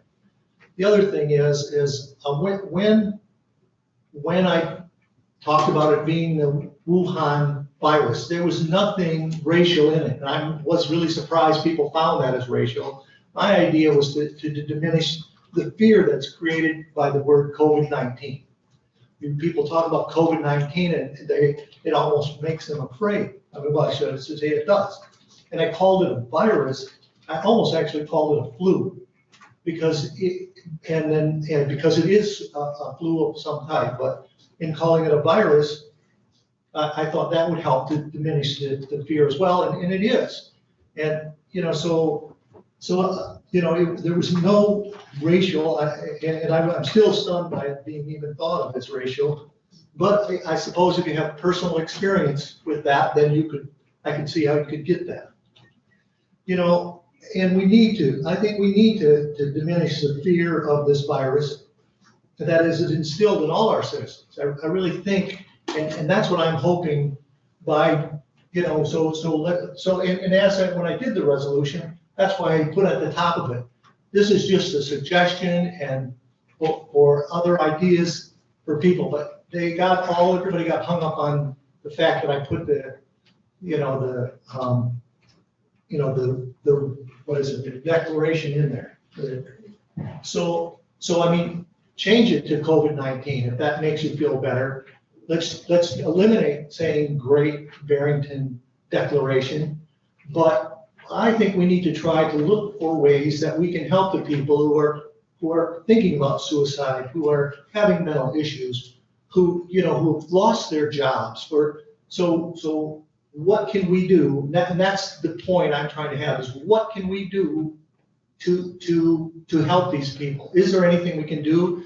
I mean, the feeling I got is we shouldn't talk about this. We leave it all up to the health department.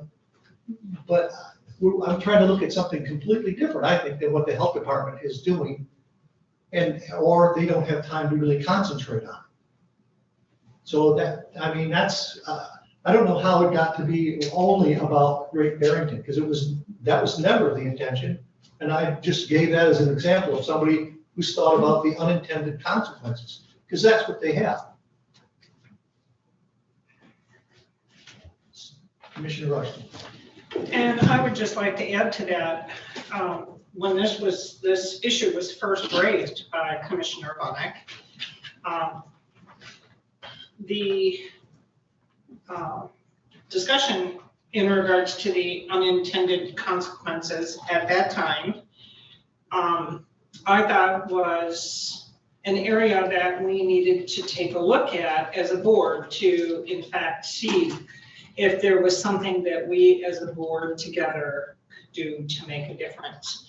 And so it was actually I who requested Commissioner Bunnick to bring this information forward so that we here could have an honest recognition of those unintended consequences and have a discussion.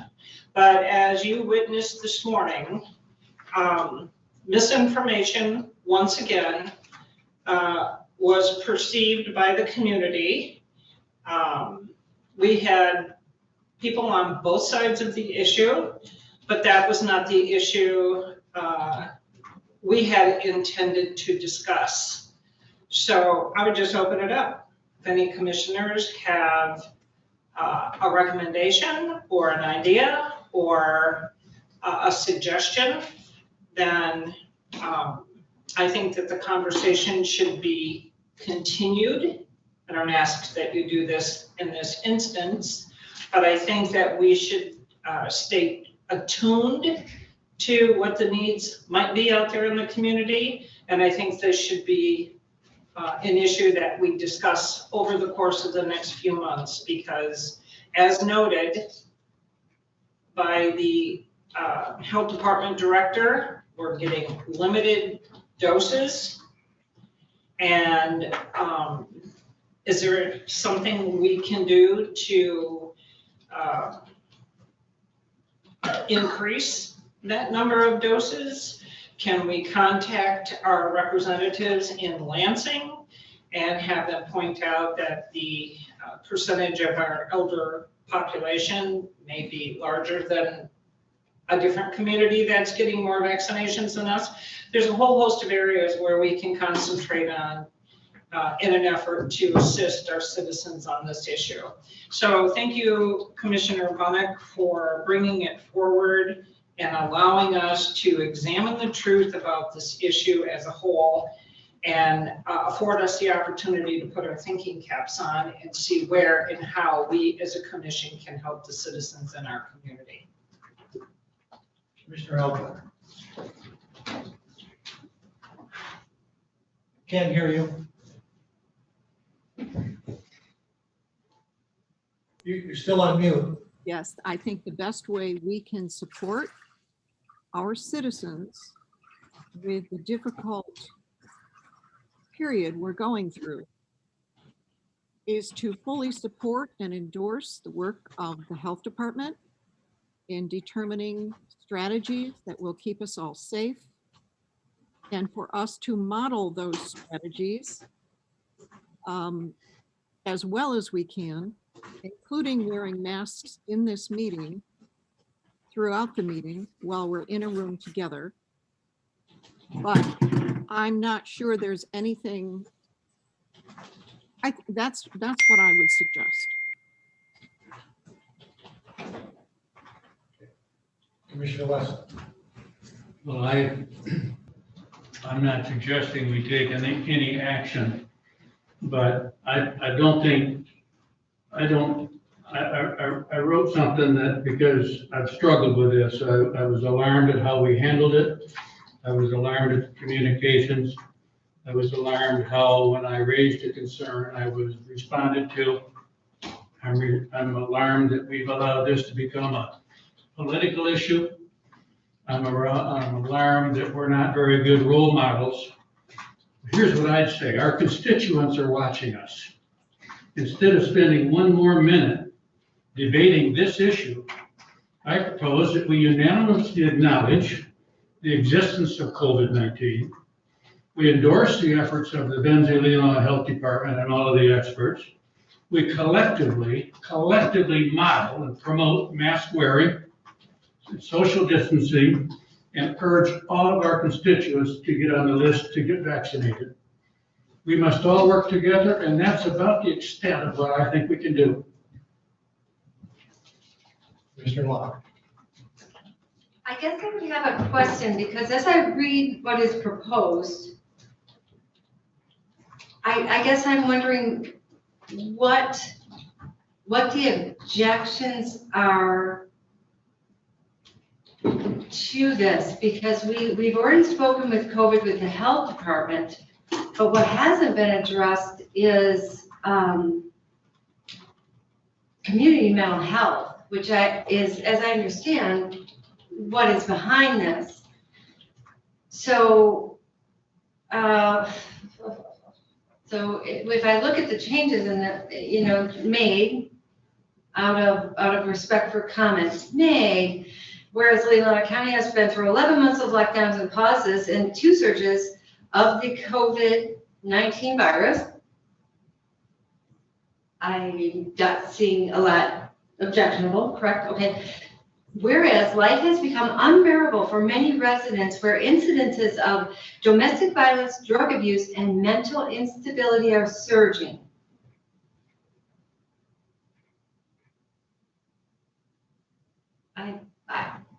This is what we understand from reports given to us.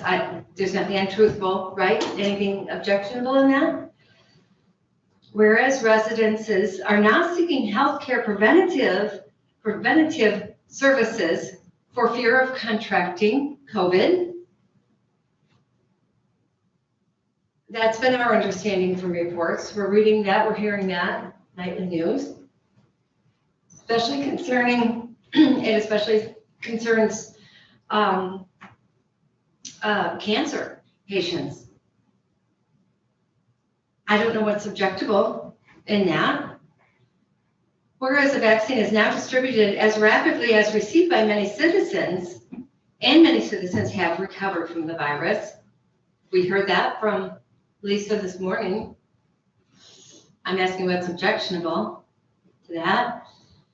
Now therefore be it resolved that Leelanau County Board of Commissioners, in order to reopen society, recommends that strategies be implemented to address the unintended consequences of the lockdown in plazas. So as I read that, that means, to me, I'm reading that we should be talking with our community mental health department. And if I'm wrong on my interpretation of this, then please tell me, because that is a concern we've got. You know, especially with, especially when, and this doesn't address, but it's included, is the children being homeschooled at home now. And then it's just simply Leelanau County Board, you know, for this recommendation to counties in Michigan, community mental health,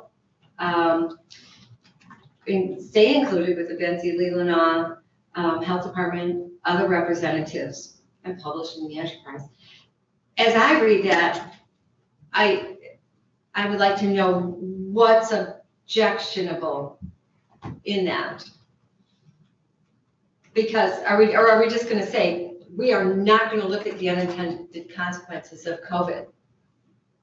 You know, there's also unemployment. There's many unintended consequences of COVID. You know, unemployment, people are losing their homes. We had a great discussion about it yesterday in our Housing Action Committee. There's some major stuff going to come down. I know a lot of young people who live in this area, but we're working out west. If they're not already unemployed, they know they're going to soon be unemployed. And these are homes that their mortgages are in our neighboring counties, Grand Traverse, Benzie, and Leelanau. There's unintended consequences. So we don't have to take action. I'm not suggesting we do. That's not a motion. I just want to be clear so that I understand what could possibly be, what are the objections to this statement? Commissioner Roberts. Well, you had your hand up before now, so. I guess from where I'm sitting, I'm looking at 3 hours ago, we just voted on goals. COVID-19 and helping the health department, and which includes community mental health and everybody. We kind of established that 3 hours ago, so I don't know what purpose this is going to do now. I mean, if we would have did goals a week ago, this probably wouldn't be on the agenda today. I think we're already, you know, by setting our goals, or that one goal, particular goal, we're already, you know, we're practicing, we're moving forward, and we're here to assist and help whatever agency we need to. That's that's where I'm at. Commissioner Wesson. Yeah, and I wanted to respond to Commissioner Lautner's question. If we would have come up and started this a resolution on helping our citizens who are facing challenges, I support that. The context is, we started talking about it by talking about the Wuhan resolution, and it's been debunked, and we got all into the weeds on it. And I don't want a resolution that comes out of a discussion of Wuhan or herd immunity or survival of the fittest. And that's what I have against it. I'd be happy to endorse the health department. I'd be happy to say I'd like to support people that are facing challenges. But I think the context of where we are means we ought to pull it and move on. I think we're very well. I don't disagree with Ty. I think we are. As long as Yeah, I guess, that, in my thinking, I certainly, I don't think if I say the word Detroit can be taken as a racist, but some people might. If you talk about Detroit Motors or Detroit Virus or Detroit whatever. So that was the whole idea, is to try to get away from that and to try to get away from fear. The thing is, the other thing would be, is that who made it political? I'm trying to help the people who we don't. So it wasn't me that did anything political about it. And sometimes I think it's a personal thing where you could make it a racist. It's not, certainly no intention here at all. And so if we just move on from this, that to me says we don't care about the people who are suffering from the unintended consequences. And that's the problem I have, is to say, because you got wrapped up in the weeds, that we don't want to help those people. And that really bothers me, more than all the misinterpretations. Because those, I think the Leelanau Enterprise created a lot of that by putting it on there. But they had on the front page the suffering that's going on. The main article this week in the Leelanau Enterprise was what the suffering is going on in Leelanau County, about the businesses, about the other things. And it bothers me that we want to do nothing because somebody got tangled up in the weeds. That really bothers me. Commissioner Walker.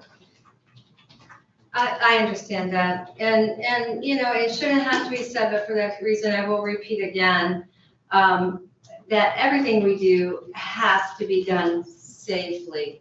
I know even California now is reopening, but I fully expect that they're reopening with safety measures. So that's got to be the #1 priority in all that. And I think, as Ty said, with the, if anybody's being bullied because they're Asian, that bullying has to quit.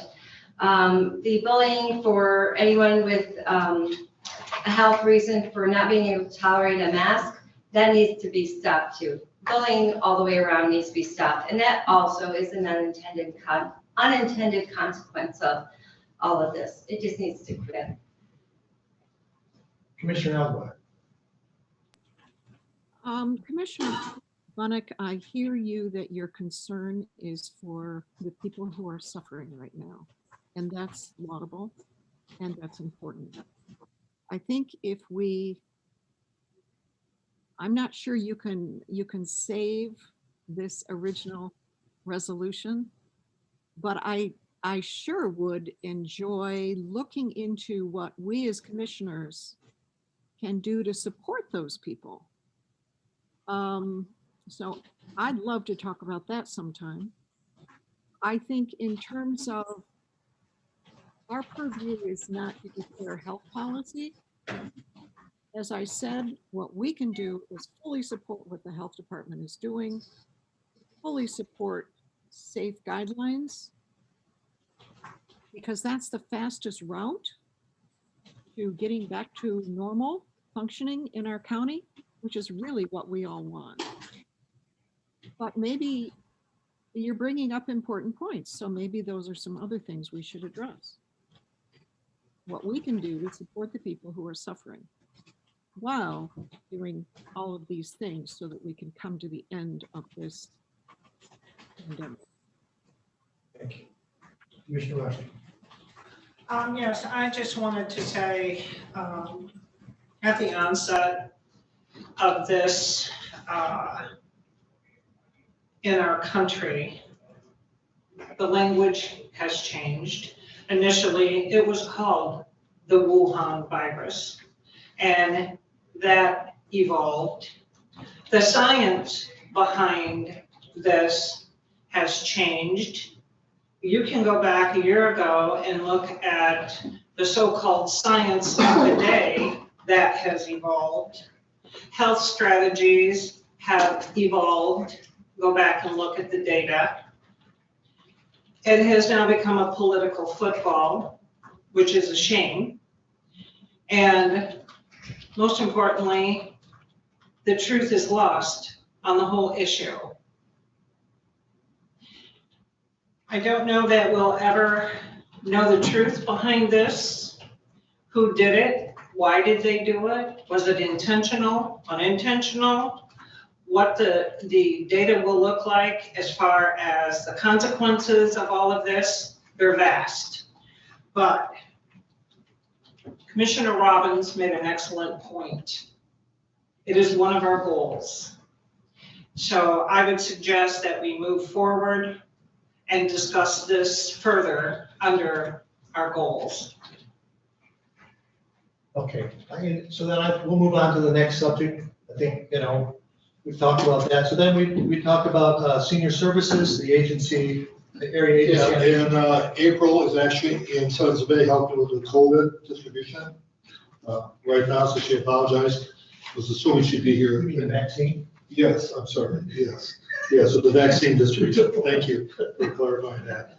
But this is a simple request that the board has approved every year. It's a partnership, and they actually provide funding for us for partnering with them.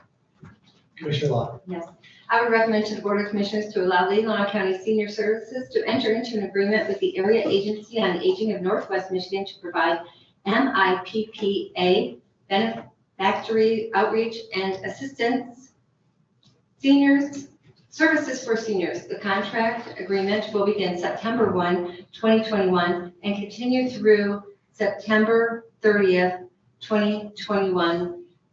And may I ask, is that supposed to be September 1, 2020 through September 30th, 2021? If it is, let's correct it. Yeah, I assume, yes, I'm Okay. guessing. So We it- will confirm that, but I'm sure you're correct. Okay, thank you. Support. All those in favor, please raise your hand. All those opposed, the same sign. Motion passes 6-0. That brings us then to the Register of Deeds. She's right. Hello. Hi, Jeff. Hi. How's everybody today? Long meeting. You're fine. Okay, so there's kind of a little history right here of the images that have been put onto a hard drive. And we need to get those into our system permanently. The hard drives have failed a few times, and in October, when the last one failed, they said you really need to get these into your system before somebody's going to have to come in and refilm them all again, which was a project that was done in 2015. The money is in the automation fund. It is under the contingency, not contractual, and the contract has been sent to corporate counsel, and she's waiting on a couple questions, it looks like, back from Tyler. Yes.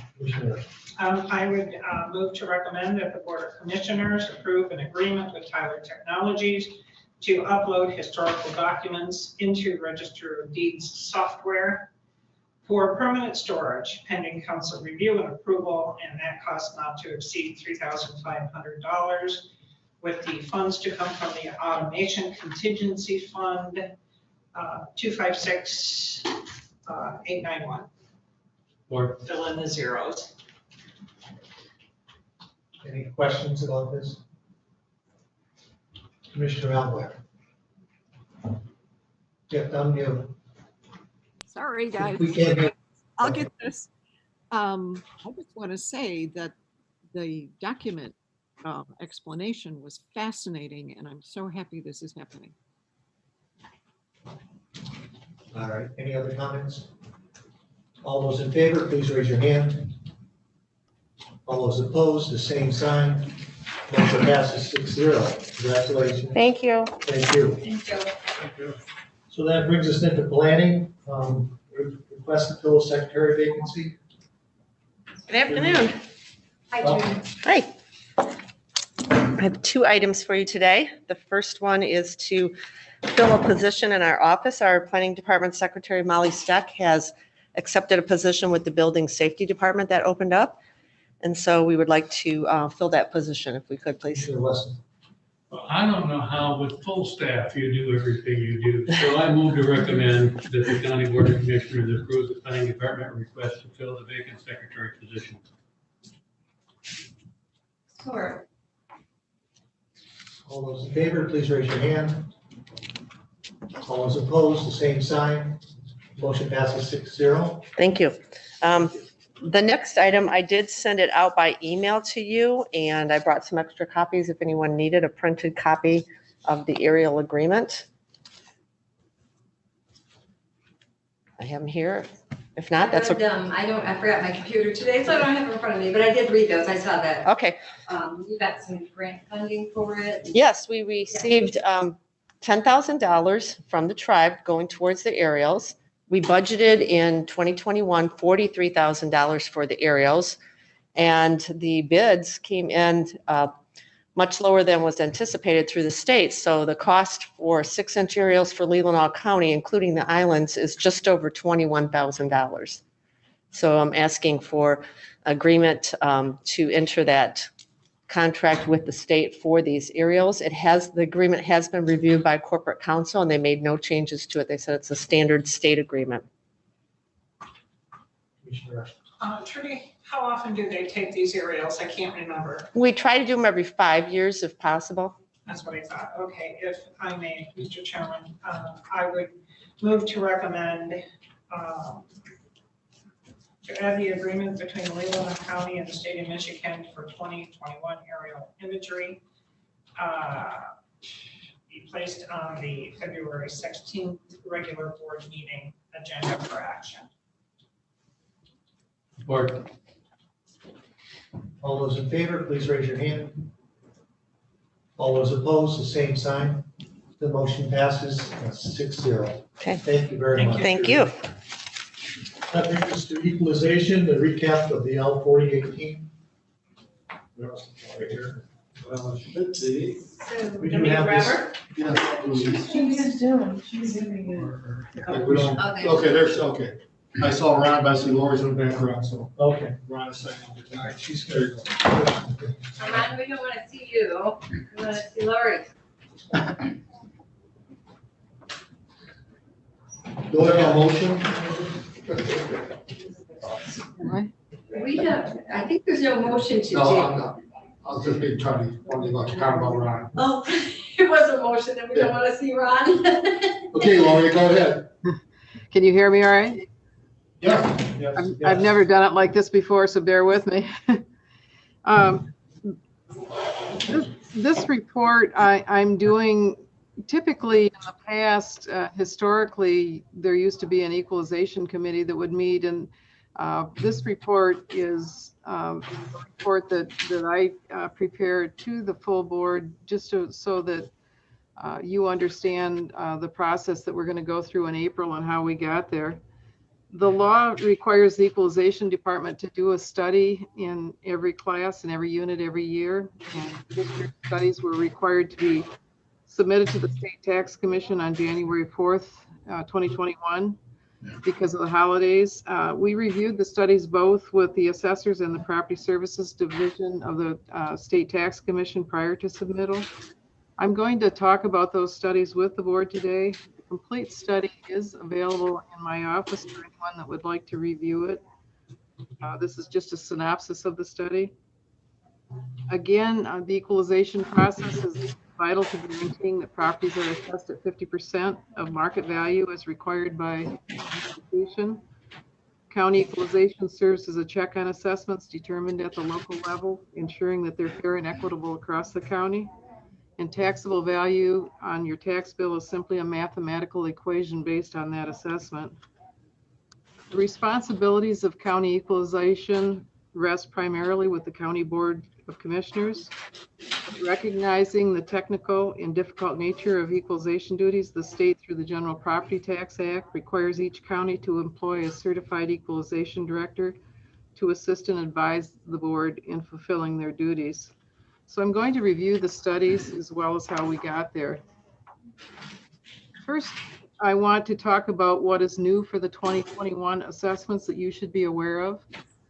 State Tax Commission adopted CAMA data standards September 15th, 2020. And CAMA is simply Consolidated Mass Appraisal. These are the rules by which data are described and recorded in the computer. Government unit codes and school district codes have to be implemented this year. Property classes, taxable statuses like exemption codes, terms of sale, instruments of sale, and sales verified by have to be implemented in 2022, but some assessors have already implemented them this year. I sit on both the State Tax Commission Standards Committee, as well as the Michigan Association of Equalization Directors Standards Committee. I worked on and got a retention schedule adopted for the Equalization Department through the MAED Standards Committee. Another thing that's new that it's important that you're aware of is PA 660 assessing reform is ongoing. PA 660 assessing reform was passed unanimously by both the House and Senate and is among the most significant statutory changes to a key township function occurring in the past 50 years. For years, the State Tax Commission used a 14-point review evaluation process to enforce statutes, administrative rules, and court decisions on the local townships, counties, and cities. A common complaint of the 14-point review was that the state standards were not clear, making compliance difficult. The 14-point review was replaced with the audit of minimum assessing requirements, which they call AMAR, about 5 years ago. AMAR was met with mixed responses, but Treasury data shows that the AMAR standards weren't being met across the board. This act is the latest step in state oversight and local assessing.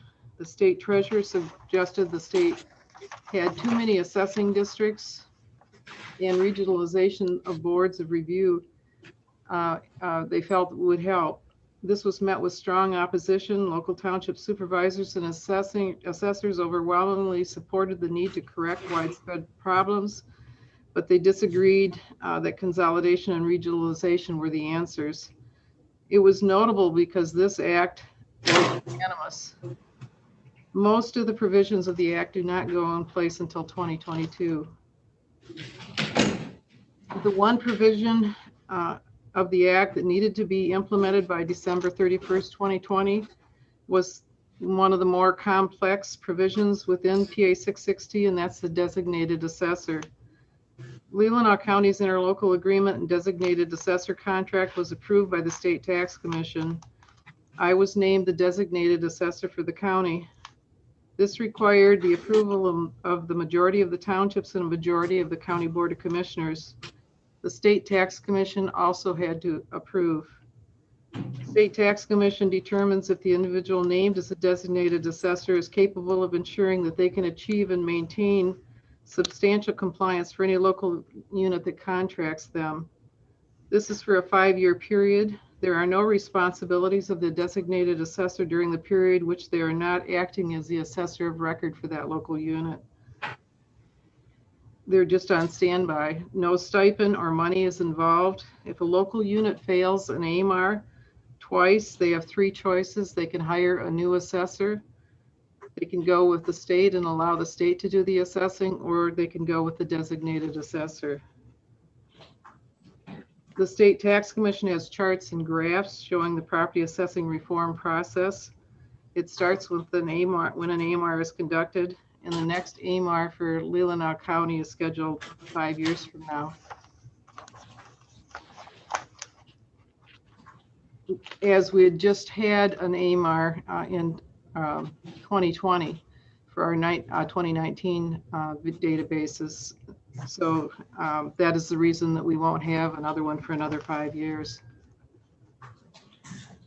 For our department to do good studies, it's necessary to know the real estate market, both nationally and locally, as we need to consider those locations and trends or changes that influence value. One of the things that I monitor are published real estate trends, And the one that I look at every year, which is one of the major ones, is the issued by the Urban Land Institute. They listed 10 trends for 2021, and as most of you might be aware, most of those trends are related to COVID. Trend number 1 is, are we home yet? Starting in March of 2020, rolling COVID-19 regulations forced many office using companies to implement work from home policies for their non-essential workers. Work from home has been around for years, but has been slow to catch on. They listed number 2, the Great American Move, a significant single-family housing market trend emanating from the COVID-19 pandemic is the Great American Move. People and businesses are moving in all sorts of ways to different geographies, from denser cities to the suburbs, from the apartment to a home, and for some back home to live with family members. This trend can be seen locally in Leelanau County or the Grand Traverse area. The Traverse City Record Eagle reported in their Sunday, January 10th edition that U-Haul truck rentals numbers show that in 2020, most self-movers came to Traverse City from Chicago and large cities in southern Michigan. A Leelanau Enterprise article stated, why have Leelanau properties been in such demand? Well, the retiree market is long buoyed home prices in the county. A seemingly overnight switch to remote working has allowed people in the prime of their careers to choose where they live. The role of the coronavirus can't be overstated. They list number 3, reinventing cities post-COVID. The decades-long renaissance of U.S. cities will likely slow over the next 5 to 10 years as the response to COVID-19 tips the scales in favor of lower density suburbs and larger and more affordable homes.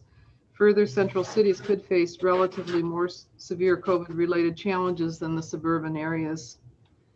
They list as number 4, accelerating the retail transformation. The retail property sector must right size and reinvent. Retailers and shopping centers were already struggling before COVID-19, and now conditions threaten to worsen materially as the pandemic and its economic fallout accelerate the pace and magnitude of pre-existing issues. They list as number 5, from just in time to just in case. The structural factors propelling growth in the logistics real estate industry have accelerated post-COVID, with an increased emphasis on risk management and supply chain resilience. Supply chain strategies are shifting from just in time to just in case. The pandemic emphasized the role of supply chains as a competitive advantage. This preparedness includes holding higher inventory, diversifying sales channels, and having optionality in production nodes, engendering just-in-case strategies. Number 6, you always hear the saying location, location, location in real estate. Trend number 6 changed it to location, location, safety. According to current thinking, COVID-19 can be transmitted much more easily in indoor spaces than outdoor spaces. Safety in buildings as it relates to health is likely to become a must-have and critical differentiator in the wake of COVID-19. Number 7, they list as the economy stumbles and the real estate sector hangs on. COVID-19 hit the United States economy fast and hard in early 2020. In a brief 5-week period spanning March and April, the United States lost more than 2.4 million jobs. COVID-19 also caused the biggest quarterly drop in GDP in U.S. history.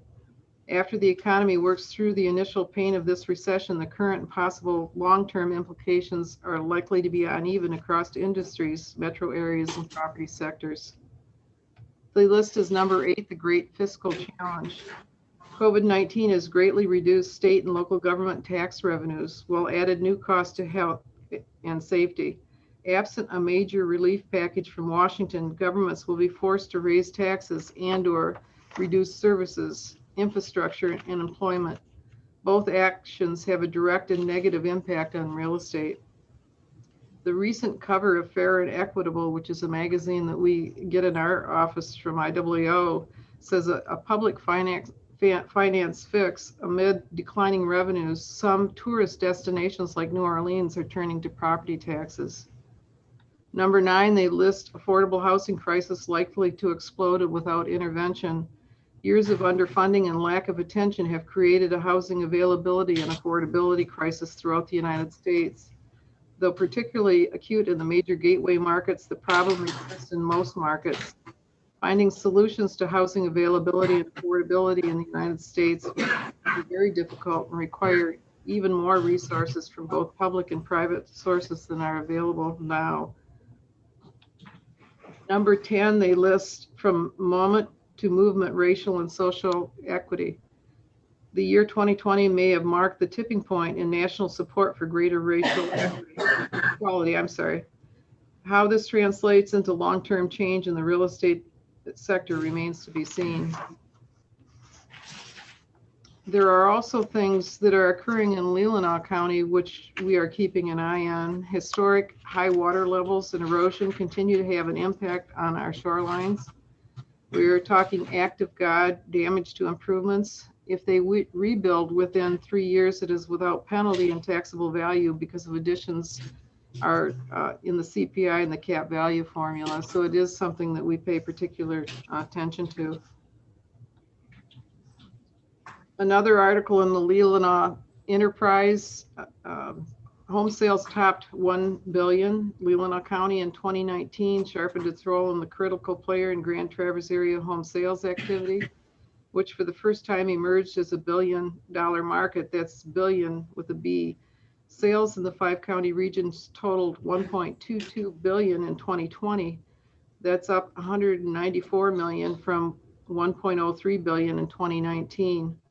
The Leelanau Enterprise article states that home sales in Leelanau County jumped 30% in 2020.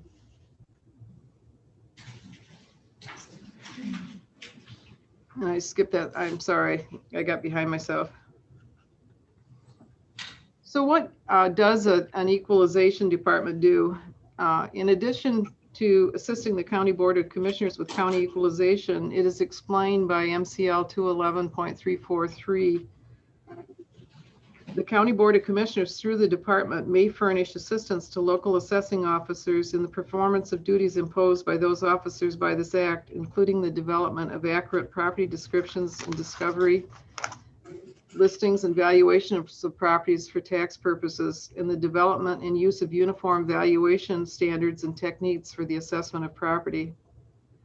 To help with evaluation of properties and techniques for the assessment of properties means we have to understand the Leelanau County market. For the board and taxpayers in general, we try to assist with parcels and assessment information. Together, they form the basis for an early warning system in the economy. They can help ensure that budgets are developed appropriately. What our department tries to do as staff to the County Board of Commissioners for County Equalization is to prevent these types of headlines.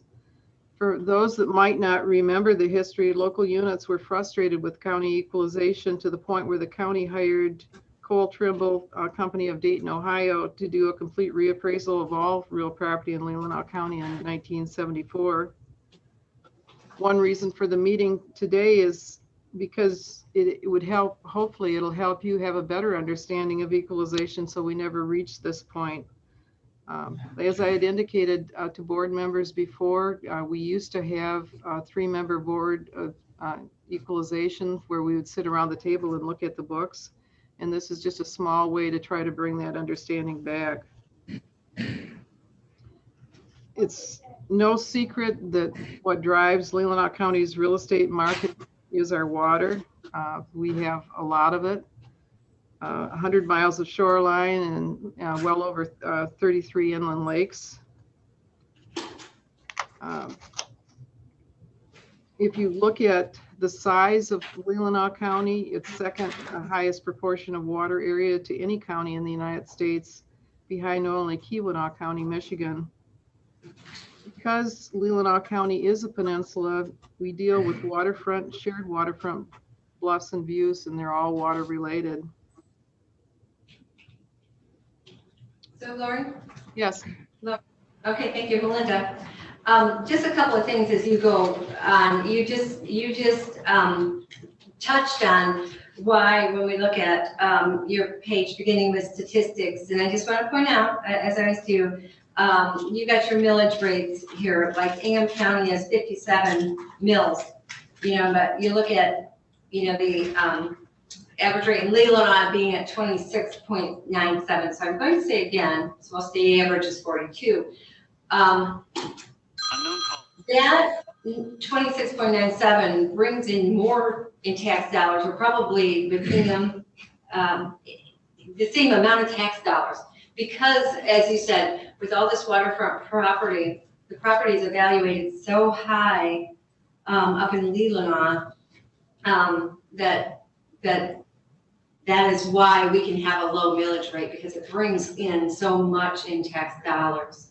I just want to point that out. And then also, when you go back a couple of pages, you're talking about, you mentioned and your super adequacy page. And you talked about a better understanding of equalization. I read with actually a lot of humor an article that was on a Facebook post, very popular post recently, about the home up in Leelanau Township, or Leland Township. But what was sad, maybe sad more than humorous, was the lack of understanding how taxation is done. And there was some wild stuff thrown out there about taxation. And I don't know how to correct that, because, obviously anybody's got a right to write whatever they want, but it was really quite interesting to read that. And I don't know if you followed any of that, but it was kind of scary in a way that there's not a real good understanding of taxation. Well, even today, every year I try to look at it a little different. It's one thing to look at something on a list which is published by the state. This list is published every year. But it's another thing to kind of look at the map and see where things are, and things start to jump out at you. Of course, I love GIS and maps, but it jumps out at you sometimes a little more when you look at it. And the next slide that I have, the statistic kind of talks about what you said. We do have a low millage rate, but on the next slide, you also see that we have the highest average taxable value. And so it could be a good reason that we also have a low millage rate. That's right. Yep. Thank you. So again, trying to put where we are in perspective, how we relate to other areas, because we do look at other areas to see also when we're working on our equalization studies, just to see where we are. We have people that own land and could be in an adjoining county and have land in this county as well. So you do like to know what might be going on. So you look at this particular slide again, this is published every year by the state, but this shows the highest average taxable value, which is in Leelanau County. And that is at 172,091 in 2020. We keep another statistic, it's average days on market, because this is our supply and demand indicator, showing what kind of value you could expect based on those days on market. We did something a little different this year, in that I separated the vacant and improved, because I was noticing a big difference between the days on market between improved properties and vacant properties in the county, and I wanted to know what that difference is. So for improved properties, if you look at the lowest number of days on market for improved is the Omena zip code at 65 days. Next is Cedar at 106 days. Next, Sutton's Bay at 108 days. And last is Glen Arbor at 217 days. If we look at vacant property, lowest number of days on market for vacant property is Lake Leelanau at 168 days. Next, Maple City at 117. Next, Glen Arbor, 233 days. And last is Traverse City at 1,014 days. The other indicator that we look at for is our average sales price by zip code. This again, we did for improved residential properties this year, which is a little different. Because again, when you average things and you throw vacant in, it does weight it. And you see a big difference when you pull the improved properties out. Number one was Leland, average sales price $739,526. Glen Arbor, average sales price $571,833. Empire, average sales price $493,761. And Cedar, average sales price $321,439. Leland does have the highest sales price, and I've talked about that before. You have, we do also look at market segmentation. There's some statistics that are produced based on areas, and those statistics are based on the idea that, or the concept that households with similar demographic characteristics and brand preferences and economic positions will tend to live in neighborhoods with others who share the same trait. The old idea, birds of a feather flock together. So it kind of gives us an idea where in the county we have certain things going on and what might be going on. So our department, what an equalization department does is we do equalization studies, and we do those studies by a concept called sampling.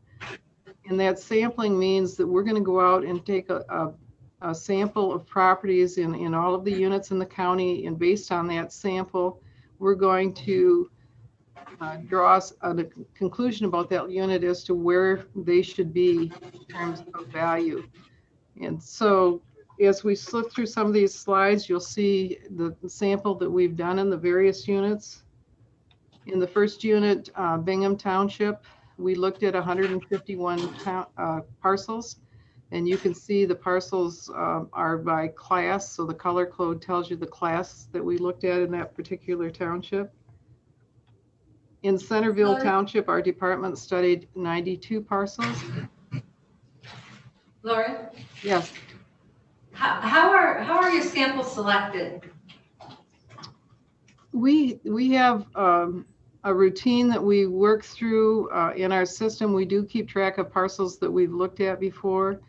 And of course, sampling, to have a good sample, it should be somewhat random.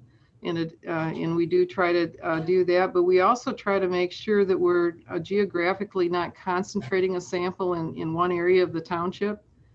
And so we're trying to look at different parcels every year, but also to spread them throughout the township so it isn't concentrated in one area. Like I said, we do have a routine that we run through every year. We do keep track of parcels that we've looked at before, when we've looked at them, how recently we've looked at them, and whether they've ever been looked at to determine what we're going to select as a sample. Some of our samples, it is recommended by the State Tax Commission that if you have a sale and you're doing an appraisal study, that sale should be used. So some of our samples are based on the fact that that parcel sold within our time frame. Does that answer your question, or? Yeah, it does. I know, and I thought part of your answer might be that, you know, if you're going to look at vacant ag land, you know, and there might only be 3-4 pieces to choose from in a certain area or township. So that would explain that. I just see a couple of my parcels were randomly sampled. So are those reports the person can read? Pardon me? Yeah, can the person see if their parcel was sampled? Can they see the? Absolutely, yeah. We do keep track, and we can print reports to show the year that it was looked at, and we do keep track of them. Sometimes, though, you will have a parcel that we may have looked at some point in time, but it's been split several times, and so the new parcel might not indicate it's been looked at. Yeah, okay. It's not the case in mine, but I understand how it could be. Thank you. Again, in Centerville Township, 92 parcels. In Cleveland Township, we did 83 parcels. In Elmwood Township, we looked at 302 parcels. In Empire Township, we looked at 128 parcels. In Glen Arbor Township, we looked at 178 parcels. In Casson Township, we looked at 104 parcels. In Leelanau Township, we looked at 230 parcels. In Leland Township, we looked at 202 parcels. In Solon Township, we looked at 85 parcels. In Sutton's Bay Township, we looked at 173 parcels. In Traverse City, we looked at 42 parcels. So for this last year, we looked at 1,770 parcels that our staff looked at. So once we've looked at those in the field, our department reviews the sales that we're going to use for our land values and ECFs. And ECFs are simply economic condition factors. We use the cost manual in Michigan, and everybody in Michigan uses the same cost manual. What the ECF does is adjust it to our local market. So we go out and interview the owner and appraise the property. We do take pictures. And we do sketch the buildings if there are buildings on the property, and then we appraise. The other thing that is required, our tax maps are required by law, and one of the areas that we assist our local units is because it's required of the assessor that they have land value maps and tax maps. That's one area that our department does assist. This is required by the General Property Tax Act. And it's also an item that's checked in the audit of, or the AMAR review. And so we do help the local units to meet that requirement. This first map is the agricultural sales that occurred in the county. And when I say agricultural sales, these are those parcels that are classed in the agricultural class. There were 19 classed ag sales during our sales time frame. This is our commercial sales for the time frame. There were 72 sales within our sales time frame. This is our map of private waterfront sales. And when I say private, that means that they have their own private frontage. They don't have shared frontage. These are both vacant and improved. There were 267 sales of waterfront property during our sales time frame.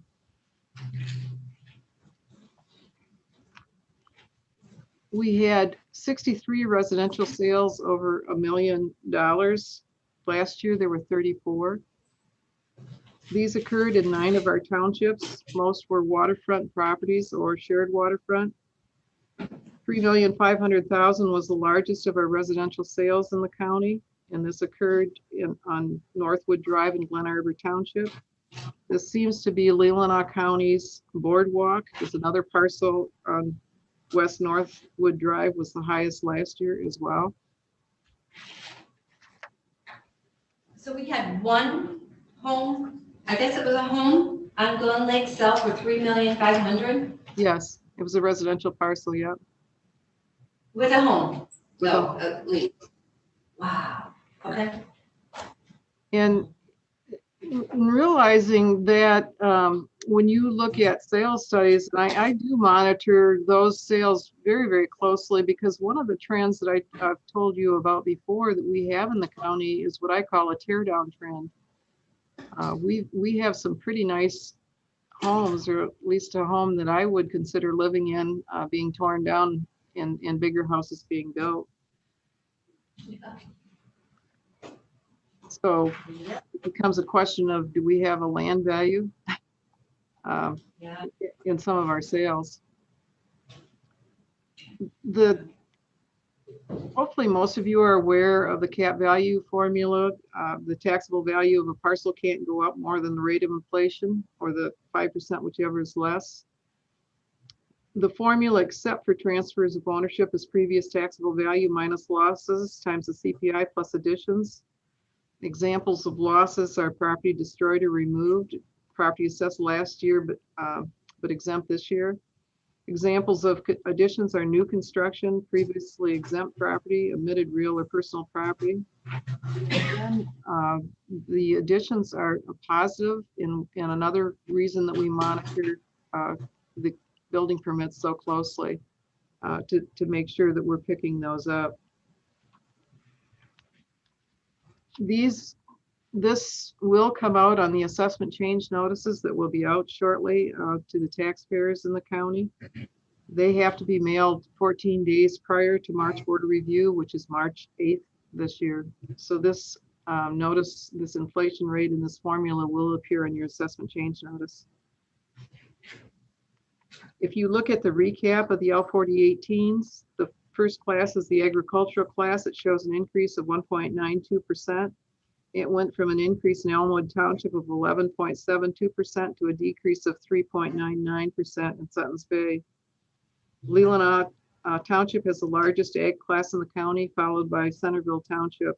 Ag is 4.30% of the county's assessed value.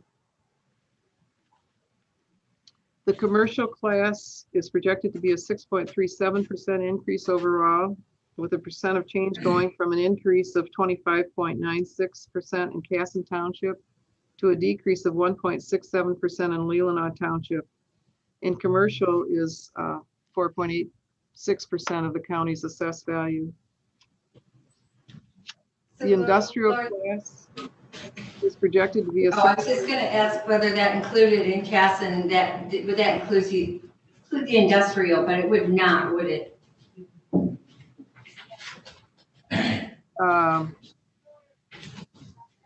For the commercial class?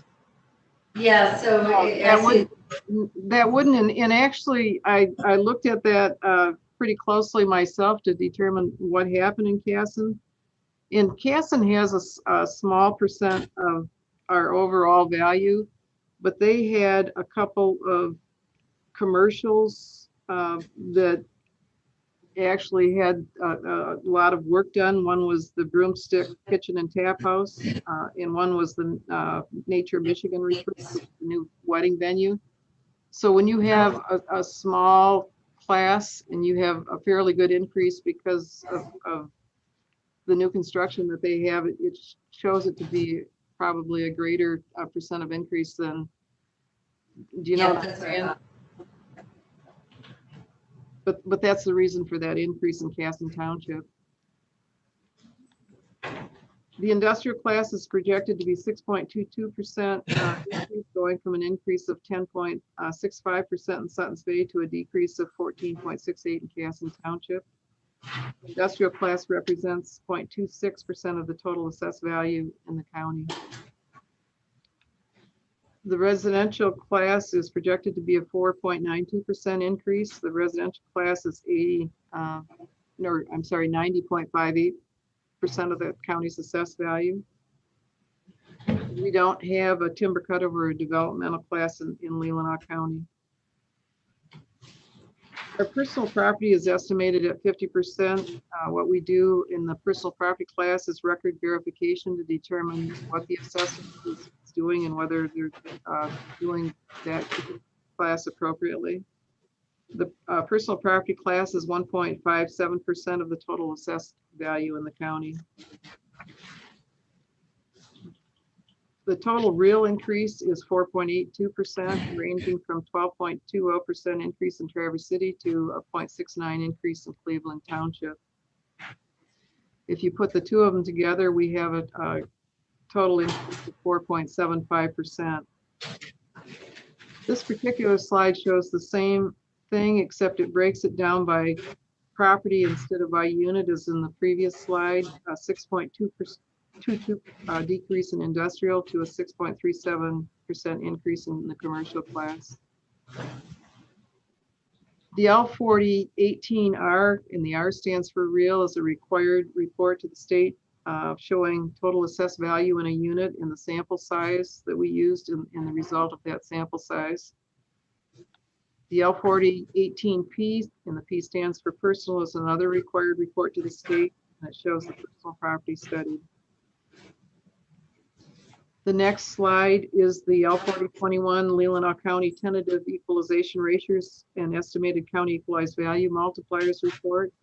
The equalization director of each county is required to publish the same in a newspaper of general circulation within the county on or before the third Monday in February each year.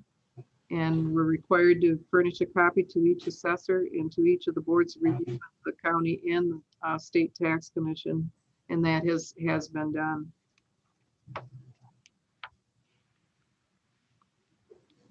So again, the most, I have always felt that if taxpayers feel that taxes are fair, that the whole system works better, so that perception of fairness is reinforced when the data is accurate. And we do really attempt to work on accuracy. That's one of the areas that we do work with the assessors to try to assist them when we're seeing things, any types of trends at the county. For instance, you know, some of our lakes are in 5, Lake Leelanau is in more than 1 township. And so we can help some of the assessors with that information to make sure that the data that we have and that we're looking at is accurate. Are there any questions regarding the report or?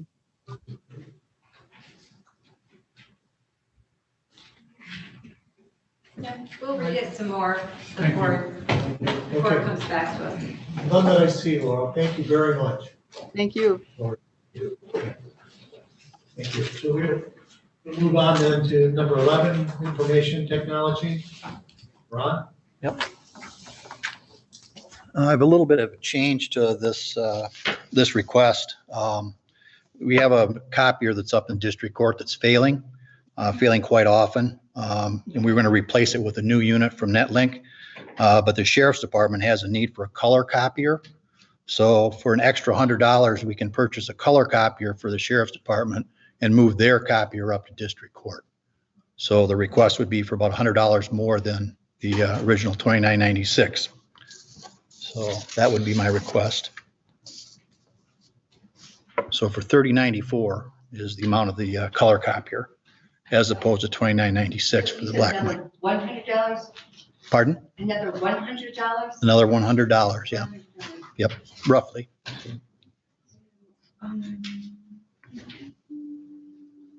Commissioner Alguer? I move that the Board of Commissioners waive the policy and bid requirements and approve the quote from Netlink for the purchase of a Sharp MX 2651. Is it the same number, Ron? It is, except it doesn't have the, oh, there's a letter missing. It's just an MX 2651, yes.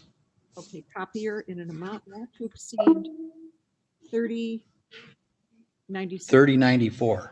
$3,094. Funds Right. to come from duplicating Fund 645.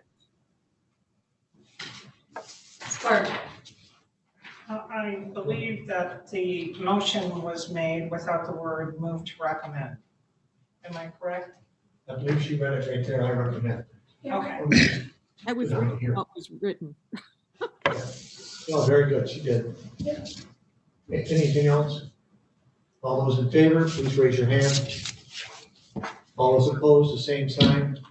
The motion passes 6-0. Thank you. Thank you, Ron. Thanks for that. Now we have the approval of the 2021 County Board Rules of Order and Procedure. Yeah, it was just a housekeeping event that we discovered that in January 5th at your organizational meeting, we reviewed these, you made some changes. It was put back on the agenda in January and you reviewed them, but somehow there was no motion in the we went on to the next topic. Yeah, and then no one called it here. Oh, we just moved on. I would move to move this issue forward till next week for a final vote. Support. Mr. Chair, I have a one addition I'd like to make in the rules of order. I wrote it down, and I think it would be simple to do. I think it might be helpful. All I'm asking for is at the end of the day, we take a minute and evaluate how we did that day in terms of use our time and working together. This is something we use at the Community Development Health Board, and it takes about 1 minute at the end of the meeting, and we ask ourselves, did we spend our time on the most important topics? Did we encourage diversity of viewpoints? Did we make our decisions collectively? And did we use our time effectively? And I'd suggest that we add this as a regular part of our agenda right before commissioner comments at the end of the day. Any other comments about this? We'll look at this then for Tuesday night. Commissioner Alvarado. I think that's a good idea. Retrospectives on what we've done and how we can improve is always.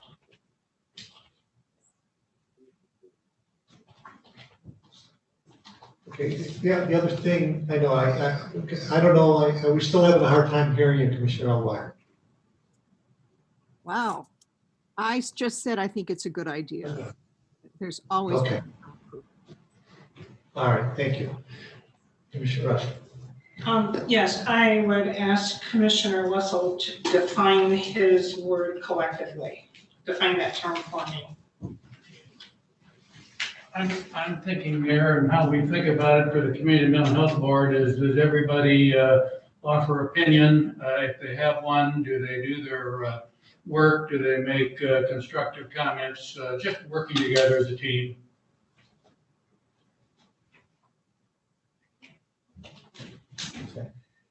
Well, there was something else when this was put on here, I thought we need to probably relook at committee of the whole. We had a special committee of the whole session, and the question was brought to me are the decisions final at a committee of the whole? And I thought because it's called a committee of the whole, it's not really a final decision. But we don't have anything in the rules that say whether it's committee of the whole is a final decision or not a final decision. We don't even have it described other than the one that we have at the end of the year for boards and committees. So I was thinking we need to look at putting something in there. So if we're going to have just a committee and then bring those recommendations forward like we did today, and that's the way I understood committee of the whole to be. But if it's not described like that and someone said the decisions made that are final, which I didn't believe they would be, but I said, well, it'll be brought forward anyway, so we'll find out here. But I think we need to maybe look at that and redefine it. Yes. And it may possibly, we need to look at that. I 100% agree. And it may possibly be on the form we sign in the lettering below, that it could be clarified at that point, that this will be for a special meeting for work study, a special meeting for a recommendation, or if it's a committee of the whole, it's a special meeting for action. And as we sign for those special meetings, I think it needs to be clarified there, because the confusion came in. If you look at one of the more recent ones we did, if you look at in our board rules, it looked like action. It could be read as action. And per Robert's rules, I believe also it was in there. So that's a confusion, but maybe it could be taken care of in that form alone. Okay. This actually came up several years ago. The only time a committee can take formal action is a regular meeting. A committee meeting, whether it's 2 people or 7 people, can only recommend.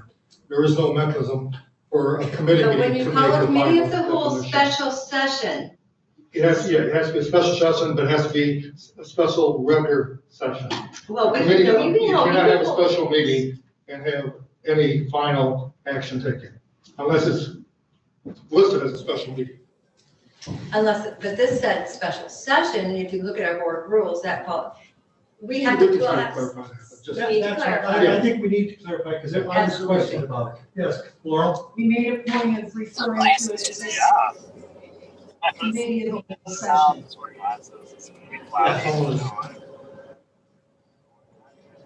Instead of using the word special, Right, I suggest we use a different word. and even session, maybe. Pardon me? Possibly even session, maybe just committee of the whole meeting, but let's clarify that. We want to indicate that it's not a regularly scheduled meeting, and maybe with the use of a different word.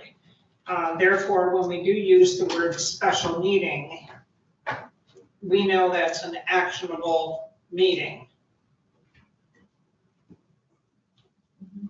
You can see how it gets. We're gonna try to clarify. Yeah, I think we just need to clarify it. I think everybody understood it the way it was presented. I just think that that question was brought to me, and when I looked at it, I thought we could just easily clarify it. I don't, so since we have them on here already, and then we can verify that, and everybody can, if you think you can. We'll try to do so by next Tuesday. Okay, great. Thank you. I have one more question in regards to this proposal that Ty brought forward. What are our metrics for judging? What would be the metrics? Who's going to decide whether we effectively followed these points you're making? The point of the exercise, at least for community and mental health, is we all, at the end of the day, just answer the question, how do we do today? Well, you know what my answer is going to be each and every time. I did a great job today.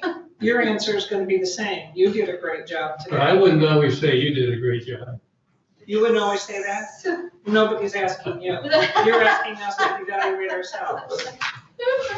I'm asking us to evaluate ourselves collectively as a board, not as individuals. To what end? I don't understand the end that you're looking for. We individually represent different districts. We're individuals. I don't know if you're trying to herd us all together with one voice. I prefer to be my own voice. I don't need you to tell me if you approve of what I've done or not. I am, Mr. Chairman, I responded, Absolutely. and I thought we were going to look at this and talk about it next week. And we can. I think there's some value, and as a board, on a regular basis, very quickly, say, how are we doing as a board? And if all our thumbs are up, we're doing pretty well. If most our thumbs are down and one thumbs up, maybe we ought to have some conversation about how we're doing. So it's just a subjective, very quick and dirty action that I think could give the chair and others some indication about whether we need to talk about how we do business. So I have a motion, I believe, on the floor to move this forward. Now, I mean, I would think you'd want to add an addendum to this, to add this to moving it forward, because you actually, after they made the motion, you presented us with this. So at least that would be my, I would prefer that we know that everybody wants to move this forward. Your suggestion here, I mean, that's all I'd say. So do you want to do that how do you want to approach it? Just. I thought my read of at least a couple of commissioners, they might want to think about this, and I just wanted to move it forward and make a decision next week whether we add it to the rules of order or not. Okay. Do we have a second on that? Yes. But I'm not sure. Do we have a motion on the floor? Yes, I was a bit confused. I do have Rushton saying the motion, but then I didn't hear or put down a second to move it. Commissioner Lochner did. Okay, Yeah, so, my understanding of the motion may be that we can also discuss this Tuesday night, move forward. That's what I'm discuss it asking, Tuesday. I would do that on there, if that is added. I have no problem discussing it. Okay. So everybody understands, that's, everything is, the thing about committee as a whole is on there in all our report. We'll have that discussion then. Right. Any other questions or statements? Okay, all those in favor, please raise your hand. When is Oh, waiting? I'm sorry. She's raising her hand for another question. Go ahead. So are we voting on the motion to evaluate our meeting at the end? No. What are we? We're moving on, putting these things together, and we can look at it, and we'll discuss it next week, whether we're gonna add it to our meeting, Regular board. rules and order. Okay, so I have another. This is just to move it forward to next week Okay, but I have for the another, discussion. I have another question about the rules. And Okay, go ahead.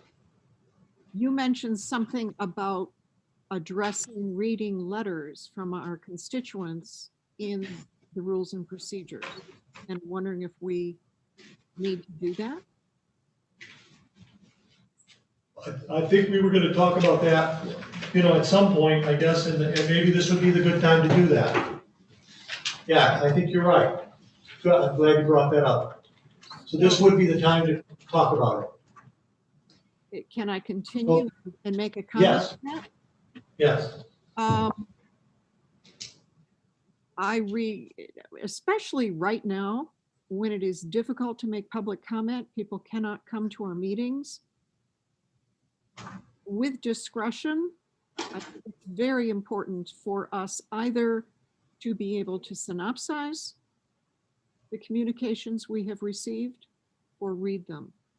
But to deny our constituents' voice in our meetings would be a very sad decision, I believe. I would be happy with a synopsis of comments.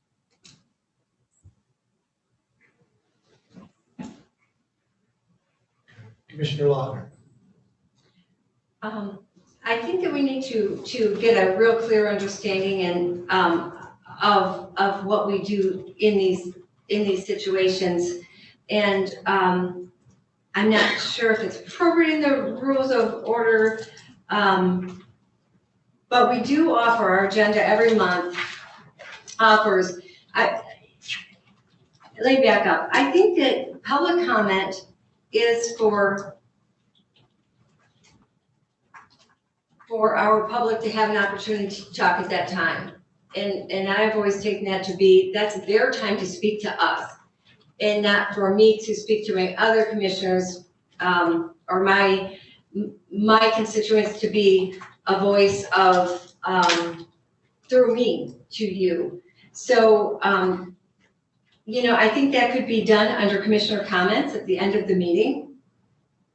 If we really choose, we could read into there, but we already offer the telephone in. At some point, we are going to offer, face-to-face again, at least I sure hope so.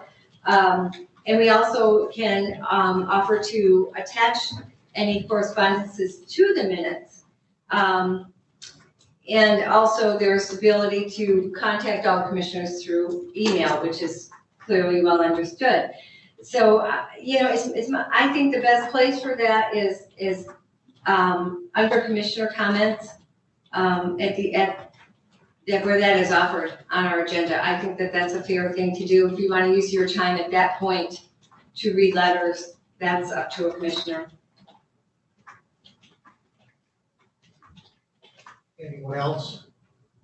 Do we want, so I guess my question is, are we going to add that into our rules? Would you like that as a motion and have it understood? Or can we just have that understanding? I mean, however we want to do it, but I mean, my sense is that we, especially when we're getting 20 or 30 or whatever, if we start, it's supposed to be a time for the people to talk and us to listen. When we start inserting ourselves in and we pick and choose what letters we're going to read, and, we either should be reading them all or not reading any of them. I don't think it's, but I understand what Commissioner Wessel's saying in that if a commissioner wants to read it, it probably shouldn't be our place to tell them they can't, but yet it goes against, I think, public comment when you pick and choose, commissioners pick and choose what goes in and what doesn't. Because if I've got 3 letters, which I've received that they asked me to read, and I choose to read one of them, you know, I don't think we're getting the full benefit or non-benefit of what the 3 are, because I'm choosing which one I'm gonna read.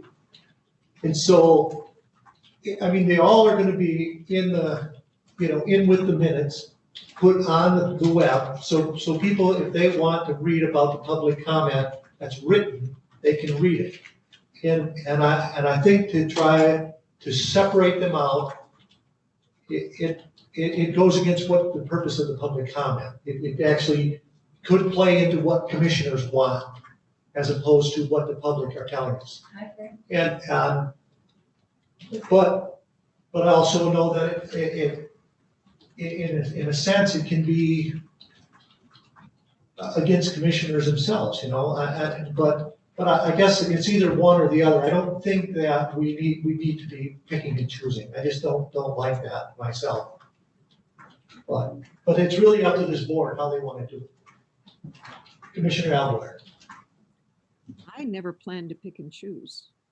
When I say synopsize, that's exactly what I mean, but I never said I would pick and choose.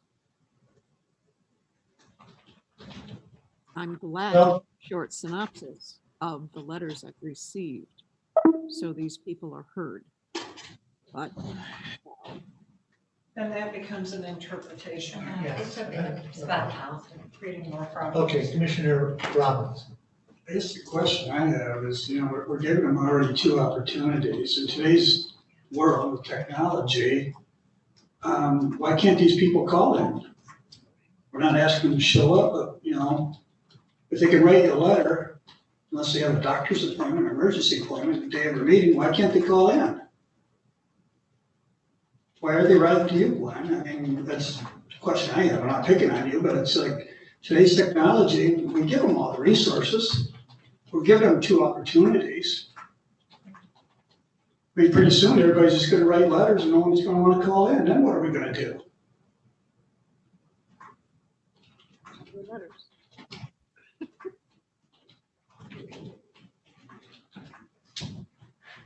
Well, and I guess I'm a little afraid of synopsizing it as well. I mean, then we're letting the commissioner decide what's important in the letter as opposed to what the person who wrote it is. So that's almost, I would be more opposed to that than, you know, just reading 1 out of the 3 or something, you know, but I guess it's, to me, and maybe this is a wrong attitude, but it's all or nothing. I mean, if we're gonna read them, we read them. If we're not going to, then we put them in and make sure they get there. Either way, they should go with the minutes when we put that out on the website. Commissioner Weston. Well, I like that Laurel's been posting them on the website, and I suppose if our constituents knew for sure that we would go to that and everybody pay attention to it and they were being heard, that serves a purpose. I think it is difficult to call because we don't have a queue. So they call, and if it's busy, then they have to call again. If we were gonna do this forever, I'd like to check our phone system and see if there might be a way to put people on hold, but hopefully we'll be back into business as normal soon. I'm comfortable not reading them unless the commissioner wants to do it during their commissioner comments, and obviously we can't tell them no on that. But then I think we need to all commit to make sure that we go to the website and look at all those letters.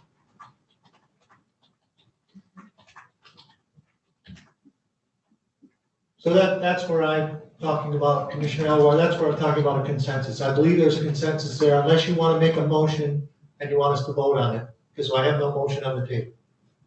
That's a motion to move it to next. Yeah. Yeah, I'm sorry. That's So right. we do have a motion to move it forward to next week for the, which we forgot to do last time. So, and that probably was my fault. So So efficient. this is just to move it forward to next week. All those in favor, please raise your hand. All those opposed, the same sign. Motion passes 6-0. So now, I guess, if you wanted to make a motion about the reading of the letters during public comment by commissioners, you're welcome to do that.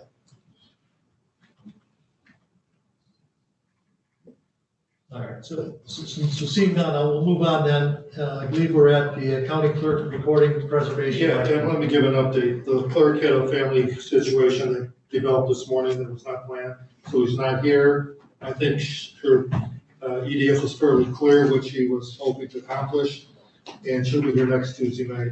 So I think we just move this forward next Tuesday night, and she'll be here most likely to answer any questions you have. But I thought her EDF was pretty straightforward in terms of what she hopes to do. Commissioner Russell. I would move to recommend that the Board of Commissioners waive its bid policy and approve or authorize the county clerk to enter into an agreement with CoFile for records preservation as outlined with good faith estimate of $11,492.20 based on the page count submitted with billing occurring on the actual page counts. Funds to come from county clerk's budget, special projects, and microfilming. Support.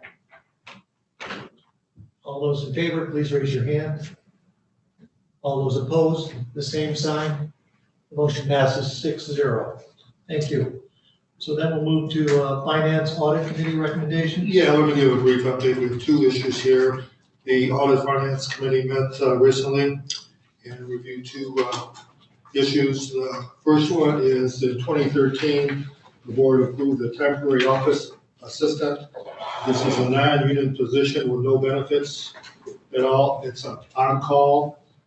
We were successful the first couple of years with getting people, and it's been really helpful. Unfortunately, the last almost 2 years now, the people that we had doing either got full-time jobs here or have retired or moved on and so forth. We have one temporary assistant right now. We've been running ads in the enterprise and posting it for months, have not been successful candidates.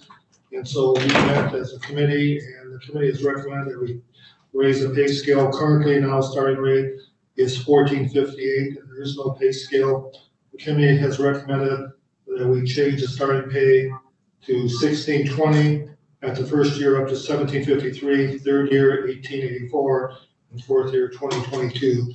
So again, there is no benefits, there's no vacation time, there's no personal days. This is only when they're needed on call, if someone's sick or unforeseen circumstances or special projects come forward.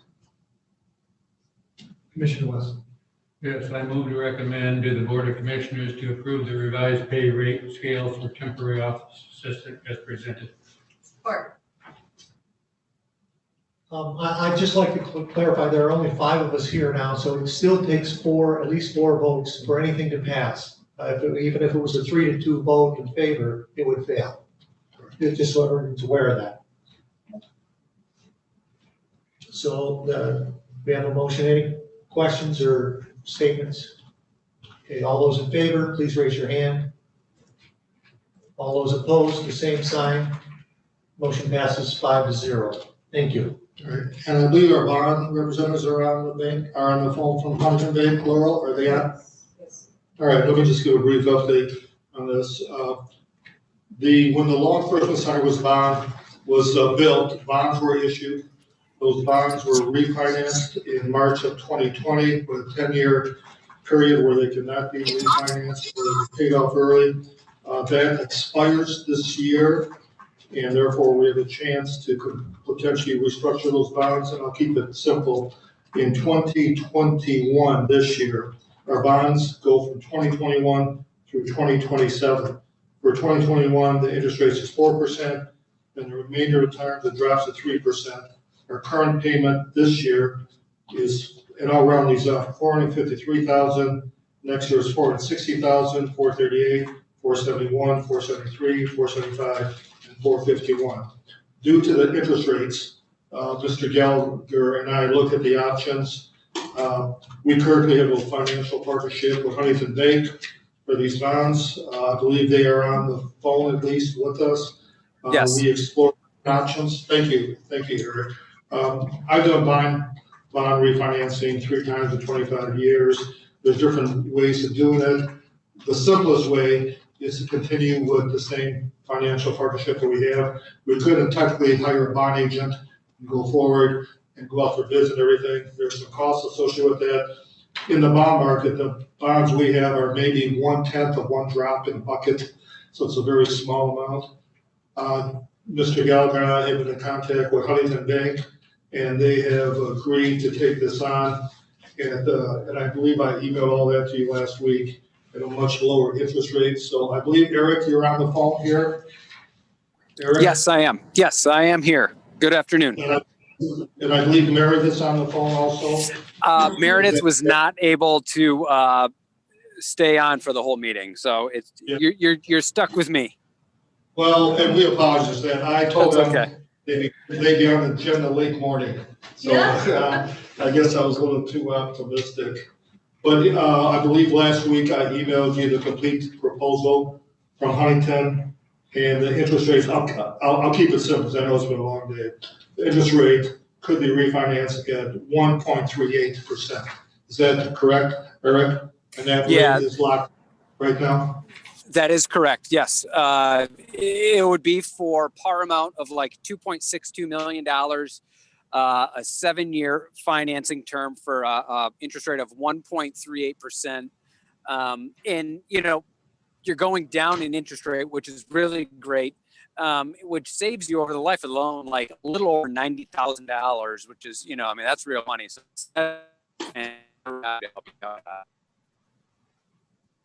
So if, in simple terms, and yes, they're correct, the amount we would refinance the bonds is 2.62 million at a rate of 1.38. The final maturity date will still be June 1st, 2027.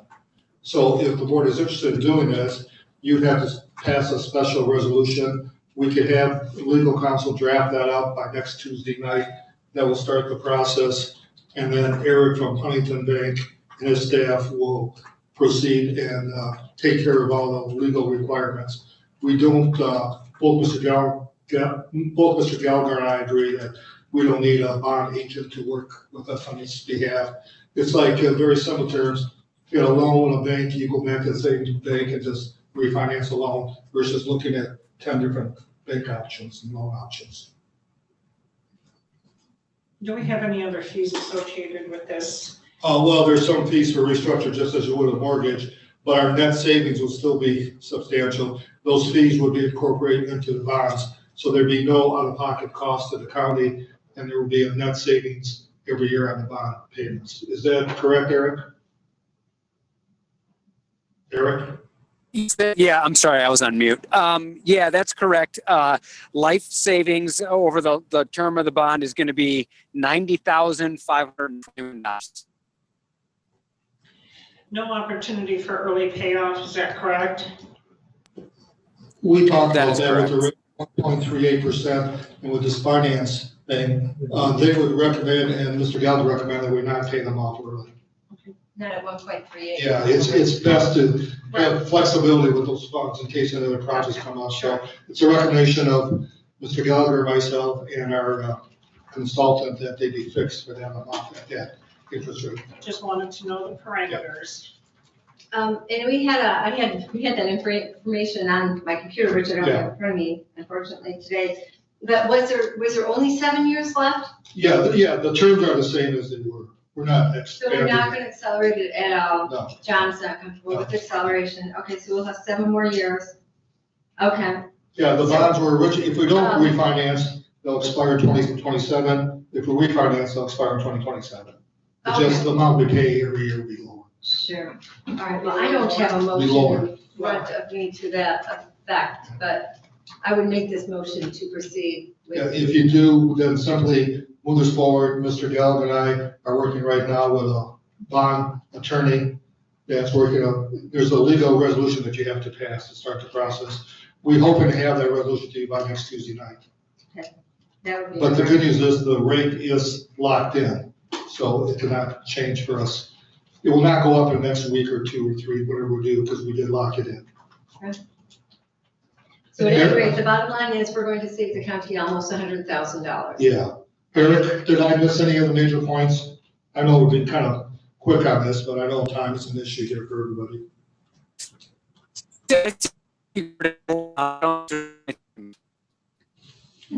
I believe he says yes, I covered it. Well, We couldn't understand you. I just want to say that the information was sent to the board prior to today's meeting, and we all had an opportunity to read some of the detail. I personally think it's a good move for the county. And I don't know, did you make the motion to move this forward? You second. And I did second, or I do second. Any other questions or statements? Okay, all those in favor, raise your hand.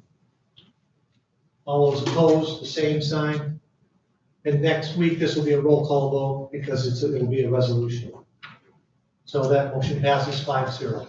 Thank you, Eric, for your patience of waiting for us. Yes. Yeah. All right, so then that brings us to the boards and commissions. Yes, boards and commissions, Northern Lake Community Mental Health Authority. Yes, Commissioner. I move to recommend that we appoint Greg McMorrow as our representative of the Community Mental Health Board. I think that's an excellent suggestion. I'll support. And you'll add his terms. He'll be finishing out a. It's a 2-year term, I believe.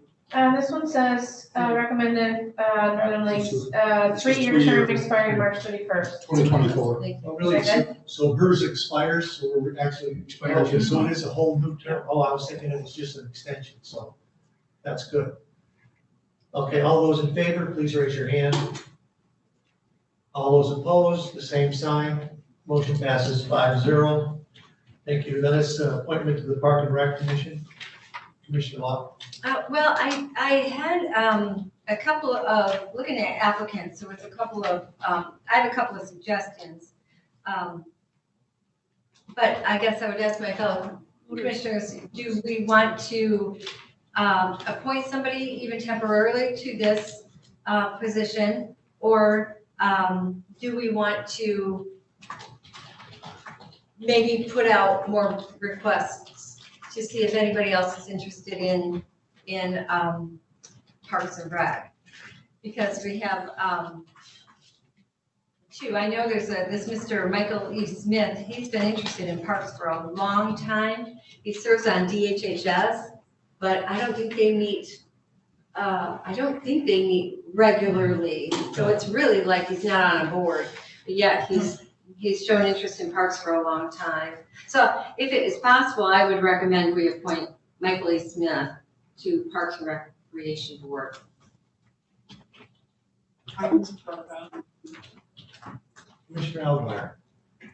We have people who have applied. Jessica Lukomsky, I note, has had her application in for a long time, so I'm not sure why we would overlook the people who've already applied. I don't think that's quite. Hear the name. Yeah. We're only getting about half of what you're saying. I don't think it's quite fair to overlook the people who have already applied. Jessica Lukomsky applied in 2014. She's been waiting for a long time. So I think it would be pretty inappropriate to overlook the people who have already applied. Well. Okay, well, I mean, Mr. Smith is one who's also applied, you know. She's talking about if we want to look for more other than those who have applied now. Like Laurel, yes. I did call and confirm with Mrs. Dickerson that she is still interested in serving on this board, and this is the only board that she showed an interest in. This is Dickerson. Right, Janet? Yeah. Yeah, you know, Commissioner wants to go. I had contacted Mrs. Dickerson the last time there was a vacancy, and at that time she told me, she's a Northport person, and at that time she told me she was only interested in the township Parks and Recreation Board. Oh. So maybe she's changed her mind, but at that time anyway. Well, I just talked to her last week, and I told her there was an opening on this board. All right, so, Well, we have a motion on the table, but yes. yeah, I just want to be clear. I just brought our very last appointments. So I thought all the applicants were up to date and that everybody interested in Parks and Rec was on this list. So I'm hearing a couple more names, and I did read the Dickerson in the packet. I do remember seeing that now. So, they're not on this list. So I don't know, I'd have to take it back. Is she on any other boards? Any other boards and commissions for us, or is this the only one she's applied for? That is the only one she applied for. Was Parks. Oh, okay. Well, let's move this forward to Tuesday then and see. Well, so you're withdrawing the Michael Smith? Well, yeah, I'll withdraw Michael, and I wanna, Is that okay with the second? All right. yeah, let's look at it and see if because maybe there's some others that aren't in here or we missed, or let's look at it as a whole Tuesday. There's no real big hurry on it either. If we also can consider, do we want to put it back out again for more requests too, but. I guess of the things, I was interested in those who are not serving on anything else. You know, but you're right, if it's only meets intermittently, sometimes we don't do that, but like I know Steve Yoder, but he's already on planning. You know, I thought of him, and Yeah. several others there that were on other things, and I know like Jessica was on planning for quite a long time, till she was 3-termed out, so I know she's very willing and very able to. Lukomsky, I think was her last name. So do we have a motion then to move it forward? Move it forward. Support. Okay, and support.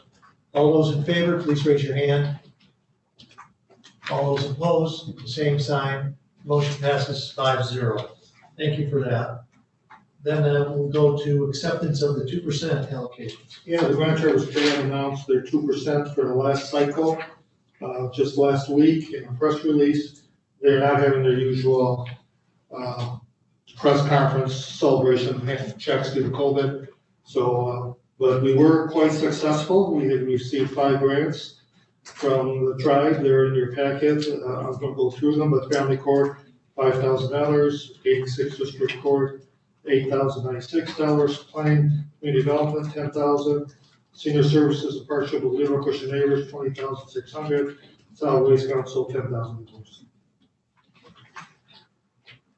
Commissioner Wessel. I move to recommend that we accept the Grand Traverse Band award amounts as presented. Support. Okay. Commissioner Alguier also supported it. All right. All those in favor, please raise your hand. All those opposed, the same sign. Motion passes 5-0. Thank you. So that brings us to substance abuse and their contract renewal. Yeah, Mr. Blake Memorial has just done, I think everyone would agree, just an outstanding job leading us through some challenging times this past year with COVID and substance abuse. We had a meeting last Friday, and we had several guest speakers. A great presentation from a doctor with very powerful PowerPoint, which I'll share with all of you here in the near future. And after twisting Greg's arm once again, he is accepted to continue his role. As you know, last year, he was gracious enough not to take his stipend every month just due to COVID. He felt guilty for not proceeding forward. And I said, under the circumstances, the fact that we still have people that want to meet on a regular basis and still have presentations, and Greg is representing us in numerous organizations. There's a 5-county substance abuse. There's various meetings he goes to. He has reached out to the medical community. He has reached out to the pharmacists and so forth. He's working with other organizations, and so it's much more than just a once every 2 months meeting, as Commissioner Russian well knows, and Commissioner Russell and Commissioner Alguier was part of our discussion last Friday. But I think it's imperative. I think everyone in that substance abuse coalition would agree that Greg is the right person, has a professional background, and the right personality to keep going forward with us. And I hope he stays much longer, but at least I got him to continue for this year. Actually, I have nothing to offer. I was absent for this last Friday's meeting. As you well know, I was absent the meeting prior to that. I was sick. I called in and let Chet know the last minute that it just wasn't going to work. Commissioner Wesson. Yes, I move to recommend that the Board of Commissioners extend the agreement between Leelanau County and Greg McMorrow for consultant services on behalf of the Leelanau County Substance Abuse Prevention Coalition as presented, funds to come from account ending in .019. Support. All those in favor, please raise your hand. All those opposed, the same sign. Motion passes 5-0. Thank you. Then we have the funding for. Yeah, at this point, I would recommend we just hold off and move this forward to March. They are, at one time with this board 2 months ago, asked if we could somehow help with the COVID vaccine, and when they have enough personnel, they have enough personnel. They have some funding for it. What they are doing is they're renting the former middle school portion of Suns Bay High School there, and there's a fee for that. They don't know how many days they're gonna be using that, and so they're very grateful for the offer that we have extended, but I don't have a dollar amount or a specific amount to go forward. I think by March meeting, we'll have a better idea. So I would recommend we just move this forward to the March meeting. At that time, I can come up with a firm proposal if they do require. Still funds. needs help, okay. We'll just put it on, plan, leave it on. Yeah, the if everyone feels have to comfortable move with forward. that. All right, so then we have first responder recognition resolution. We've done this the last, I believe, 4 years, and we normally had muffins and punch keys and donuts here for first responders, and they were always grateful. But with COVID, obviously, we can't do that. But I think they were very grateful for the recognition. And the last several years, what we did is we customized the resolution, and we gave one to every first responder union. And then Matt Zorgi and I, for the ones that were not here at the presentation, we went out personally deliver them, or went to fire board meetings, or who their chief was, and personally distributed it. I know quite a few of them have them hanging in the fire departments and so forth. So I think it's a nice way to recognize our first responders. That includes all ambulance services, the law enforcement, the state police, firefighters, everybody was included. So we want to move this forward to next week for the resolution. Yes, so moved. Support. All right. All those in favor, please raise your hand. All those opposed, the same sign. Motion passes 5-0. Thank you. Then that brings us to review of financials. Yeah, I just had a couple of questions that actually Gary answered for me, so, it's just about the pipings and the one unit being put in. Does anyone have anything else besides that? I had one question that I had for Matt, and he's following up with it. Okay. Thank you for doing that. All right, so then we have any special reports from staff, commissioners, or agencies? Seeing none. So then that would bring us then to public comment. If you have any public comment, please call 231-256-8109. And please turn down your volume if you're listening on YouTube or anything, because it tends to interfere and there's a delay. So 231-256-8109.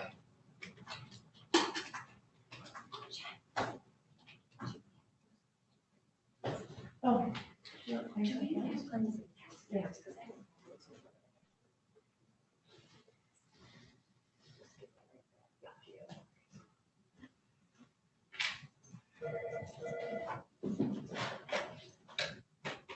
All right. Call for public comment.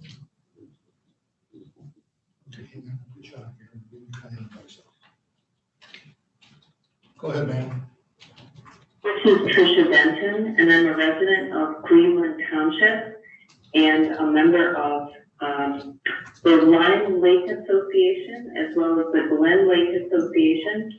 And I want to speak in thanks to Paul retiring Marine Patrol, Paul Rigori.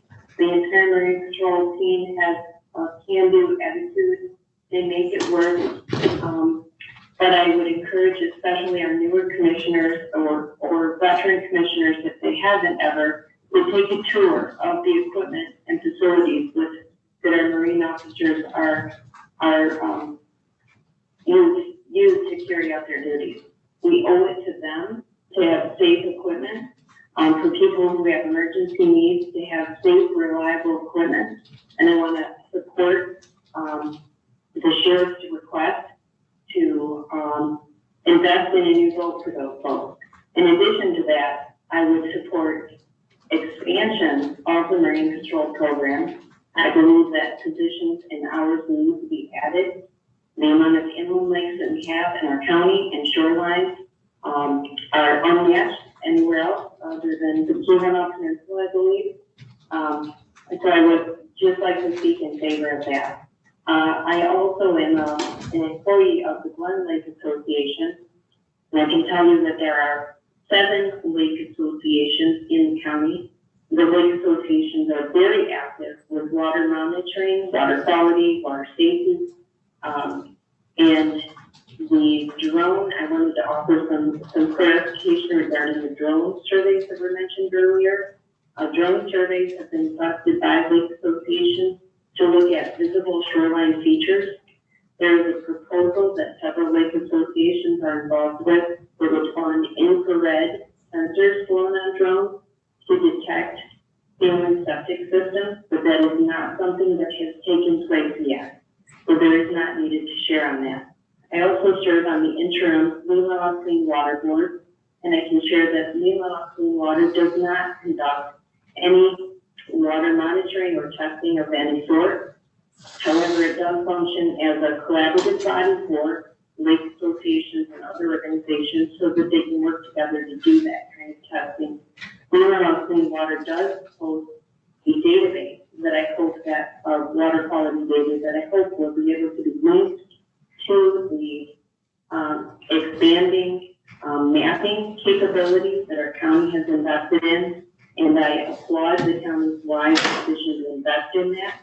As a person who has personally spent hours calling well and septic records to identify questionable sites for well and septic issues, I applaud the county's wise decision to do that.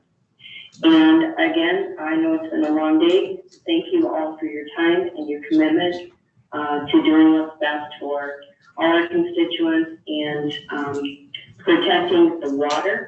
It is so valuable to our economy here, our tourism economy, and a big part of the reason why I live here. Thanks again. Thank you. Thank you. If you wanted to call in, please, the phone's available, 231-256-8109, 231-256-8109.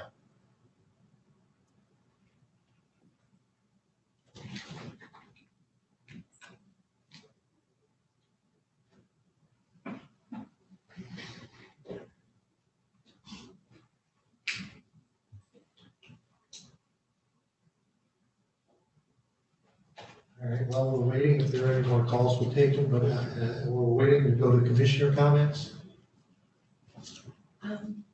Go ahead. Yeah, just quite quickly. We had a Housing Action Committee meeting recently, and there was a lot of talk about, there was a lot of foreclosure assistance discussion. Really not sure what our committee can do to help, but there might be an opportunity with some nonprofits to get that program up and going. We have a couple of volunteers working on another forum piece to go in the paper, talking about, you know, the pandemic and the causing of the unemployment, et cetera, utilities, mortgages, et cetera. And talking about outreach, and there was some talk about the process that the sheriff has to evict renters and resources and those sort of things. Recently at our Solid Waste Council meeting, there was some talk about goals, and one of those was to make this courthouse water bottle free or totally recyclable. So water bottles could come into the courthouse and that sort of thing. That, of course, is something that have to come to this Board of Commissioners. There was some discussion on that. And of course, there's electronic recycling for the public if they're interested in that, batteries, TVs, that sort of thing, old equipment. Should get with the planning department and get an appointment for that. I believe it's May, I think it might be May 22nd. And then also, it looks like we're going to be able to have another tire recycling. And I think that one will also be in May. And congratulations to Andy Dornbos. He's our new fire chief down at Cedar Area Fire and Rescue. Local boy, who's now going to be who is now our new fire chief. So. Any other commissioner comments? Commissioner Alvarez. I'm very heartened that we have voted on and approved our goals. The fact that we did not include the anti-bias issue, I hope means that we will continue to work on that issue in our county with very specific steps to be defined. I'm also glad to hear the board fully supports this country and this county's recovery from the effects of the pandemic. And I hope that means that we will be good role models and that commissioners will be willing to wear masks in our meeting. Thank you. Thank you. Any other comments? All right, so then that would bring us into financials. Commissioner Lautner. I would recommend approval of claims and accounts $112,154.53. Support. All those in favor, please raise your hand. All those opposed, the same sign. Motion passes 5-0. I would recommend approval of post audit at $2,425,571.15. All those in favor, please raise your hand. All those opposed, the same sign. Motion passes 5-0. We are adjourned.